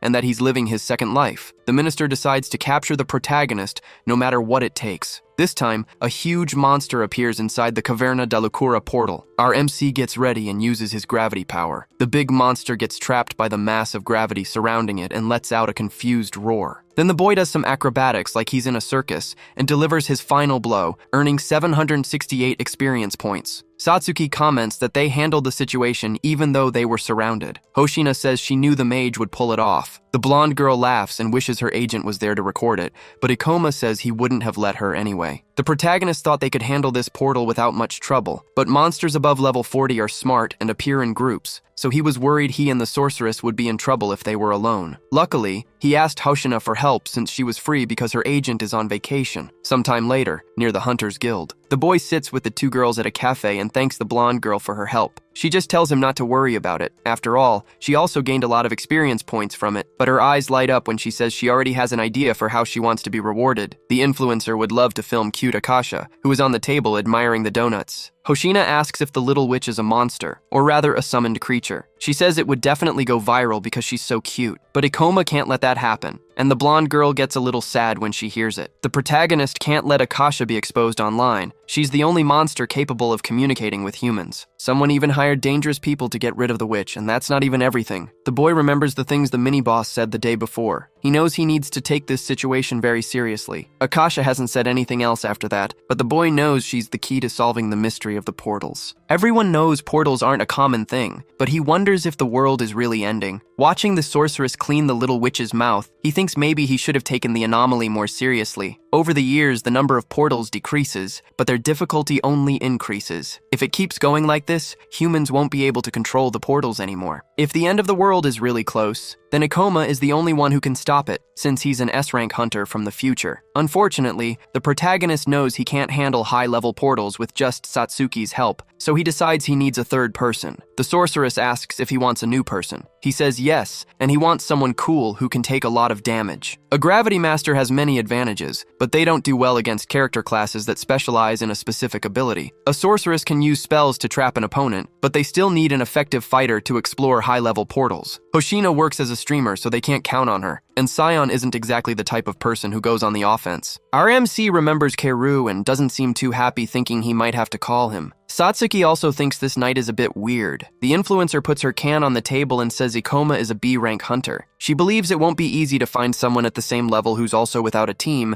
and she thinks the protagonist is being a bit demanding. The boy admits she's right, but he remembers finding someone exactly like that in his past life, even though it didn't end well. His memory takes him to a moment where he's holding a woman in his arms, asking why she used her shield on him. The woman just smiles and says she's happy her friend is safe. She tries to apologize for not staying by his side until the end, and asks him to promise to be a great hunter. The woman then says the name Ikoma Ichinose. Back in the present, the protagonist wonders if she's alive in this timeline. Suddenly, one of the girls asks if something is wrong with him. Our guy says it's nothing, he was just thinking about something. That tragedy is still 3 years away and the mage isn't sure if he should call it the past or the future anymore. After a while, they see a sign for the Hunters Guild rooms. Ikoma and his friend walk through the corridors of the guild. A girl comments that the portal she wanted to visit is already explored, so her whole trip was for nothing. Satsuki says she's never seen this person around before. Suddenly, the protagonist is shocked. He recognizes the broadsword and the extremely strong aura. He wonders if it could be the woman from his memory. The sorceress calls out to her friend, but he ignores her and starts walking. He reaches the girl and asks if her name is Mio Kagurazaka. Her face turns to look at the guy who just spoke her name. Then the grumpy girl asks who he is. Satsuki asks the mage if he knows her. Ikoma thinks he can't tell her about his past life, so he just says he heard a rumor. The rumor is about a huntress with a big sword who seems to work alone. The protagonist says he's recruiting team members and asks if she's interested in joining. The girl says it's not the first time a random person has asked her to join a team. She says her answer is no, and tells the guy to think a little. The arrogant girl asks why she would join weaklings who would only get in the way. Satsuki thinks the rude girl must be talented since her colleague invited her to the team. But she doesn't seem very nice, which makes the timid sorceress nervous. The mage stays silent and thoughtful. Satsuki gets angry and says Mio didn't need to be so rude. Mio explains she was just being clear, because sometimes people don't give up and keep insisting. Ikoma says he and his friend are almost level 50, and they've also explored B-rank portals. He comments that it wouldn't be so bad, but the rude girl doesn't seem very impressed. The girl looks to the side and seems to scoff at their achievements. She says their levels aren't proof they're actually good, and the protagonist understands that she hates the idea of someone getting in the way. Mio stays silent, but seems frustrated. Then the guy has an idea and tells her to find out if they'll get in the way or not. Our boy suggests they have a test battle in the training hall. The mage understands she doesn't want to rely on someone incapable, but he asks her to test him to find out if his skills are as high as his level. Mio glares at the guy with an angry expression. Then she tells him to stop provoking her, pushing him away. She says he's not interesting at all and walks past Ikoma. The protagonist is surprised to realize the arrogant girl didn't fall for his provocation. Mio just keeps walking away. Satsuki asks if Ikoma was serious about the test battle. She points out he could get hurt fighting someone at his own level. Most test battles are for high-level hunters to train beginners. Plus, the guild might not even allow him to fight someone he doesn't know. But Ikoma insists he wasn't serious. He just wanted to figure out why Mio didn't want to join his team. Satsuki reminds him that Mio didn't want anyone getting in her way. Ikoma agrees that's true. Meanwhile, Mio watches two friends talk about places they want to visit. Ikoma thinks there must be another reason for her behavior. Satsuki asks if they really need Mio. Ikoma explains that Mio Kagurazaka has a rare character class, End Knight. End Knights use dark attacks and focus only on hitting the opponent, even when they're in danger. This makes them the best at offense. Beyond her class, Mio is talented enough to become one of the country's best hunters, but only if she survives. Satsuki says Ikoma wants someone he can rely on. She admits she might not get along with Mio, but Ikoma tells her not to worry. He assures her that Mio is very reliable, and Satsuki decides to trust him. Later that night, in a residential building, only one light is on. Ikoma is on his computer. Akasha is next to him just watching as he uses his mouse. Ikoma remembers that in his past life, Mio Kagurazaka entered dangerous, undeveloped portals as if she didn't care about her life. She was aggressive and didn't like being with others, so she worked alone even after getting invitations from many teams. Then Ikoma thinks about the most important detail. Mio sacrificed herself to save his life. Exploring high-rank portals without a team is crazy. Things might change in the future, but if she keeps going like this, she'll end up with the same fate. Ikoma knows Mio needs company, and it doesn't even have to be him. He asks Akasha how he can convince the stubborn girl, but Akasha doesn't answer, and Ikoma calls her name. Then her eyes glow in a strange way. She looks curious as she says someone is moving the clock's hands. Ikoma asks what clock she means and what she's talking about, but Akasha stays in the same position. When she turns her face, she's back to her cute, innocent self. Ikoma smiles and says he needs to level up quickly, but he seems worried about what he just heard. Sometime later, Ikoma is back in the past. A man comments that they need a close combat class to move forward. The then rogue says he has someone in mind, but she's very stubborn, so he needs some time. He finds Mio at the guild and tries to say hello, but she just ignores him and turns her back. Ikoma is visibly frustrated by the rejection. Later, a bookstore sign is visible under a blue sky. Ikoma offers a book to the sword girl. Now it's snowing at some kind of station. The guy doesn't give up and offers her a transit card. Some time passes and now it's raining at a portal entrance. Mio asks what the cattle is doing there again, hoping he won't try to say it's just a coincidence. Our Ladino stands with his arms crossed, not looking surprised by her comment. He looks at his friends and says it's common to find many people at the mission point. Several teams are there to explore the Cave of Solitary Curses, and Ikoma Ikoma wonders if it's a good chance to observe their skills. The rain continues to fall heavily outside. Inside the portal, people are breathing heavily, like they're exhausted. Something red glows in the darkness. The protagonist looks scared, and Mio is next to him with a determined expression. Suddenly, the guy wakes up from his dream with a start. He thinks he must have fallen asleep, wondering why he had to dream about that specific thing. His computer reports a portal disaster in Saitama, and he wants to know if any monsters escaped. Security was increased for anomalies after 2 monsters escaped a high-level portal, and now there's an emergency mission. It doesn't seem like a very serious issue, but it's better to be safe since strange things happen with anomalies. So, Ikoma reads the name of this portal. His eyes widen in shock. He jumps out of his chair, realizing this portal is the Cave of Solitary Curses. He thinks this seems impossible, since this portal should only appear 3 years from now. This is exactly where Mio died in his past life. The protagonist looks very worried, staring at his screen. He looks at the news in front of him and wonders what the heck is going on. The sky is clear above the Hunters Guild. Ikoma and Satsuki are together, standing in a corner. Seeing his new look, the sorceress comments that the new clothes look great on the protagonist, and he thanks her. She says it would be nice to keep mending the tears, but they really needed new clothes. She also thanks him for helping her choose hers. She tries to say they could do that again, but he's already too busy to pay attention. Satsuki tries to call her colleague's name, but he can only think about the Cave of Solitary Curses. The boy knows this portal should only appear in 3 years, and he looks worried. This portal, which took Mio's life, is near her house, so she will certainly join the mission again. Ikoma defeated the boss back then, but he's not that strong in his current life,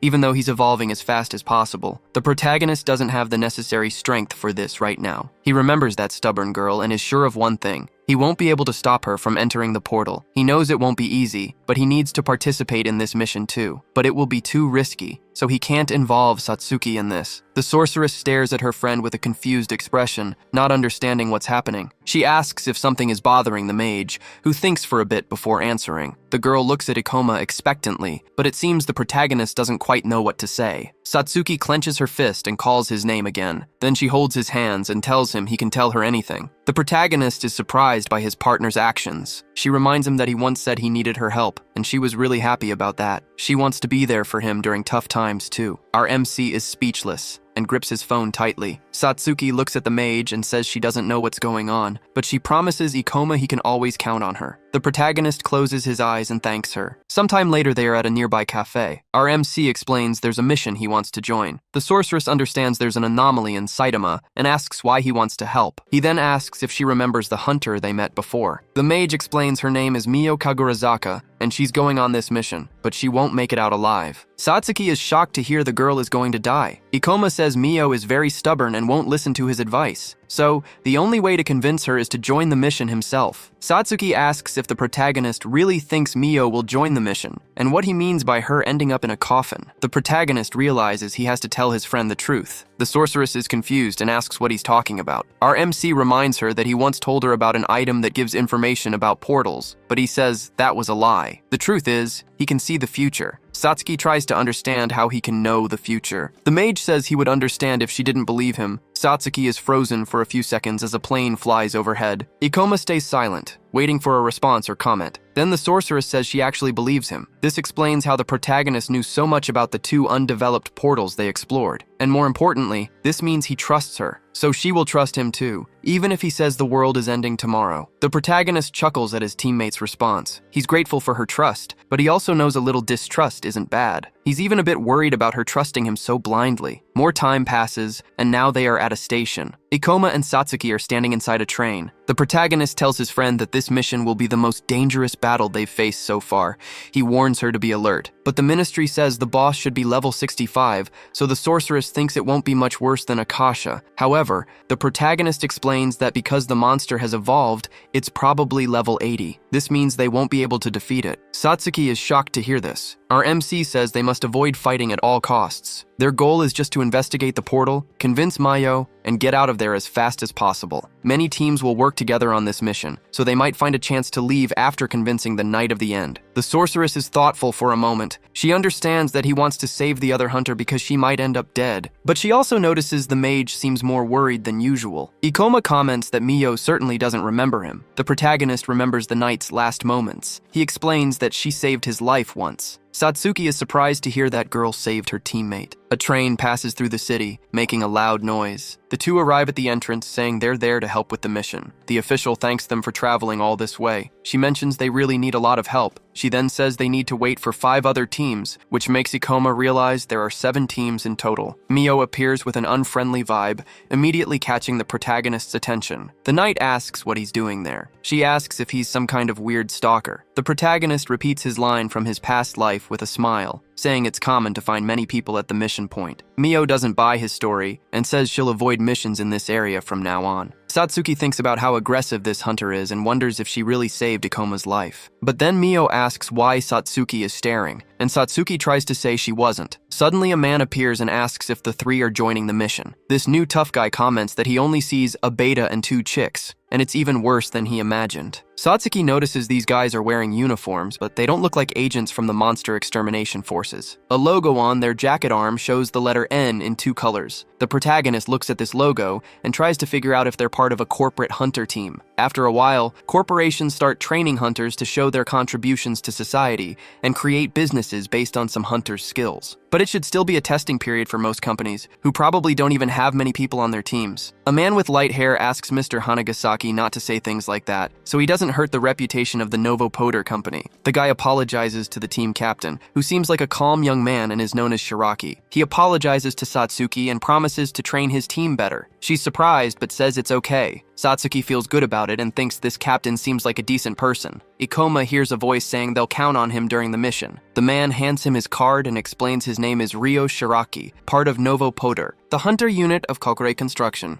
Our protagonist thinks about all his experience as a hunter. He feels like something is wrong with this captain, so it's better to keep an eye on him. Shiraki says he respects young and talented hunters like the protagonist. He then gives a suspicious smile as he tells them to do their best on this mission. Inside the Cave of Solitary Curses, 3 spider-like monsters known as cursed spiders come running and make high-pitched sounds. Suddenly, a blade quickly cuts through the air, leaving a red trail. Hanagasaki holds his weapon as he fights the big monster. He comments on the crowd of monsters, calling it quite the welcome party. Ryo remembers an anomaly happened here despite the small size of this portal, and maybe the number of monsters is part of that phenomenon. But since there are 7 hunters, he believes they can handle this situation without problems. The captain shouts for everyone else to stay calm right now. Hanagasaki uses his weapon destruction ability, delivering a powerful blow with his axe. The other team members also get ready to act. The braided girl activates her critical point power and moves onto the battlefield. Meanwhile, Ikoma notices how well these guys work as a team. It looks like the 2 strongest focus on reducing the number of monsters. Another one is positioned to handle any enemies coming from the other side. Their leader is ready to take care of anything the others might miss. He thinks the best part is that everyone fits their roles,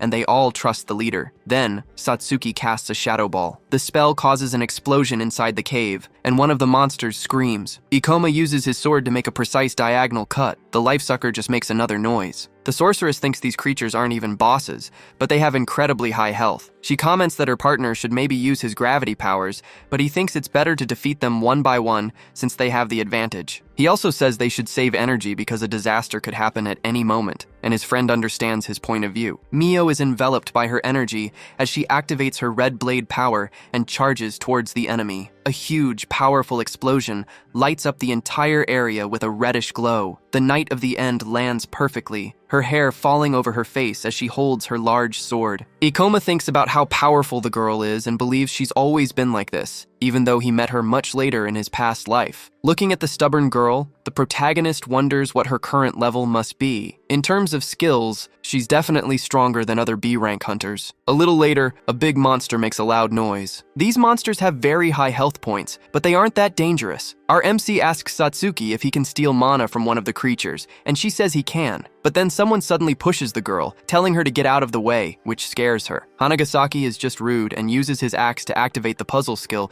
without even warning the others first. Shiraki asks if the big guy is trying to finish off all the monsters, and he says yes. One of the guys comments that he finally leveled up, and another goes to take a look. Ikoma explains that taking the last hit and getting the points when others did all the work isn't cool, but the jerk says it's their fault for being slow. Hanagasaki says it's a matter of attacking or being attacked, and that he can't leave monsters alive, but the MC knows he just wanted to steal points. The jerk says the protagonist is taking everything too seriously and that he's just a spoiled brat, exactly as he imagined. Satsuki senses a big fight might break out and insists she's fine, asking her colleague not to do anything without thinking. A hunter's greatest value is their level, and if you don't mind being an idiot, then stealing experience points is a way to increase that value. Our MC knows that being an idiot doesn't matter much because hunters rarely meet more than once. He thinks he can't count on this guy. Figuring out who he can or can't trust is more important than gaining a few experience points. The captain asks his colleague what the problem is, and Hanagasaki explains it's nothing much, just the brat being spoiled. He tells them to move on because they can't waste time with childish games, and they can't just come back empty-handed. Shiraki apologizes, realizing there might have been some kind of misunderstanding between the hunters. Ikoma thinks about how the weird guy chose to say it was just a misunderstanding, but he just comments that he shouldn't have said anything at all. The captain says he wants to make Overpowered the most powerful hunter team in the world,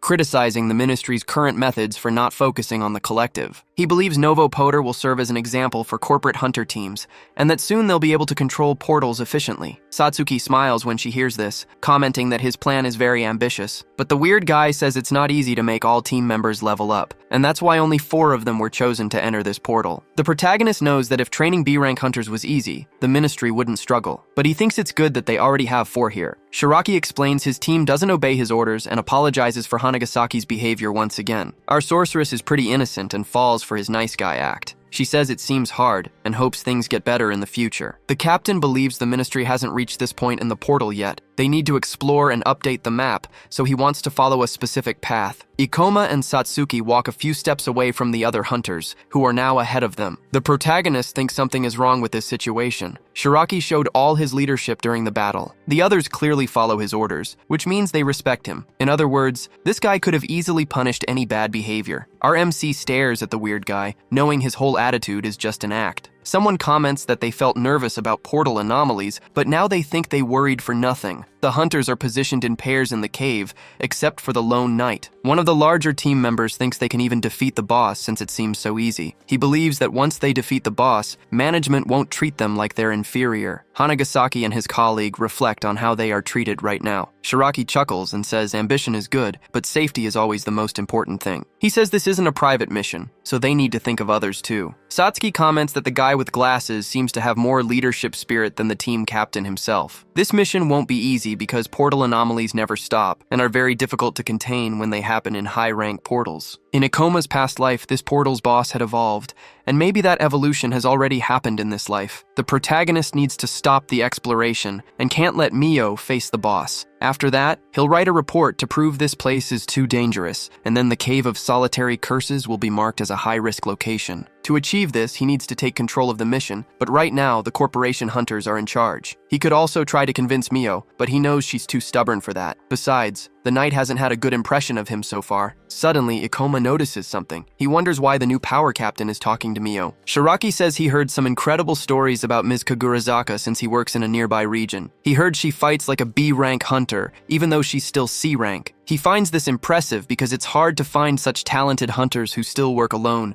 and he wanted to have this conversation for a long time. The girl isn't easily swayed. She says she won't be impressed by a few compliments and questions what the guy wants. The captain is silent for a second, then he smiles in a strange way. Shiraki invites her to join New Power and lead the team to success, saying she has what it takes to be by his side. He says if she does this, his team will be even more powerful than it is now, and he calls on her to save the country with them. Satsuki gets worried. Her friend wanted the knight to join his team, but this guy might get her first. But Mio just replies that she's not interested, shocking the sorceress because Mio didn't even think for a second before refusing the offer. Shiraki heard that the girl works alone because she doesn't want anyone to mess with her goals. But he guarantees she won't need to worry about that, promising he'll gather a group of hunters worthy of her skills. He even mentions he's a B-rank hunter and says he won't be disappointed, but Mio interrupts him, telling him to stop being stubborn. Mio repeats that she only works alone and would have handled this mission by herself if she could. She declares the conversation over. She walks past the protagonist, commenting that she's been dealing with a lot of stubborn recruiters lately. Mio joined this mission just to enter the portal, but now she thinks she shouldn't have. Ikoma says he heard that Mio always enters portals that are not for her level. Shiraki steps in to comment that facing high-rank portals alone isn't easy, and if she keeps doing it, she'll end up dying.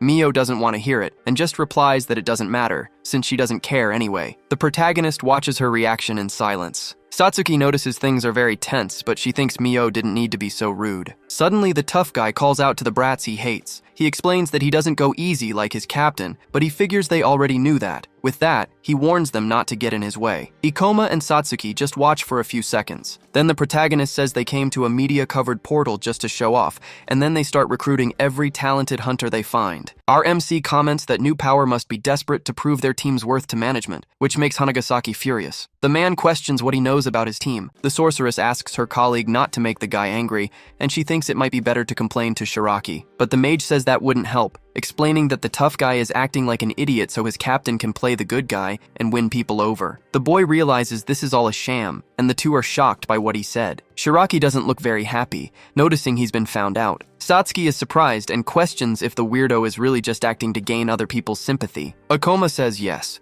and he says the team members act like idiots on purpose so their leader can come and comfort the victims. This is the sham they planned. The protagonist believes such a clueless man wouldn't take his captain seriously, but their teamwork is too good for that. Our MC comments that he doesn't care if he wants to create a script to gain an advantage in negotiations, but acting like this inside a portal can cause problems. He says it's okay to have other reasons to join this mission, but their lives will be at risk if they keep doing this. Shiraki tries to convince the boy that he just wanted them to get along and that it's just another misunderstanding, but he thinks the boy has already decided to hate his team anyway. The boy says they can get along if they stop acting, since he won't pretend to impress their boss. Then the two stare at each other in silence for a few moments, while Satsuki isn't sure what to do. Some time passes, and now the hunters reach another part of the cave. It seems the mood between them is terrible, as the silence there is deafening. The sorceress is a bit nervous and thinks her friend didn't need to say all that. Ikoma explains that the weirdo would keep making their lives difficult if things went his way, so he needed to know how he would react to his accusation. At least the man with sunglasses stopped bothering them. Shiraki thinks he's impressed, as he didn't imagine a teenager would have the courage to say all that. He also thinks the young man seems experienced and deserves the B rank, even though Shiraki didn't pay attention to him earlier because he was far away and had a strange class. The captain didn't see the protagonist's skills because he wasn't trying that hard earlier, but the boy is brave and might have another objective. Anyway, this is a great chance to level up and build a reputation, so the leader can't let a brat ruin his plans. Meanwhile, Ikoma thinks they shouldn't be fighting among themselves, and that's pretty bad. Suddenly, everyone hears a noise,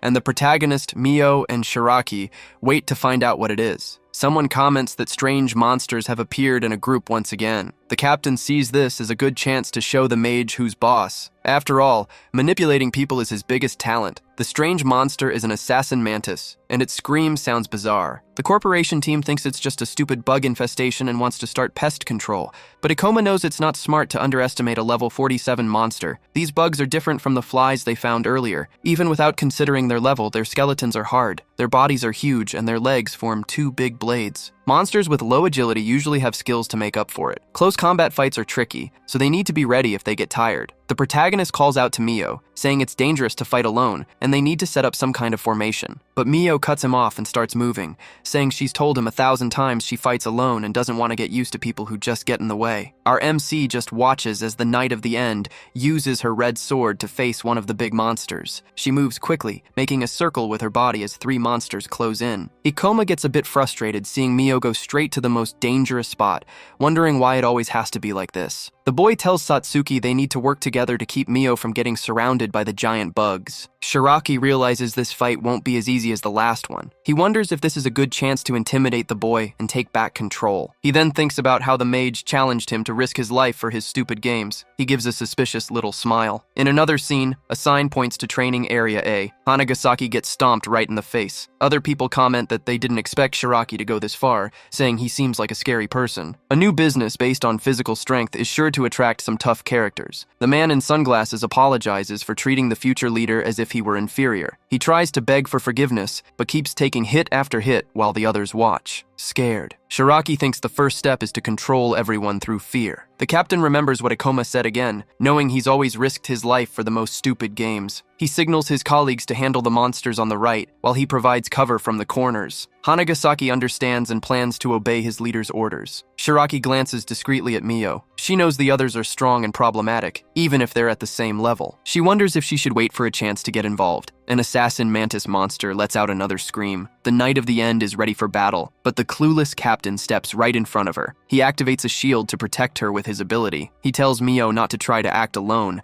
saying he's there to help, but Mio says she simply hates being interrupted, and the jerk even gives a little smile when he hears that. With that, Shiraki takes the center position and wonders if he should stall because of Ikoma's condition. The protagonist dodges a blow from one of the monsters. Satsuki launches one of her fireballs again. The insect gets rattled by the explosion. Our guy shouts that his friend did a great job with her spell. Then he reverses gravity, moving past the monster with impressive speed. Now the boy is standing upside down on the cave ceiling. He activates his powerful meteor fall, dropping hard on the enemy and destroying everything in his path. The sorceress thinks her partner is using more mana than he usually does, which means he wants to end this fight as fast as possible. Ikoma knows he can't trust the other team and needs to stop Mio from messing things up, so he wants to finish this fight quickly, even if he has to go overboard. A mantis appears, making a slightly quieter noise than usual. The protagonist realizes these monsters are pretty tough, unfortunately. Shiraki watches the guy from behind with a strange look. The captain didn't know there was a character class capable of such strong and unpredictable attacks. He thinks he needs to keep an eye on gravity masters, but then he realizes he doesn't need to watch the class, but the boy who perfected his skills to create incredible movements. The weird guy knows this mission could define the future of new power. He tries to understand what his boss meant by scaling back the Hunter project. He remembers being in the office when the man in the suit said not everyone is so optimistic. The former vice president didn't believe in training hunters. He also says that even Shiraki himself complained his hunters weren't evolving much, but he explains they won't end the program completely. Today, the leader thinks he has to leave his mark on this place. It's a B-rank portal with an anomaly that could cause a great disaster. He can't let a kid take the lead on this mission, so he calls his colleague Amamiya. The captain knows that if things keep going like this, the battle will end soon. He asks the girl to injure the mage in a way that looks like an accident. She is shocked when she understands the order she just received. Anyone would feel scared if attacked from a blind spot. Shiraki wants to show how far he's willing to go to make the guy obedient. Amamiya realizes her leader seems to be taking this very seriously. The girl slowly approaches her target. Ikoma keeps fighting the monsters, showing he's a skilled and efficient hunter. The protagonist warns everyone they need to finish this battle, and the girl with purple hair gets closer to him. She hopes the guy doesn't take it personally, since he could end up in a ditch if he doesn't follow his captain's orders. She figures if she aims for his shoulders, it won't cause too much damage. Our boy realizes what's happening just in time. Amamiya activates her target shot ability, which forms a bright light on her weapon, trying to hurt the protagonist. Ikoma realizes this isn't just a simple accident that can happen while covering allies. The girl's eyes are aimed right at him, but the monster is also ready to attack. Focusing on just one of them will leave him defenseless against the other. At that moment, the guy seems to realize something and gives a small smile. He advances against the big insect and delivers a fancy move. Then a strange hand quickly approaches. Amamiya is completely wrapped by shadow hands, which hold her in place. She thinks the mage blocked her attack, but the boy thanks Satsuki for her help. Our boy already knew his partner was acting to defend both of them. The sorceress is really mad and asks the braided hunter what's going on. The girl tries to explain she still had a chance to dodge the mage and was just trying to help. Shiraki wonders how that's possible, since the two reacted instantly without even thinking twice. He can't even imagine what kind of hell they went through to get to this point at such a young age. Then one of the monsters starts moving. Ikoma calls out the hunter who just tried to hit him. He tells her not to drop her guard in the middle of a fight, which makes the girl a bit embarrassed. The creature's paws glow with blue energy. The monster activates an ice needle ability. Amamiya gets hit and drops her sword. Shiraki gets frustrated, realizing he underestimated these monsters because he didn't know they could use magic too. He thinks he made a big mistake by getting the other hunter involved in this mess. The leader tells Sawai to use white magic to heal Amamiya and asks Hanagasaki for support, but the guy with sunglasses is already busy fighting other monsters. Suddenly, Ikoma jumps into the fight and blocks an insect's attack in front of the guy. The protagonist tells them to save their surprise attacks for later, saying he'll handle this monster. Then he tells the guy to hurry up. The guy doesn't question it and runs off to try and fix things. Shiraki watches all of this from nearby. He doesn't look happy with how things are going. Sawai's sword glows as he uses his white magic over Amamiya. Our MC announces he's finished everything there, and he's now leveled up from 49 to 50. Meanwhile, Mio uses her glowing red sword to strike an opponent. She finishes off another bizarre monster. Ikoma notices the night is also done, and Satsuki comments that he didn't need to save those idiots. The sorceress questions how they dare to do something like that in the middle of a battle, since just one wrong move could be disastrous. She says her friend could have ended up dead, and the two members of the other team get a bit awkward hearing that. Shiraki tries to blame it on a misunderstanding again, saying Amamiya was clueless, but the protagonist tells him to stop lying. The guy asks if Shiraki really thinks he's still fooling anyone. He comments that the other three team members aren't as cold-blooded as Shiraki. Our MC knows they caused a mess, but also lost control, so he might be able to take charge and go home. The guild will update the difficulty level of this portal, and after they return, Mio won't be able to enter it anymore. It seems Amamiya's injuries can't be treated with just white magic, and Ikoma doesn't trust them either. The protagonist says he had to spend a lot of mana in the last battle because of someone's instructions. He believes Shiraki is desperate to build a reputation, but it has nothing to do with this, and says the mission investigation will end here. But Mio, of course, says she'll continue the mission even if she's alone, and she doesn't care about their stupid fights. Our MC only went there to stop the night from continuing, but her willingness to face danger might make her actually go on alone. The girl explains she doesn't want people getting in the way or people without initiative, and she already planned to explore alone if it weren't for the restrictions. So Ikoma decides to reveal why she doesn't like working in groups. He asks if it's because she lost her friends, which shocks Mio. Satsuki doesn't even have time to react when a blade cuts through the air quickly. The knight holds her sword to the protagonist's neck, clearly affected by what she just heard. She asks where he heard that, her voice full of anger. The protagonist stays silent, waiting for the hunter's next move. Then she makes a sound of frustration and lowers her sword. She tells the others they can leave if they think it's best, but she'll do what she wants, and the alliance is over. Ikoma tries to get the Knight of the End's attention, but she ignores him and keeps walking alone. Shiraki is upset to see her go on alone, especially since they're already at a disadvantage. In his past life, the protagonist heard a rumor about Mio after she left. He knows it's useless to convince her, but he can at least protect her. He tells his teammate they'll keep following the Knight of the End for now. If things continue like this, what happened in the past will repeat. Suddenly, Shiraki interrupts them, looking like he wants to say something. He explains they shouldn't separate, because Amamiya won't be able to move soon. With everything that's happened, if they split into groups, the investigation mission will collapse. But the mage believes they have a chance if he can keep this fake guy under control. Despite this, Shiraki can only think about how that crazy girl might die alone if she wants to.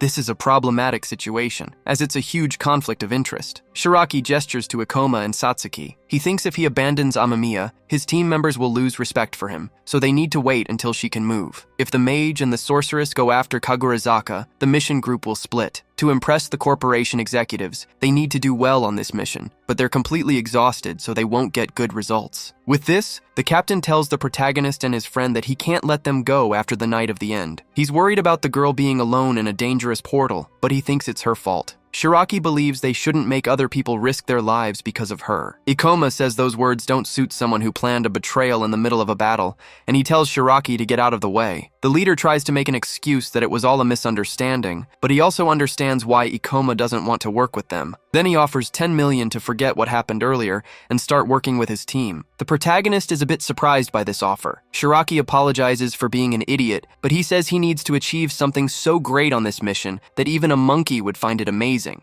He knows the protagonist doesn't even know the knight well, and he says even he wouldn't have a reason to support such an arrogant person. Hanagasaki thinks 10 million is too much money, but his leader explains that's the value of this mission and of the protagonist. A hunter unit is a military power that a corporation can fund, and it can generate immense power. Kokure is a source of money and a sign of trust, and the captain knows he can't lose that. Even if he has to spend his money, it's still a low price to pay for so much. Shiraki says he's intrigued by Ikoma Ichinose's skills, and he wants to work with him even after this mission ends. Even a genius knows their limits when working alone, so the crazy guy invites the protagonist to create a national organization. He says the protagonist will earn double his salary and up to 10 times more if it works out, but he's interrupted when the protagonist refuses. Our mage comments that he's not interested in him or in being part of a corporate team. Shiraki is confused and shocked by his answer. Ikoma tells him to get out of the way again, because he's going after Mio. He suggests the team return after Amamiya fully recovers. The captain repeats that the protagonist would get 10 million just for obeying him on this mission. He asks if that amount isn't enough, offering double or even triple the money. The protagonist explains he just wants to test how far he can go on his own, and he's not interested in money or corporations. Our MC doesn't want to waste any more time, and he's ready to use force if needed to keep moving. Shiraki smiles and says he'll just leave him alone then, but he asks if the girl in the back would be able to fight him. He says the protagonist can go ahead if he doesn't mind going alone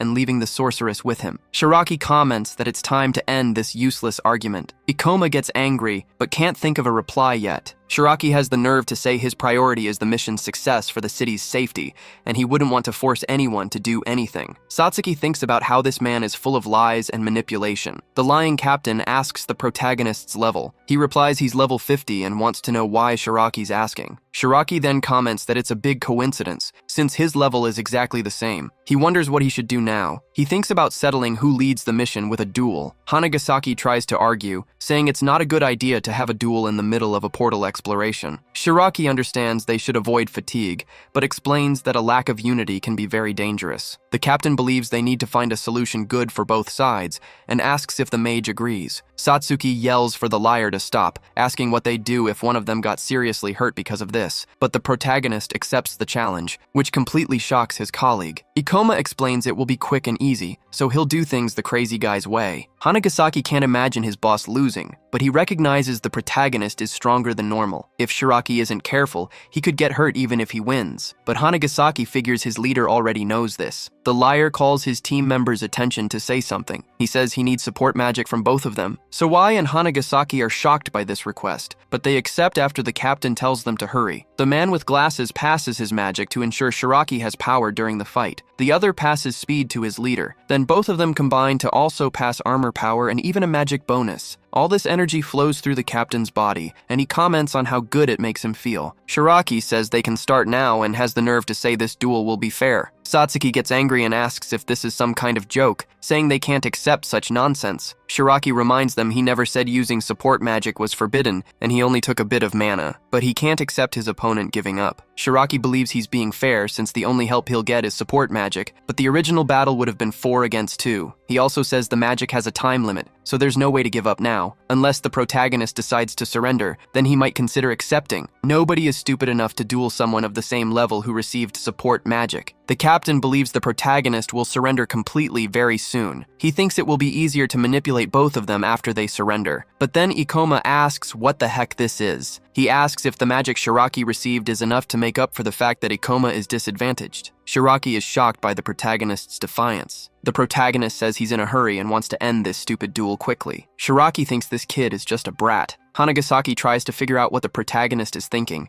wondering if he believes the captain will give up if he acts so confident. He knows that provoking his leader by acting superior will make him relentless. Ikoma understands his opponent's class from his abilities, realizing he's a paladin. This class suits a leader who can fight and defend at the same time, with strengths and stable foundations and various offensive and defensive spells. But these class characteristics aren't present in him right now. Shiraki says he'll ask one more time if the protagonist really won't surrender. Shiraki smiles, knowing it's better to surrender than to end up completely beaten. But the protagonist just asks them to start fighting, which surprises Shiraki. Our MC comments that Shiraki doesn't want to lose his support magic, and he doesn't want to hear any excuses after the duel. Shiraki is silent for a moment, then he calls his opponent an idiot. He runs like a maniac towards the protagonist, filled with rage. Satsuki notices that Shiraki is even faster than he imagined. The captain raises his sword and prepares to deliver a powerful blow. Suddenly there's a big explosion, creating a dust cloud that prevents others from seeing what's happening. Ikoma slides across the ground from the impact of the attack,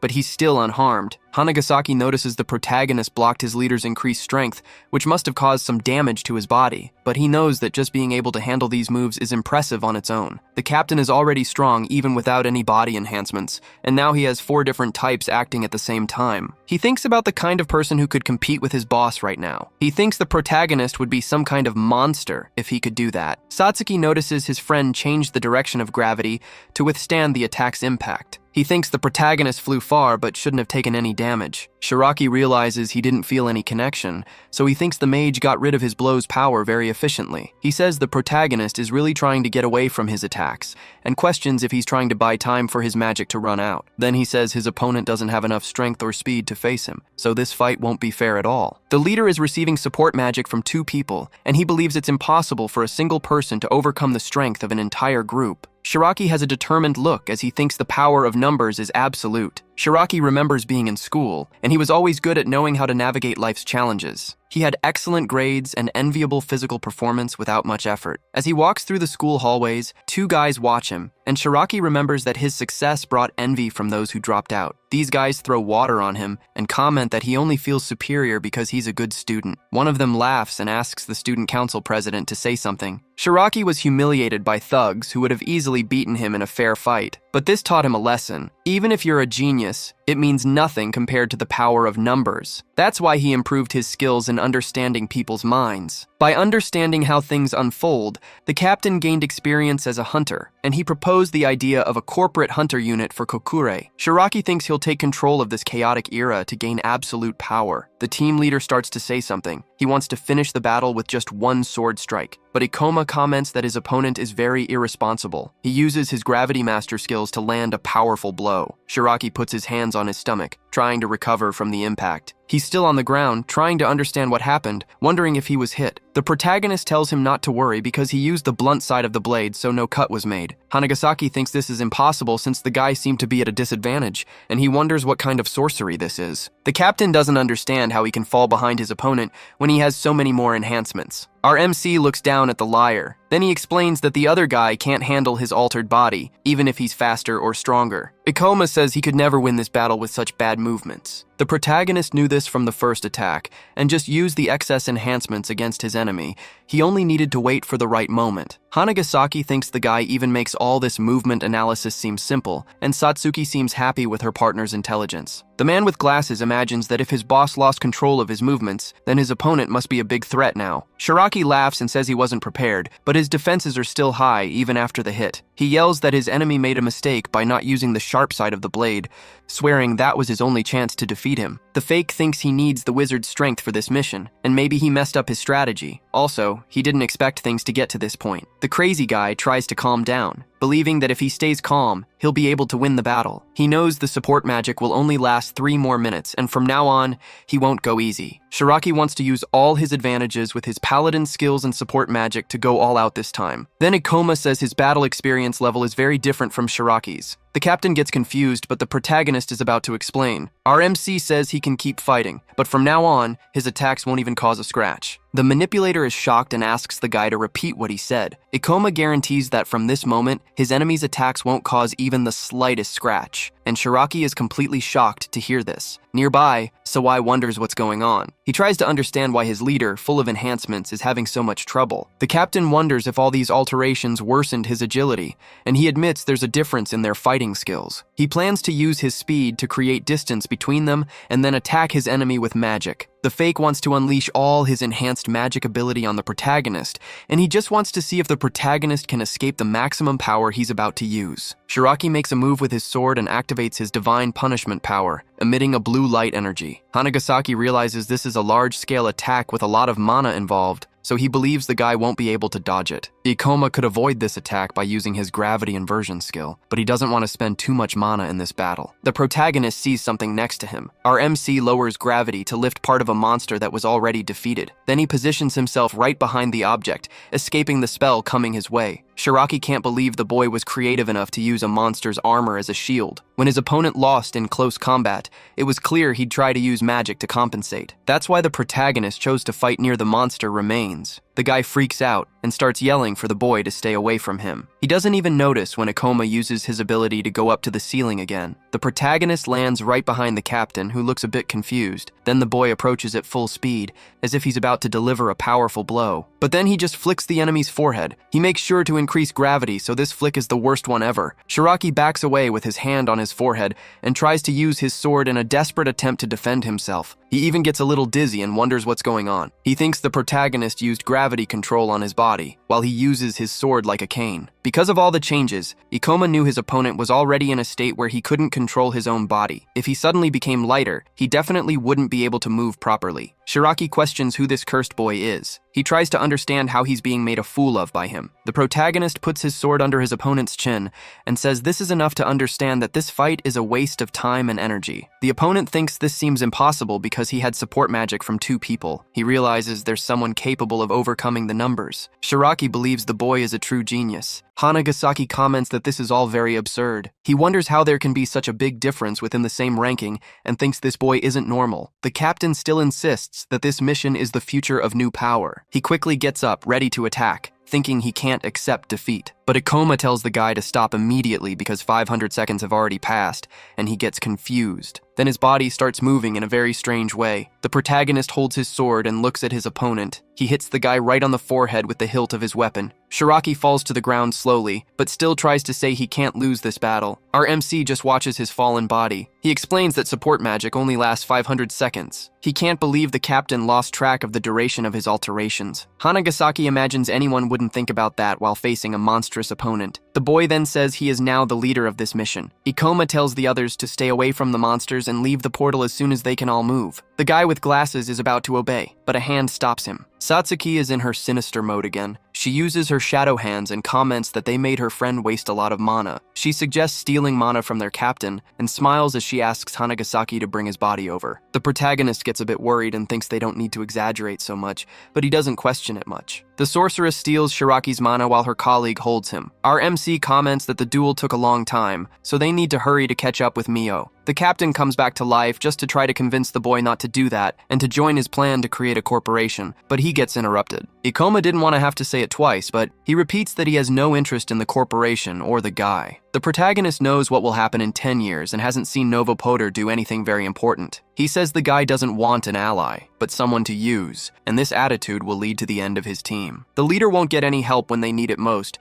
because their relationships are so superficial. Our MC tells him he needs to change that mindset. Shiraki is paralyzed and speechless. Some time passes. Now the MC walks through the cave with his friend, who comments that the fake captain even gave a surprise attack order. Satsuki thinks the captain didn't deserve any consideration, but the mage says there's no need to create unnecessary resentment towards these people. He also thinks about something else while walking. He remembers a dangerous scenario with a stone path suspended in the air. His old teammate says if they go forward, they might not have enough mana to return. Ikoma shouts that he still has plenty of mana, and if he covers his friend, they'll make it. The protagonist thinks he's the only one in the group not gaining more experience, and now he's not even helping anymore. If things continue like this, there's no reason for him to stay on the team. Back in the present, the MC explains that he also rushed without thinking about others around him, and maybe that's why he doesn't see it as such a big deal. Satsuki is a bit surprised by this revelation. She promises to stay by his side no matter what, and the mage gets a little awkward but thanks her. The MC thinks that if things are like his past life,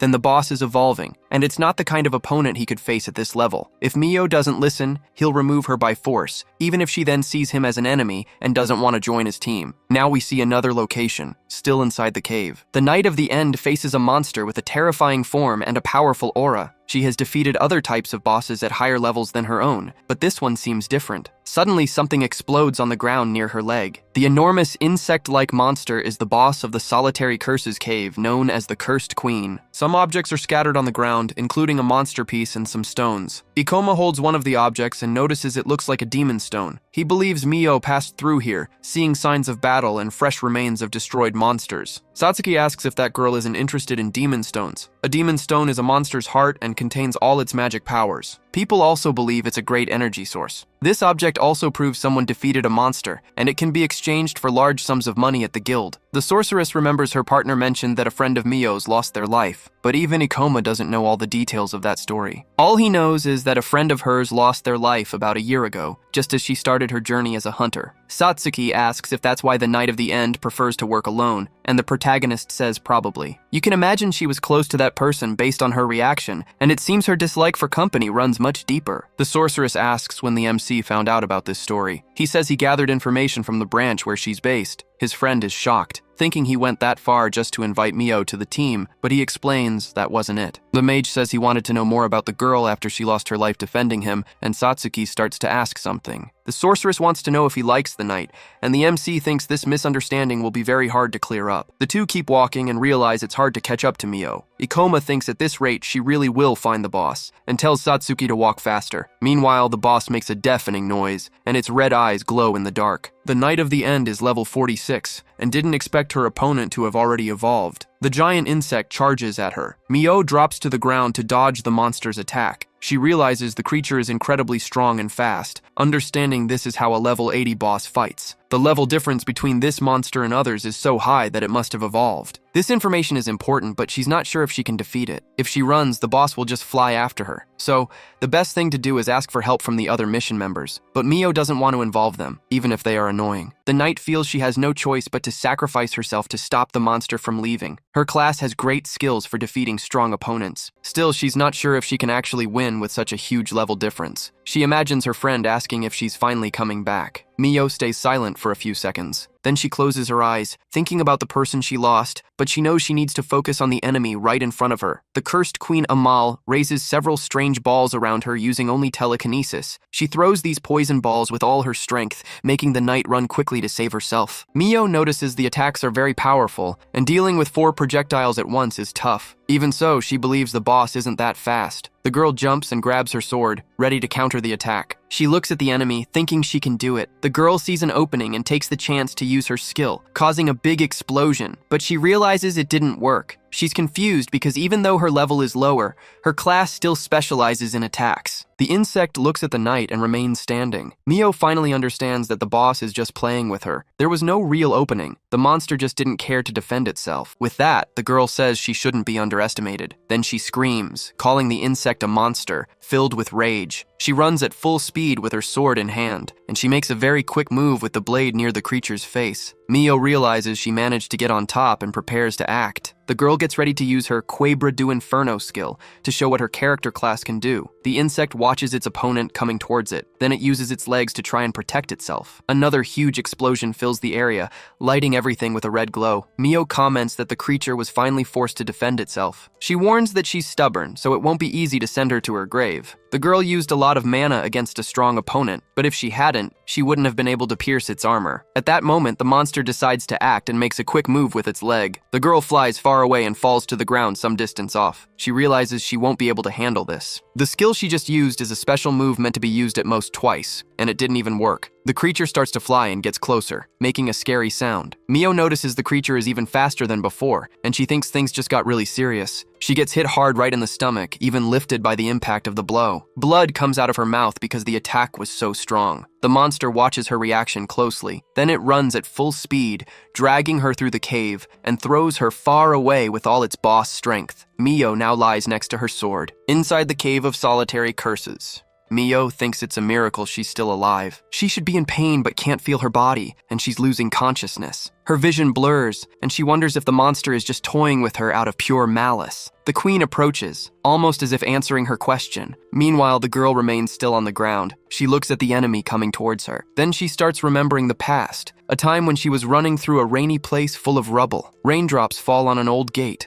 3 officers arrive, and one stands with his back to her. Mio watches this scene with a shocked expression. Tears mix with the raindrops running down her face. One of the guards asks what she's doing there, since monsters are probably still around because of the flood, but she just begs to enter the place, saying it's her home. The man is surprised to hear this. He gets worried seeing her approach the gate, and he gets a bit desperate, telling her to wait. The officer shouts that she shouldn't see a scene like this, and Mio seems shocked again. She looks at a dark place all stained with ketchup and can barely believe what she's seeing. She calls out for her parents without much hope, seeing the remains of what looks like a true massacre. Mio thinks about these cursed monsters. She knows they always steal everything precious from her, so she gets furious, and her power starts flowing impressively through her body. The insect tries to attack, and then something big explodes right in front of it. The Knight of the End now stands, and she says the monster dropped its guard because she wasn't moving. Her eyes are black because of her demonic aura ability, which lets her move freely by replacing low energy with mana. Mio explains that a Knight of the End can keep fighting as long as they have mana thanks to this ability. She also mentions she's really stubborn.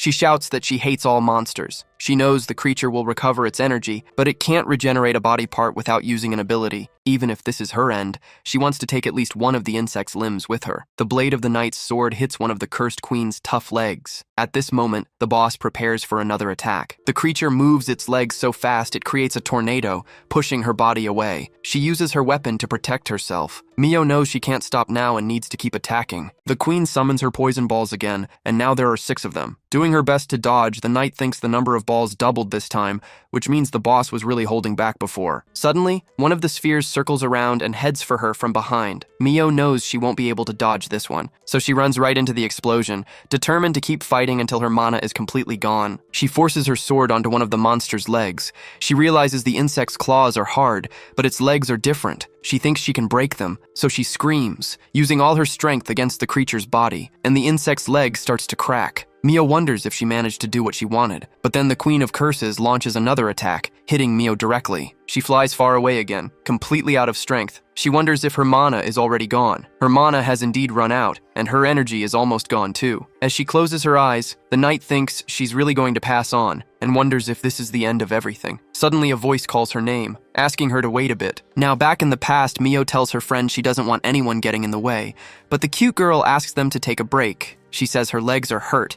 The knight says she'll go alone if her friend keeps being an obstacle since she plans to finish off all the monsters, but her friend calls her name again. The young woman speaks in a way Mio can't ignore, so Mio asks what's wrong. Her friend now looks strange and asks why she's still alive if she died because of Mio. The cute, scary girl says Mio's name once more. She holds Mio's face and asks if the knight is finally going to pass to the other side. Back in reality, Mio has her eyes closed and answers yes, she's going to pass on. The giant insect approaches to deliver its final attack, but then several shadow hands grab it, holding it in the air. Satsuki warns Akoma that she won't be able to hold it for long. The protagonist praises his partner's work. Mio looks surprised as she looks up. She sees the guy standing right beside her with a determined expression. He activates his Grante power to deal with one of the poison balls coming his way. Ikoma grabs Mio, using the impact of his own attack. The 3 of them position themselves right behind a rock for protection. Our protagonist thinks there are luckily many blind spots there. Satsuki comments that the rescue worked perfectly. The sorceress notices how beaten up the knight is and worries about her injuries. She believes they need to take her to a healer soon, or something very bad could happen. Meanwhile, the queen tries to stretch her body. She makes a straining sound as she breaks all the shadow hands holding her. Mio thinks they can hide for now, but they need to escape this thing. The guy says it will be difficult because this monster is very agile. Our guy looks at the creature's strong legs and notices one more thing. As soon as it lost sight of its opponents, the boss went back to guarding the entrance, which means it's also smart. The knight asks why they even came here, since they can't handle this monster. Akoma gets frustrated, remembering that they were supposed to say that. His plan was to stop the girl from getting to this point. Mio's energy and mana are both too low. It's a miracle they even made it here in time. The level difference between them and the monster is huge, and its defense is too high. Defeating it seems impossible. The protagonist suggests distracting the queen while the other 2 escape, but the knight says she won't let that happen. She doesn't want to use him as bait. Mio says no one will miss her since she has no family or friends. She's not sure if she's ready for this, but she doesn't want anyone to end up in a grave because of her. She begs them to let her stop that from happening. Ikoma finds her confidence incredible, even though she's hurt. He decides he needs to take advantage of her pain for now, and just says he understands. The protagonist assures her he won't stop her, and she seems satisfied to hear that. Then the guy decides they need to take down the monster together. It looks like this is the only option. Satsuki is shocked and tries to understand what her partner is planning. She argues that they can't make the girl fight because she's already too injured. Our MC tells his friend to restore her mana. The sorceress counters that she can't restore her health too, and it will still take a while, but the boy just says he'll buy them time for that. Ikoma thinks this will be the end of his nightmares. This time, he'll finish off the monster before it takes anyone's life. The cursed queen prepares to launch more poison balls at her enemy. Mio notices there are even more balls this time. Maybe the boss wasn't really taking their fight seriously before. She realizes this creature sees a guy 30 levels below it as a threat. The protagonist runs around, yelling that the bug can't just throw these things at him and expect to hit him. The knight thinks the guy is an idiot for not backing down, wondering if he's crazy. Our MC dodges 3 poison balls coming at him at full speed. These spheres hit the cave wall, causing a huge explosion on impact. The mage looks at the cursed queen in front of him. He thinks about how he's been reliving his battle with this boss for all these years. The big bug gets angry and lets out a scream. Ikoma jumps high, holding his sword with one hand. Then he strikes, full of the fury he's felt for so long. This confuses the creature. It doesn't even know where the protagonist is anymore. Mio comments that this guy is incredible and wonders if he's really just a B-rank hunter. Even after all that, the enemy has lost little energy so far. Its defense is very strong. Even if they manage to deal some damage, its automatic regeneration ability cancels out all the effect. Instead of many small hits, they need one powerful blow. Mio thinks she only has one option, to use that power, and says she'll help. Satsuki says she hasn't restored all her mana yet, and doesn't believe Mio can help in this state. But Mio explains that the guy won't last much longer. The knight knows what she has to do now and says she already has enough mana for it. At that moment, the girl activates her demonic aura ability. She tells the other not to worry about her body's condition. The sorceress is shocked to see this power. The girl explains it's unique to the Knights of the End and lets her go beyond her physical limits. She believes Ikoma made her partner restore her mana precisely so she could use this ability. Mio needs to maintain the aura, but just doing that uses mana. A single move will decide the entire battle. The girl imagines her friend calling her name and asking if she'll be okay, since she hasn't relied on anyone's help since she left. She closes her eyes for a moment and apologizes to her friend Momone. She explains that these people trust her and are risking their lives. Mio knows she can't lose this fight. The Cursed Queen quickly approaches Ikoma. Satsuki throws a shadow ball while the knight uses her red blade ability. The girl tells the protagonist he seems to know a lot about her class,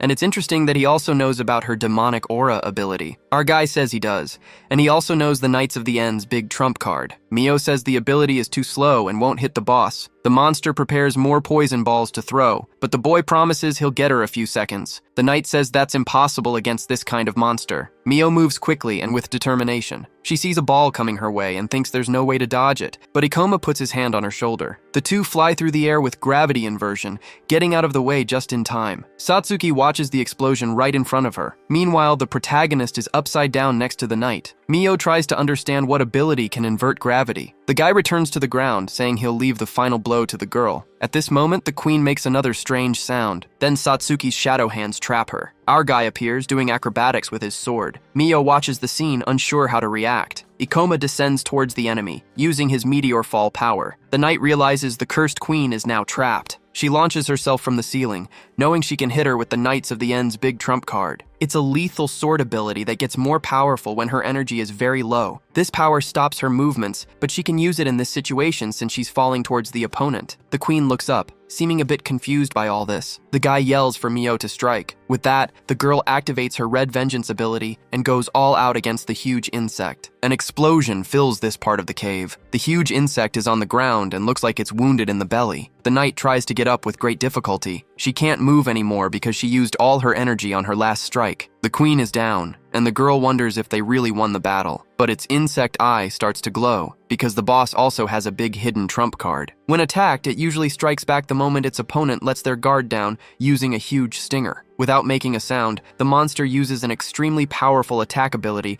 called Final Shot. All three are completely shocked by what the monster is capable of. Mio realizes the sting is coming right at her. She thinks this is the end for her. Suddenly, Ikoma positions himself in front of the knight, ready to defend her. The protagonist thinks he needs to aim for the tip of the object and change its path. He also remembers to adjust the weight of his blade. The tip of the sting clashes directly against the tip of his sword. He raises his weapon, getting ready for the next part of this battle. The queen seems confused once more. Our MC thinks about this cursed ability. He says it's marked in his memory forever as he raises his sword again. The boy makes a quick move with his blade, leaving a purple trail in the air around him. A magic circle appears right below him and his disgusting enemy. Ikoma shouts that this will be the end of all this misery. He activates his Grante power, using all his strength in an attack that lights up everything around him. He defeats the boss and levels up to 58. Satsuki celebrates that they actually managed to defeat such a high-level monster. The protagonist feels relieved, since he wasn't sure if they could handle this battle with their current levels. He is happy to have saved the knight's life this time. Mio's departure was one of his biggest regrets in his past life, and it's also why he dedicated himself so much to being a hunter. Meanwhile,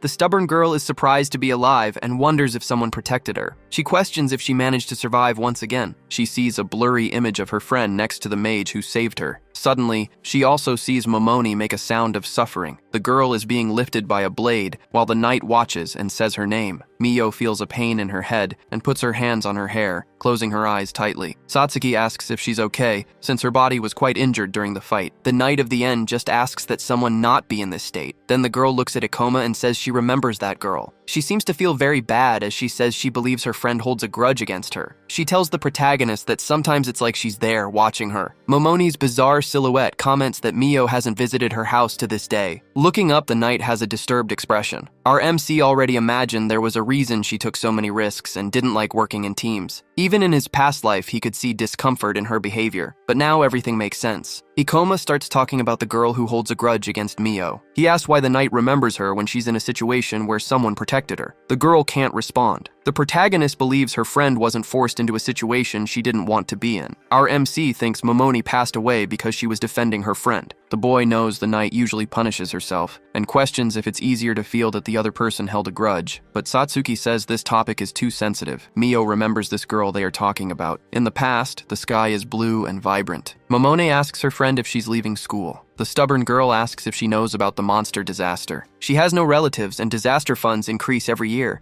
but the money rarely reaches those affected. That's why she wants to be a hunter. You don't need a degree, and she doesn't have money to keep going to high school. Momoni shouts that she'll become a hunter too. She seems determined and shouts that she won't give up on her friend. Mio is a bit surprised to hear this and asks her to repeat what she just said. Sometime later, they are exploring a dark portal together. Momoni asks the other to wait because they should be heading back. Mio shouts at her to stop, saying that's not how a hunter acts. The knight tries to say she'll go on alone from this point, but her friend tries to stop her and holds her hand. She believes the girl is being irresponsible because she lost her family, and she can't leave her behind like this. Mio stays silent for a moment as the wind blows her hair. More time passes. Now the stubborn girl tells her friend to hold on because she'll get her out of this place soon. The knight carries the girl on her shoulders, facing a snowstorm. Momoni just says she's happy to see her partner is okay and tries to talk to Mio in her last moments. Back in the present, the young woman is kneeling on the ground, still trying to convince herself that her friend holds a grudge. Ikoma explains that she shouldn't twist the feelings of those who are no longer here,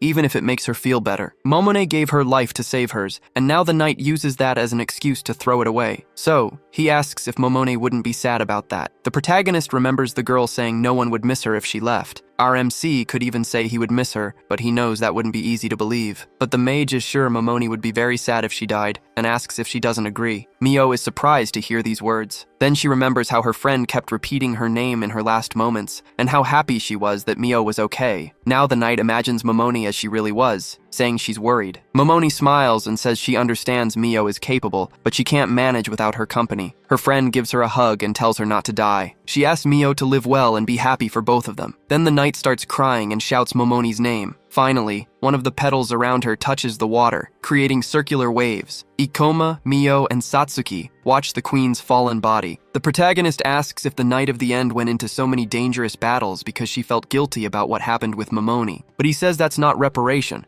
because if she keeps acting so irresponsibly, she'll end up dying. The young man kneels and says he wants to ask one more time. Then he asks the girl to join his team. Mio is still a bit in shock from everything that happened. She asks for some time to think, since she doesn't want to act impulsively. The boy says it's okay. Until now, they were lost at sea, but they finally found a sign of land in sight. The three walk through the cave, finally heading home. Mio apologizes for not being able to move when her energy gets so low, but the boy tells her not to worry about it. Satsuki doesn't seem very happy with the situation. From Satsuki's perspective, the two look like a couple in a romance story. So the sorceress offers to carry the knight, which leaves Ikoma a bit confused. The protagonist thinks things would be much easier if they could find a way to restore energy as well. Our MC was sure he could explore portals below A rank, but many strange things happened every time he tried to do that. The boy thinks about someone who uses healing as a secondary skill, or a reusable healing item, even if the effect is weak. He knows they need at least one of those. Mio comments that she's always acted alone, and it's been a long time since she had to rely on anyone else. But she confesses it was a pretty cool experience. She thanks the mage for what he did. It seems Ikoma was able to return the favor for what happened in his past life. The protagonist imagines himself facing his older self. Then the adult mage looks toward his younger self, and his current self smiles at his past self. Their hands get close and almost touch. The next day, back in the city, the boy is sitting at a cafe across from Satsuki and next to Akasha. The sorceress asks if Mio has contacted him since what happened in the last portal. Ikoma seems a bit frustrated when the topic comes up. The protagonist puts his phone on the table, and Akasha watches with curiosity. Messages show he hasn't gotten a reply, and his call was completely ignored. Satsuki is surprised to see the knight is ghosting him, and Ikoma thinks she won't join the team. Our MC knew Mio was stubborn,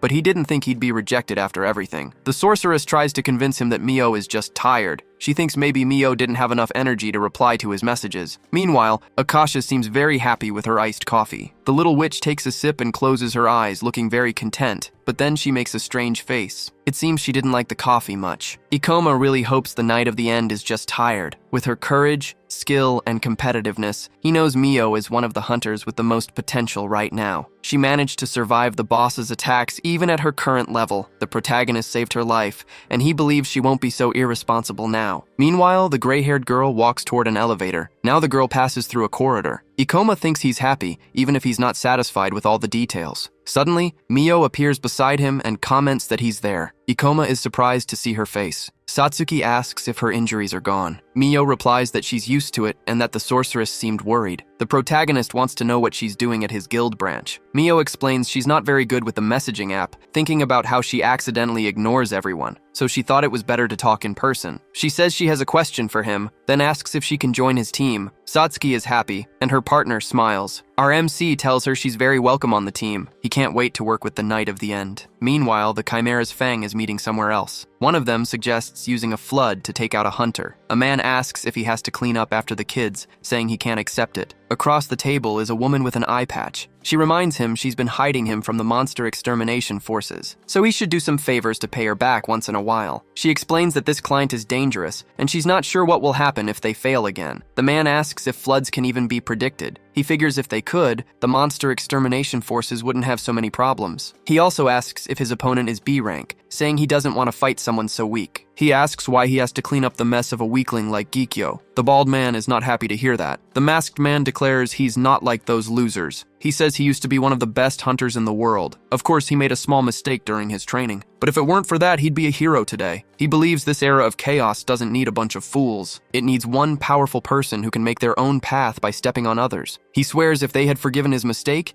he'd be risking his life to protect the country. Eris thinks to herself that she hates this idiot. The masked man says he has his own standards and isn't like those sewer rats. If they're leaving this task to him, he doesn't want anyone else getting involved. The man points to Ikoma's picture on the paper. He says he first needs to figure out if he can really take out this kid. Only after that can he finish him off. Back at the Kirinami Guild branch, someone congratulates Satsuki. The receptionist says her results are in, and her promotion to B rank is approved. Our sorceress is thrilled to find out she's been promoted. Even with some regional variations, B rank hunters are in the top 1%. She can't believe she's now part of this special group. Ikoma also congratulates her, praising his partner for doing so well. Her teammates might be ahead, but she feels like she's moved forward at least a little bit. She remembers when the protagonist carried the other girl. She thinks she needs to improve because she can't lose the competition for his heart. Mio comments that it was obvious her colleague would get promoted, so there's no need to make such a big deal about it. Satsuki's level surpassed her class average a long time ago. The knight says she only had to surpass the weaklings of Kirinami, so it would be hard to fail since evaluations are regional. This makes the sorceress apologize for getting so emotional. She thinks the other girl is really harsh. Our MC says Mio doesn't need to put her friend down. Mio explains it would be a problem if Satsuki got too carried away. But then the tough girl admits this achievement is actually very important. She asks Satsuki to come with her somewhere, which leaves Satsuki a bit confused. Ikoma comments that the knight prepared a gift for the sorceress. He finds it funny that Mio criticized Satsuki's reaction after working so hard on the gift, but Mio explains that celebrating friends' achievements is important. The protagonist thinks the knight is very thoughtful, and he didn't even prepare anything. Mio says this is just for saving her life earlier. Despite her tough attitude,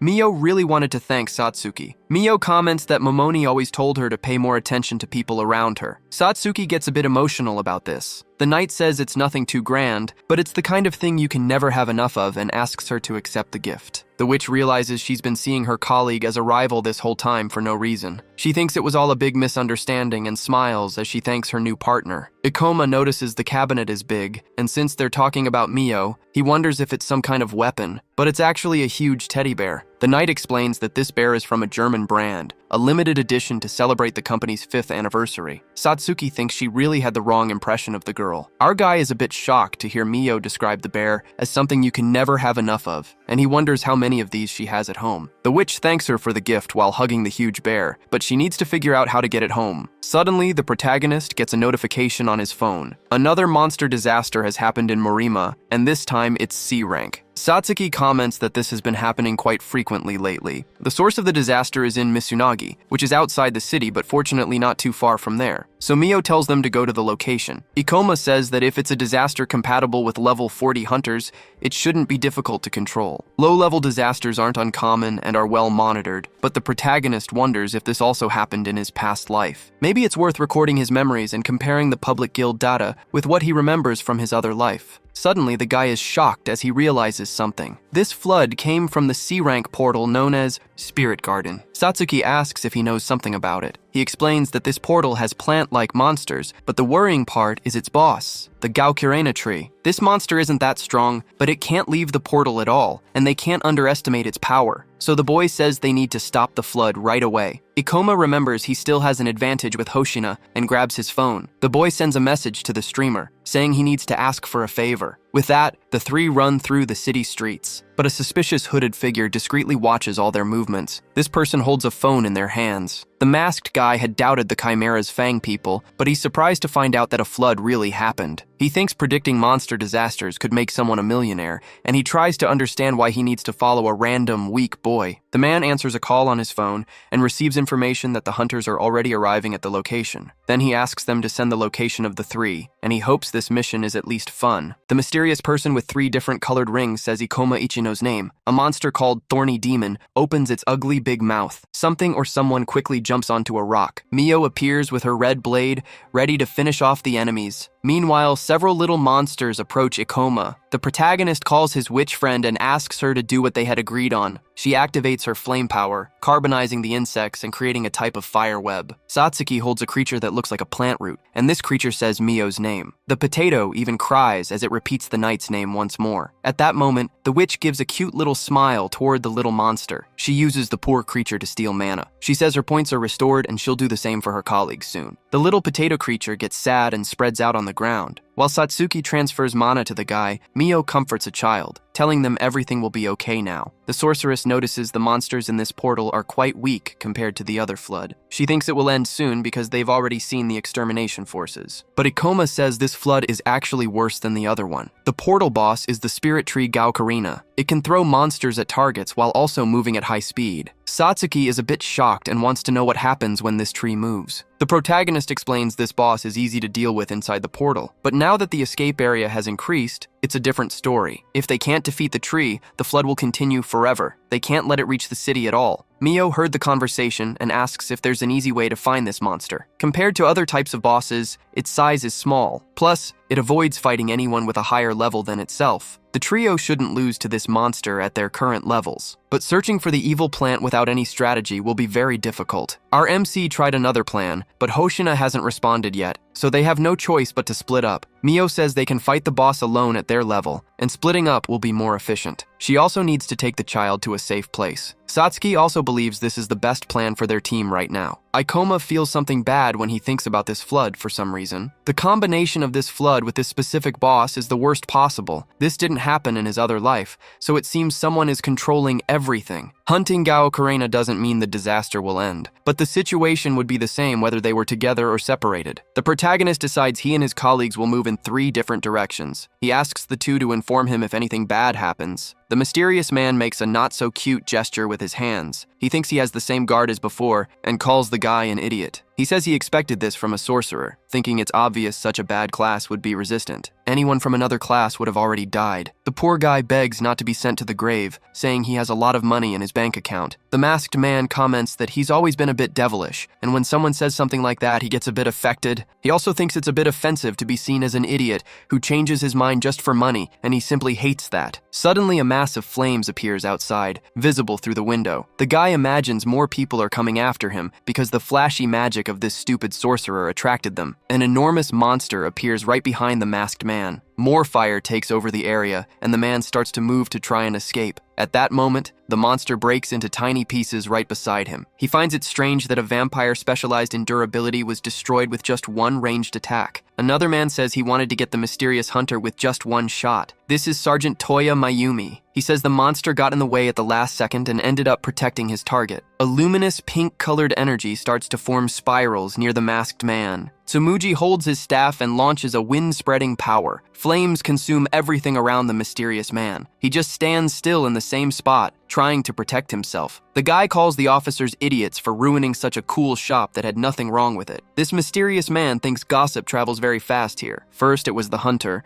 and now the monster extermination forces have also appeared. The sorcerer is on the ground and doesn't seem to be doing very well. Toya makes a hand signal, which makes the other officers run through the area. The man thinks they moved him away to rescue the sorcerer. Because of this, he thinks they aren't just common officers. He realizes he recognized this sergeant from somewhere. People in the extermination forces evolve slowly because they use traditional methods, and it's rare for talented hunters to come from there due to the rules and restrictions. But this officer is an exception. He's one of the best hunters in the monster extermination forces. He recognizes Toya's skills and feels compelled to deal with powerful people this way. Even so, if he fights them head-on, his chances of winning are 50%. Plus, there are 3 more people there. The place is on fire, his vampire familiar isn't with him, and he's a mid-range fighter who wouldn't do well in close combat. If the masked man acts now, he'll have to separate the sergeant from the rest of his team. But if he spends too much time in mana here, he risks losing the other mission. The guy decides to let it go for now, since he's the type of person who saves his favorite food for last. Suddenly, the man jumps through a window, shattering the glass. The officers realize that the A-rank criminal known as Colator has finally appeared. Toya gets ready to shoot a fire arrow. He fires his shot, activating his fire strike ability, which makes the flames consuming the shop even bigger. Tsumuji is happy, believing they got him, but the sergeant says that's not quite right. It's just a familiar made of slime that the criminal used as bait to escape. They see the guy running across a rooftop and wonder if they should go after him. But Toya says their priority is to contain the disaster. The man might be dangerous, but they shouldn't chase just one person right now. The sergeant tells the girl to use her magic to put out the fire, and she obeys his order. Once they finish questioning the sorcerer,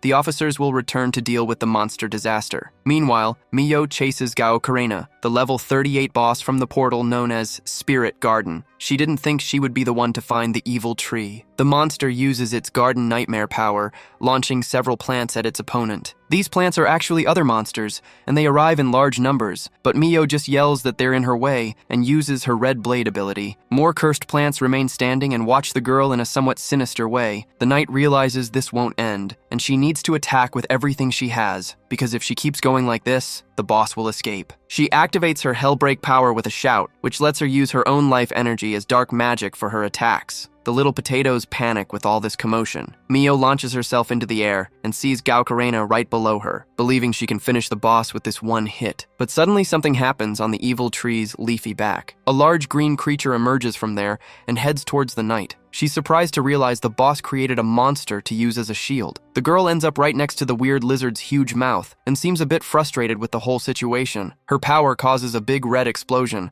creating a huge beam of light. Miyo is above the big green monster she just defeated. She notices the small vegetables around her and thinks this many monsters is a bit worrying. She then gets angry because she couldn't capture that cursed slug. Elsewhere, Ikoma runs through the streets and can't seem to find the boss. He thinks about looking from a higher place, but then decides he doesn't have enough time for that. Just then, his phone rings with a new notification. Miyo sends a message, apologizing for finding the creature but letting it escape, and warns him that it fled to a specific area. The buildings around the disaster area look empty and lifeless. The knight walks through the remains of the monsters she just defeated. She gets a message from Ikoma praising her work, telling her to mark the area and adjust the directions again. Miyo gives a subtle smile. She seems excited, thinking they can't give up now. 2 carnivorous plants quickly advance. Ikoma performs an aerial maneuver, hitting both at the same time with his sword. Now the protagonist faces a huge green monster that looks like a giant lizard. The creature breathes fire like a dragon thanks to an ability called Lose Solar Thermal. Our MC dodges and lands high up. observing his opponent from above. The boy uses a traffic light to support his feet during another maneuver. He delivers a powerful and fast blow, finishing off the lizard. The mage only gains 56 experience points. He knew it would be like this, but he thinks it's pretty bad. When a monster's level is lower, the amount of points a hunter gets for defeating it is too low. No matter how many monsters are destroyed, it still seems endless. The boy wonders if Reincarnation is spreading more creatures around. Suddenly, someone shouts that they saw what the protagonist just did. A guy comments that the way Ikoma finished off those monsters was simply perfect. He swears he's serious, saying it was really amazing. The MC asks if this man is a hunter who came to help with the monster disaster. The weird guy replies that it's the duty of powerful hunters to risk their lives for the safety of citizens. Despite that, the man explains he's an E-rank hunter and his class is villager,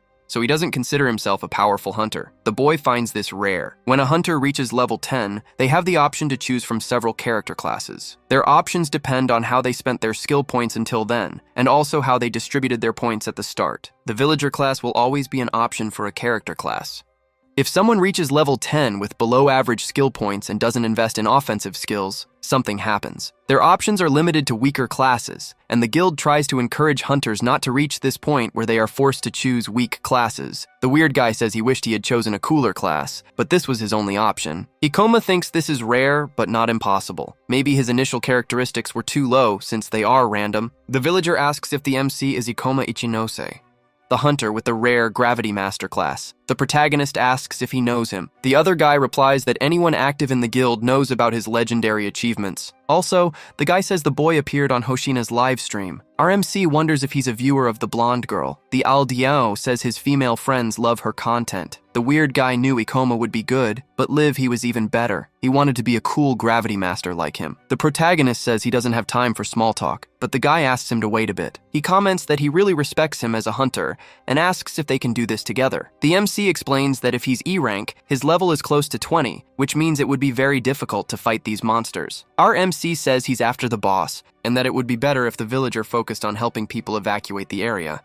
The guy gives a somewhat suspicious smile. In his hand, he holds an object that looks like a crystal. The stone then floats over his hand as he says the words "item improved." He gives a command to the healing crystal, which then has an effect on Ikoma's body. He explains that the villager class is the only one that can improve items, and he offers to help, promising not to get in the way. The protagonist sees that this man won't give up, but says he doesn't need help right now. They need to find Reincarnation as fast as possible, so he can't waste time with someone whose level and intentions are unknown. That's when the protagonist finally gets a message from Hoshina. He asked her to use her fame to track the slug-like boss, and the streamer replied with a sticker of herself saying, "Okay." Then she sent another message with a link. Hoshina's profile says she's a portal streamer and the strongest one. In her video, she introduces herself and explains that Morima City is in a terrible state because of a portal disaster. She asks everyone who spots the boss to post its location using the hashtag Josh Forneser and Formakawa Hoshina. She also says it would be good to post a photo, and someone immediately posts a picture of the big blue monster. Another fan makes a post, and Hoshina comments that it's great to get their help, but they need to be very careful. The influencer's disaster video has already been shared over 10,000 times, and because of this, the monster's location updates in real time. Ikoma knows they can track the boss with all this help, and maybe even predict its movements to catch it by surprise. One of the photos shows a spot very close by, and if the protagonist is right, he might be able to surround the cursed slug. But Reincarnation is very fast, so he wonders if he can really defeat it alone now that its escape area has grown so much. He shares the video with Mio and Satsuki, but they are far away, and he can't waste more time waiting. Meanwhile, his villager fan waits right behind him like an obedient puppy. The mage asks his name. He replies his name is Wajima Aki, and Ikoma explains he's after the portal boss known as Reincarnation. He says it will be very dangerous, but asks if Wajima is still interested in joining. Of course, his fan gets all excited about the offer. Ikoma and Wajima run through the streets, and Wajima can't believe someone he admires so much asked for his help. The villager says he'll do everything he can to complete the mission, and that the protagonist doesn't need to hesitate to ask for his help. Wajima notices Ikoma looking at his phone a lot and asks why. Ikoma replies, it's for the portal boss's movements. His screen shows a path of sightings, and there are some turns that don't fit the pattern, but it's clearly heading north. It seems the monster prefers the shadows of residential buildings or skyscrapers. Theories say the slug avoids places with a lot of light, maybe because it doesn't want its body to dry out. When it doesn't feel threatened, the creature isn't that fast. So, if they surround the boss from both sides when it enters an alley, they can defeat it. Wajima realizes this is when his presence will be useful. He thinks about how the mage handles a portal disaster, while also gathering information and analyzing the whole situation. Then he says Ikoma is truly an amazing person, but the protagonist comments that this fanatical attitude is getting a bit disturbing. The villager says the mage reminds him of his older brother, who is smart and has a genius aura, plus a strong sense of justice. Wajima always admired his brother, but he also found it hard to be compared to him all the time. Meanwhile, Ikoma wonders if he can really count on this weirdo. Then his phone gets another notification. Someone warns that the assassin Sayotomi Akira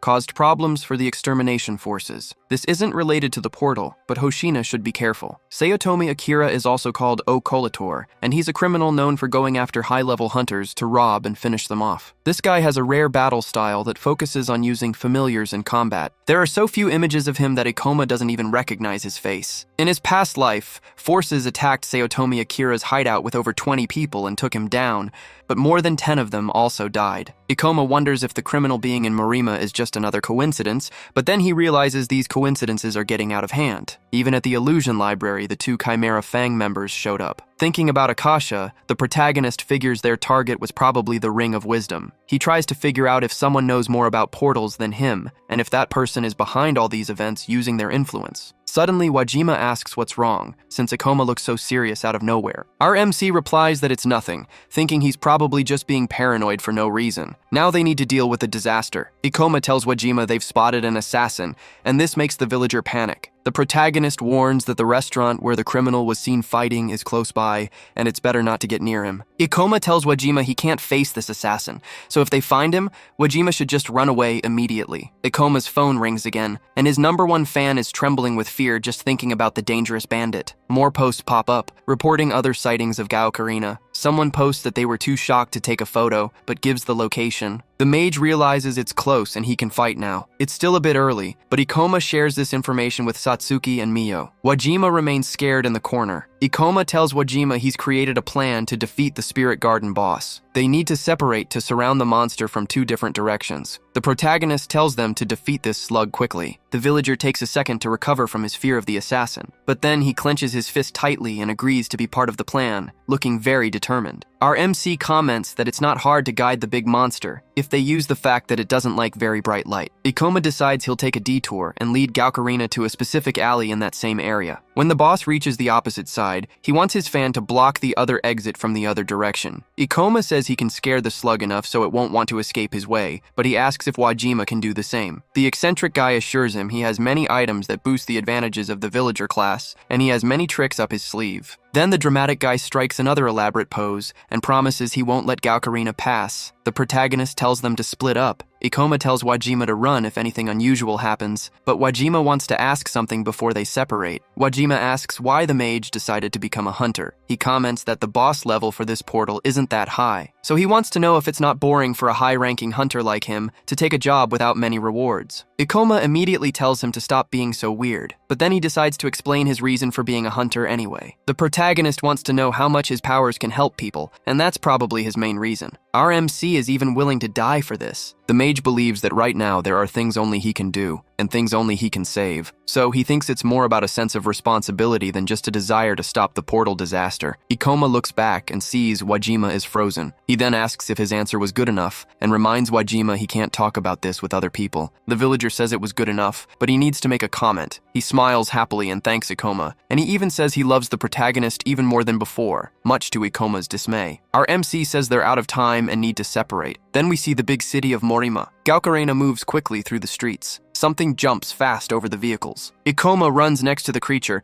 thinking he finally found it. The protagonist looks at his opponent with determination. He uses the power of Grante to make sure it doesn't escape. The monster makes a desperate sound as broken pieces of stone surround it. It tries to escape, but it's already reaching the hunter's meeting point. Our MC thinks he managed to lead the boss to the route they planned earlier. Now he hopes Wajima can do his part. The villager looks ahead, seeming ready to take the next step.